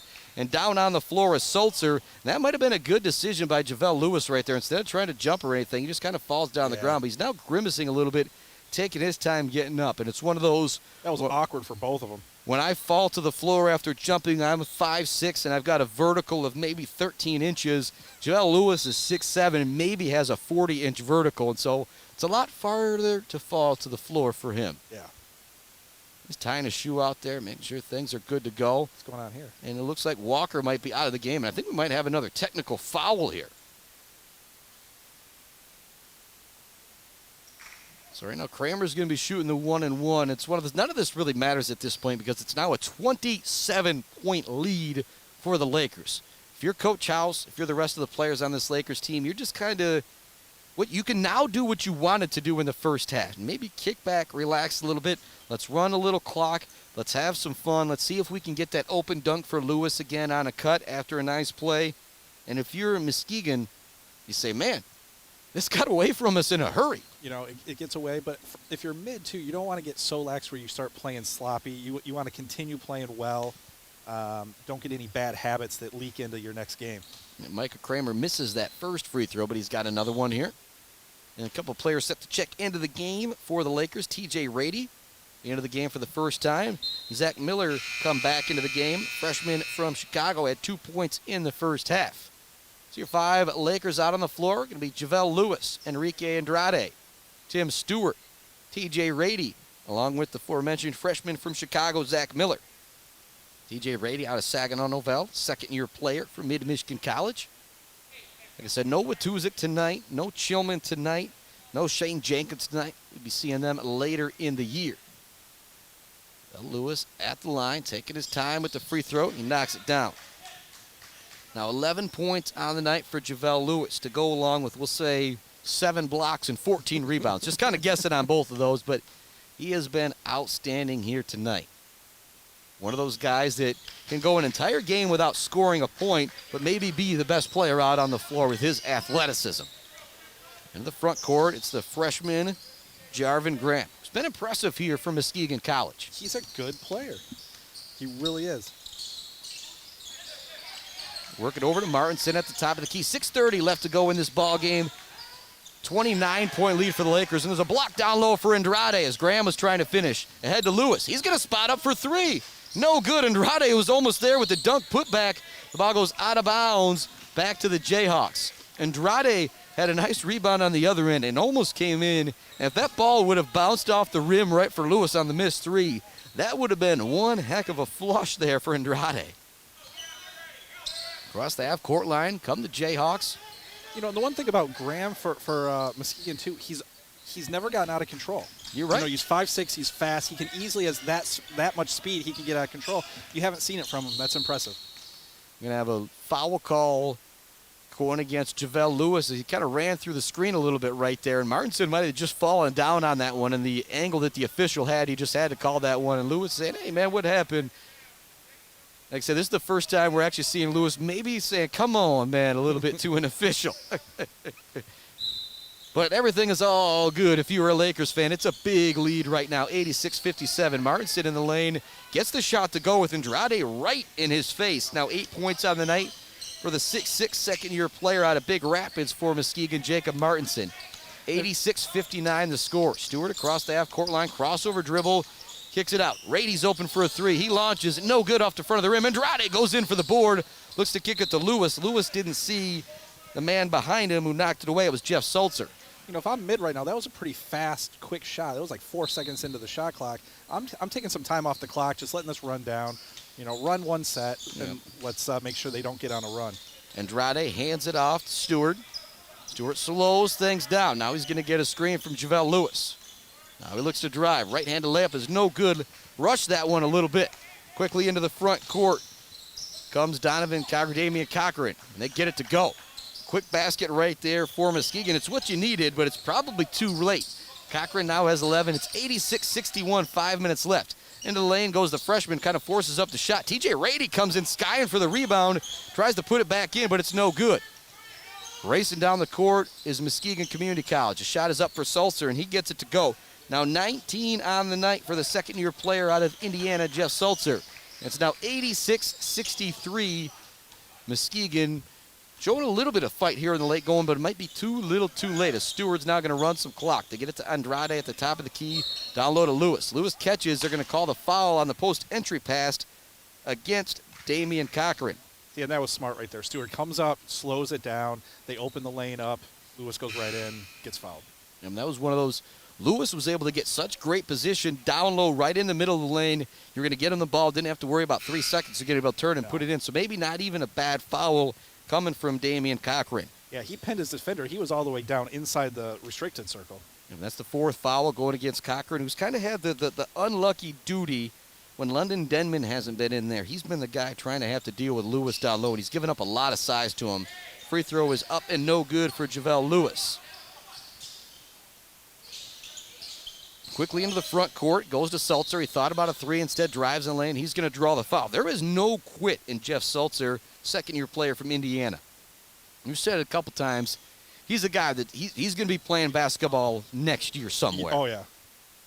We saw some scouts here from Grand Valley State University, and if you're one of those guys from Grand Valley State, you probably came away from this game thinking, man, how many of these guys can we take next year? There's been some outstanding basketball played, whether it's been the great shooting from Jacob Tomsick, the all-around player from Tim Stewart, the dominant post play and post defense from Javale Lewis, and on the other side, the scoring, getting to the ability to get to the free throw line, and the intensity from Jeff Seltzer. Yeah, I mean, he kept them afloat in the first half. There were things could have gone south. I mean, they were south, right? And yeah. They could have gone even worse, and he really kept his team in this. He had 10 of his 13 points in the first half during that big run to bring Muskegon Community College back. Next free throw for Seltzer. He gets that one to go. He now has 21 points on the night. He actually leads all scorers in the game. He's actually going to come out. He's going to get a little bit of a clap for me right here. I don't know if we're going to see him back in the game. It is a 21-point lead for Mid. Pruitt back into the game. Freshman point guard started out there. He has been fantastic with 7 points, a number of dimes, playing great defense too. And we got a timeout on the floor coming from Mid. We'll take this one more timeout. There's 4:24 left to go in the ball game. It's a 86-65 lead for Mid-Michigan. I don't think that 1 point at halftime is going to come back to matter a whole lot. It's a full timeout. We'll be right back with the finish right after this. Mid-Michigan Lakers basketball on the brand new Buck 92 and simulcast on MAC TV. Sometimes projects are not one size fits all. That's where Bill's Custom Fab comes in. Bill's Custom Fab can customize anything. Bill's Custom Fab can weld, fabricate, and finish your project for you. Go to billscustomfab.com to find out more or stop in on Gover Parkway off Broomfield, Mount Pleasant. I like pizza. You like pizza. We all like pizza. But the most wanted pizza right here in Mid-Michigan is at Bonnie and Clyde's in Farwell. Piping hot and ready to go. They'll deliver where others won't. So save the ride. Call Bonnie and Clyde's Most Wanted Pizza, 339-5800, or find them on Facebook. The eyesight of Mount Pleasant is proud to support our area high school football teams. Athletics and education, building a sound foundation for the youth of our communities. The eyesight, located on Broomfield Road in Mount Pleasant, enhancing your life through better vision. Well, another one bites the dust if you are the Mid-Michigan men's Laker basketball team, because you're going to come out of here a winner tonight in your first game of the season. 86-65 is the score. And you think about the dominant stretches that Mid has had.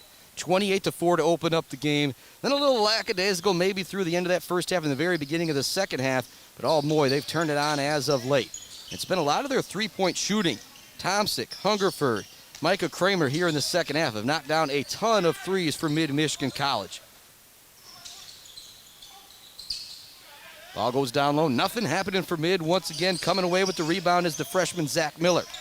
Brings it up. He's actually going to step into a three-pointer. He launches no good off the rim. Rady's down there for the rebound, but we're going to have a loose ball foul going against Mid-Michigan, so it'll send it back to Muskegon Community College.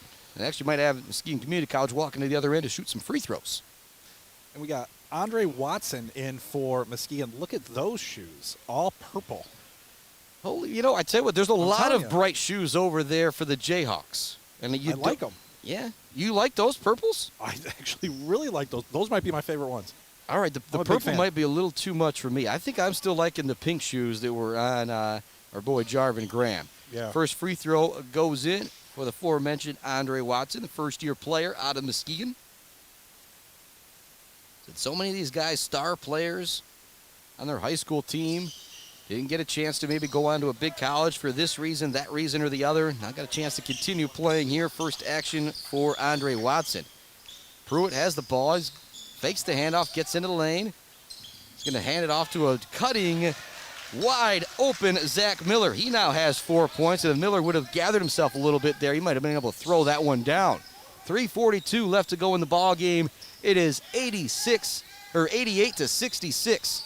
Mid-Michigan with the lead. And now if you're Mid, I don't know if you think about it, but do you try? Do you think? Do you want to get to 100? No, I don't think you try. I think if it comes naturally, but you don't start running sets or trying to get quick shots off. Because, it can turn around, right? Two games from now, you could be on the other end and, Asher sports. Asher Visman into the game, freshman, another local kid out of Central Montcalm. Driving a lane for Pruitt, looks to get all the way to the hoop, kicks it out. Mills is open for a three, squares up, puts it up no good off the front of the rim. Skying for the rebound is Andre Watson Jr. Gives it off to Walker. Walker into the front court, looks to get all the way to the rim. He does so and he lays it in. But Walker kind of disappeared in this second half, didn't he? A little bit, yeah. A little bit. 9 in the first half. That's his first basket of the second half here. He had those two big threes in the first half. 3:03 remaining. Pruitt with the ball, running a little bit of clock here with his team. Kicks it back up top to Hungerford. Hungerford's going to launch the deep triple off the glass, off the rim, no good. Mills battling for the rebound down low, but Cochran comes away with it for Muskegon. He rips it in the front court, passes it back to Walker. Walker's now going to take his time. Not really a point in hurrying now for the Jayhawks. You're not going to be able to get out of here with a victory. Walker just wants to get some more numbers up there. He misses the shot, gets his own rebound, no good. Tries to tip it back in, it's not there. But there for the putback at this time is Cochran. And if you're mid, you're wondering, hey, where are our rebounders on that one? Let's get down there, guys. 88-70 now the score. Muskegon's starting to make this one just look a little bit more respectable. Nice move from Noah Pruitt as he gets in the lane and makes the shot. We got another timeout on the floor. Might just be kind of a substitution timeout here from head coach Caleb House. It's 90-70. You know, they took about 3 or 4 straight possessions with really quick shots. I think he's going in there right now telling them, hey, settle down, run some clock. There's 2 minutes left in the game. We can cut this to 2 or 3 possessions and get out of here with the victory. So we start to think about that it's not the J. Well, it still could be the JNR Engraving Player of the Game. We love Nina and CJ over at the crew at JNR. JNR Engraving Player of the Game. There's a lot of choices for this mid-Michigan basketball team. If you want to go purely on scoring, probably need to think about Jacob Tomsick.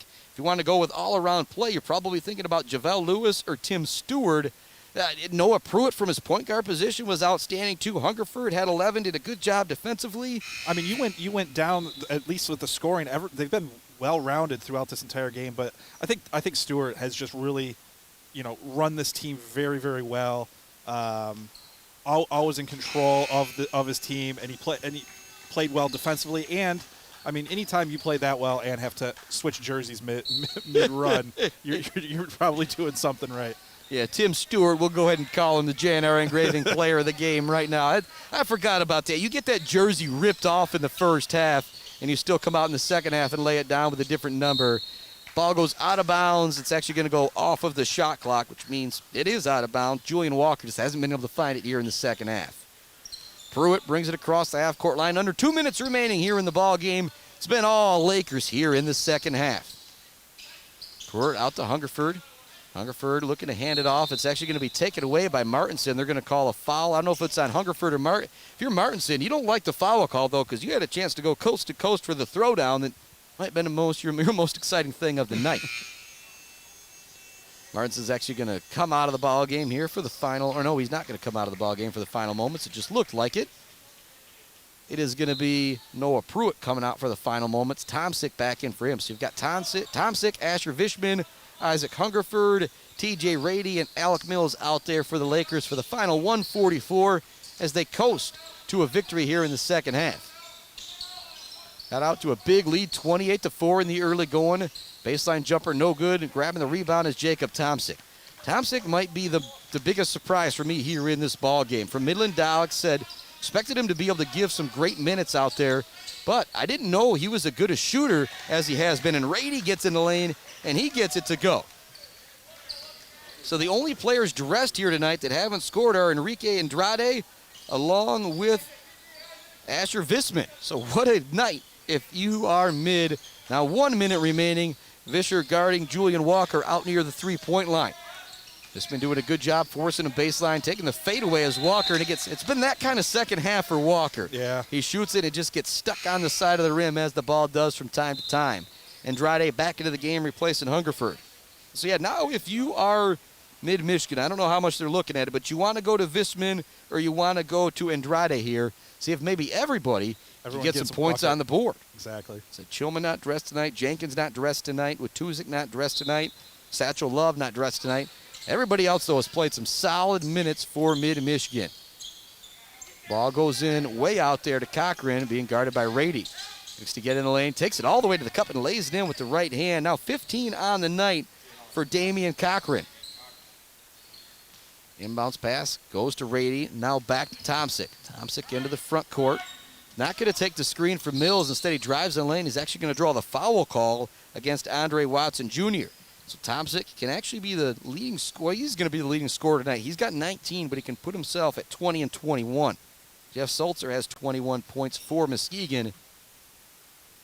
Leading scorer tonight for Jacob Tomsick in his first game for Mid-Michigan College. It's a good way to start your career. Yep, and he's done it all from the three-point land and free throws. He doesn't have a single two-point basket. He's got 6 threes, and he's now 2 of 3 from the free throw line. Second free throw is up and good. Now 21 on the night for Jacob Tomsick. 42 seconds left. It's 94-72. Driving the lane. Walker forces it up there, and they're going to call the block down low on Alec Mills. Said Walker, I think Walker's trying to get some of those garbage points, Jason. Yeah, why not at this point? You know, but I think for him too, he had a good start to this game, and then he struggled a little bit, so he's probably trying to just find a little bit of something to hang his hat on as he walks out of here. First free throw is up and good. It'll be a long ride back to Muskegon for this boys basketball team. And you got a girls basketball team probably be celebrating in the front of the bus, a little bit different in the back of the bus. Big win for Mid-Michigan here tonight. Both free throws go down for Walker. He's now got 14 points. Asher Visman gets the inbound, gets it back to TJ Rady. Rady looks over to the coach Caleb House for the play. We'll see if we can catch up with him for a minute after the ball game. Tomsick hands it off, gets it back to Rady. Rady on the drive, out in the corner to Visman. Visman's open for a 3 off the rim, no good. Mills skying for the rebound, but battling for it and coming away with it is Andre Watson Jr. Jr. now into the front court. Good pass. Great pass, leaves it for Walker. Walker can't get it to go, but the putback attempt is there. And was that Graham? Yes, it was. Jarvin Graham, the 5'6" first-year player with a great putback, and now it's all over. 6 seconds, 5 seconds, 94-74 is going to be our final here. A huge, huge victory for Mid-Michigan. They get out to a big lead. Muskegon battles back, and then they dominate the second half. They're going to go ahead and win by 18, 94-76. We'll be back with your postgame right after this. At Mid-Michigan College, we believe in a bolder, brighter, better you. Now is the time to discover new opportunities. Now is the time to learn new skills and grow as an individual. Now is the time to build a future that is bolder, brighter, and better. And Mid is the college that can help you make it happen. Visit midmich.edu and get started today on your bolder, brighter, better tomorrow. GWP Builders in Shepherd specializes in pre-assembled buildings, mini storages, and steel roofs, traveling nationwide and serving Mid-Michigan. Find them on Facebook at GWP Builders, Inc. GWP Builders, proud sponsors of high school sports. Transporting large cargo isn't easy. That's why Fisher Transportation is happy to take that burden off your mind. They easily handle the toughest jobs for commercial and residential projects. Visit them on South Bradley and Mount Pleasant and find out what Fisher can do for you. An equal opportunity employer and proud part of Fisher Companies. I'm Amy Irvin, Mortgage Loan Officer at Mercantile Bank. A big part of who we are at Mercantile Bank is reflected in how we take care of our communities. That's why we've created loan programs designed to help people in the Mount Pleasant community find a path to affordable home ownership. We know that everyone's story is different, and we take the time to get to know you and understand your goals. We're proud to help make that path to home ownership more accessible to so many people. Community is at the core of everything we do because Mercantile gets it. Member FDIC, Equal Housing Lender. Jack Frost may be nipping at your nose, but it's Susie Snowplow who's driving too fast for icy conditions that you have to watch for. Heritage Collision repairs vehicles and returns them looking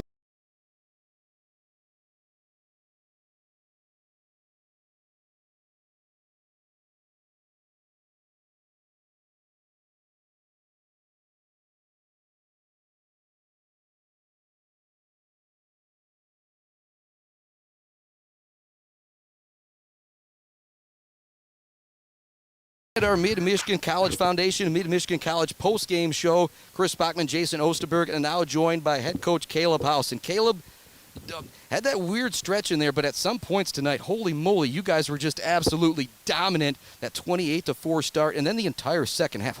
Oh man, you guys really cleaned house. Yeah, you know, it was a game of runs. Certainly, fortunately, we made the most of those runs, especially in the second half. I thought that was the bigger one. Start the game, you know. You just don't know how it's going to start. It's been 350 days since we played a game, and we came out and we played well, and you know that was really exciting. But at the same time, I knew they were going to come back. I knew they were going to make some shots. They were going to make some tough shots, and I like how the second half we made the run after they closed the gap. Well, I think it was a 1-point game. Yep. Half, yeah. Well, yeah, it was a strange. You guys went down into the half, down by 1, and came out of the half up by 1. And Jason said he was going to give me credit for those points. You didn't end up needing them though because of that dominant second half. The scoring. The contributions all over the place. Noah Pruitt with 9, 11 for Hungerford, 13 for Stewart, 15 for Kramer, 4 for Miller, 2 for Rady, 12 for Lewis, 7 for Mills, 21 for Tomsick. And that is who I was really impressed with tonight. I was talking to you just before we came on the post game. He was at Midland Dow last year, going against Arthur Hill, going up against Mount Pleasant. There's going to be some really tough matchups for us. He didn't even mention Saginaw High. Now he's out here. He doesn't have to be the number one guy, and he relished in that role tonight. Yeah, he really took advantage of he played really well and he shot the heck out of the ball, but that doesn't really surprise me. He's a very skilled shooter. He's a very skilled offensive player. He's learning our system really quickly. He's a good kid. I'm really excited for his success tonight. But I also want to point out that the amount of attention that Lewis gets and Stewart gets and Pruitt gets really opened him up, and he really took advantage of it. That's not to take anything away from him, but playing with the guys he's playing with now, I think you're able to see what kind of a role he can have where he's got guys around him that really help him out, and he took advantage of them. Yeah, this was Jason's first time calling a basketball game, period. He sent us into overtime for the first game. I think he's going to be a good luck charm for us this year. Yeah, Jason, what was your first takeaway just watching this level of basketball tonight, man? The speed, the athleticism, Lewis' athleticism. I mean, especially on the defensive end, able to get out, allow your offense to get out on the break with the blocks, the rebounds. Even if he was out of position a couple times because of that athleticism, he was able to come back and get a block off the weak side or whatever. So just that alone, it was phenomenal. Yeah, he's an elite. I appreciate that. Thank you very much. And he is an elite defensive player. I think he's a Division I defensive player. I was telling Jason the last couple weeks leading up to this game, we knew he was going to be doing the color. I was telling him, I says, this kid, this JaVale Lewis kid, I don't know why he's not somewhere else. You're working with him. He's going to be going somewhere else next year, I'm sure. And I said, one time I just want to get at the top of the key. 10 tries, JaVale. Let me see if I can get one up on the rim even or something like that. I don't know if I'd be able to, but our player of the game tonight is Tim Stewart. Got the shirt ripped off, came back out and played well. If you had to pick a player of the game tonight, I'm going to make you pick somebody besides Tim. Who are you going to go with? I got to go. That's really, you put me on the spot. All right, I'll give you two. If I can give you two, would that be okay? I thought Lewis and Pruitt and Hungerford. I mean, it's really tough for me to really – and I mean, how about Alec Mills? I mean, he might have played more tonight than he played for Mount Pleasant in any game last year. I mentioned that a couple times. They were just so loaded last year. They just didn't have minutes for him, and now you can get him out there. He's good. He affected the game. He affected the game. So I really can't pick one. I think all of those guys have the ability to affect the game, and it takes every single one of them for us to be as successful as we were tonight. Right, we'll help you out here. The JNR Engraving Player of the Game is Tim Stewart, and our second JNR Engraving Player of the Game is going to be the coach, Caleb House, man, for getting these guys ready for their first game in 350 days. Go celebrate with your team, coach. You took up enough of your time, man. Congratulations. Thanks for being here. We'll see you next week. Mid-Michigan Lakers, a big winner tonight, 94-74. And our JNR Engraving Player of the Game is going to Tim Stewart. Got his shirt ripped off in the first half, but it didn't matter in the second half. Jason, your final thoughts on tonight, our opening night of Mid-Michigan Lakers basketball here on Buck 92 and on MAC TV. Great opening night. Couldn't ask for two better games. A little bit different how each one ended up, but overall, high-quality basketball from both the ladies and the men. Looking forward to even more games in the rest of the season. Yep, 57-65, the Lady Lakers fall. We had 16 points from Alexis Karlstrom. 94-74, the Laker boys, a big winner tonight. Our JNR Engraving Player of the Game, Tim Stewart with 13 points. We'll see you next week. Buck 92, buck92.com, and all over MAC TV, folks. Find the game however you can. Chris Bachman signing off. We'll see you next week. You've been listening to Mid-Michigan College's basketball.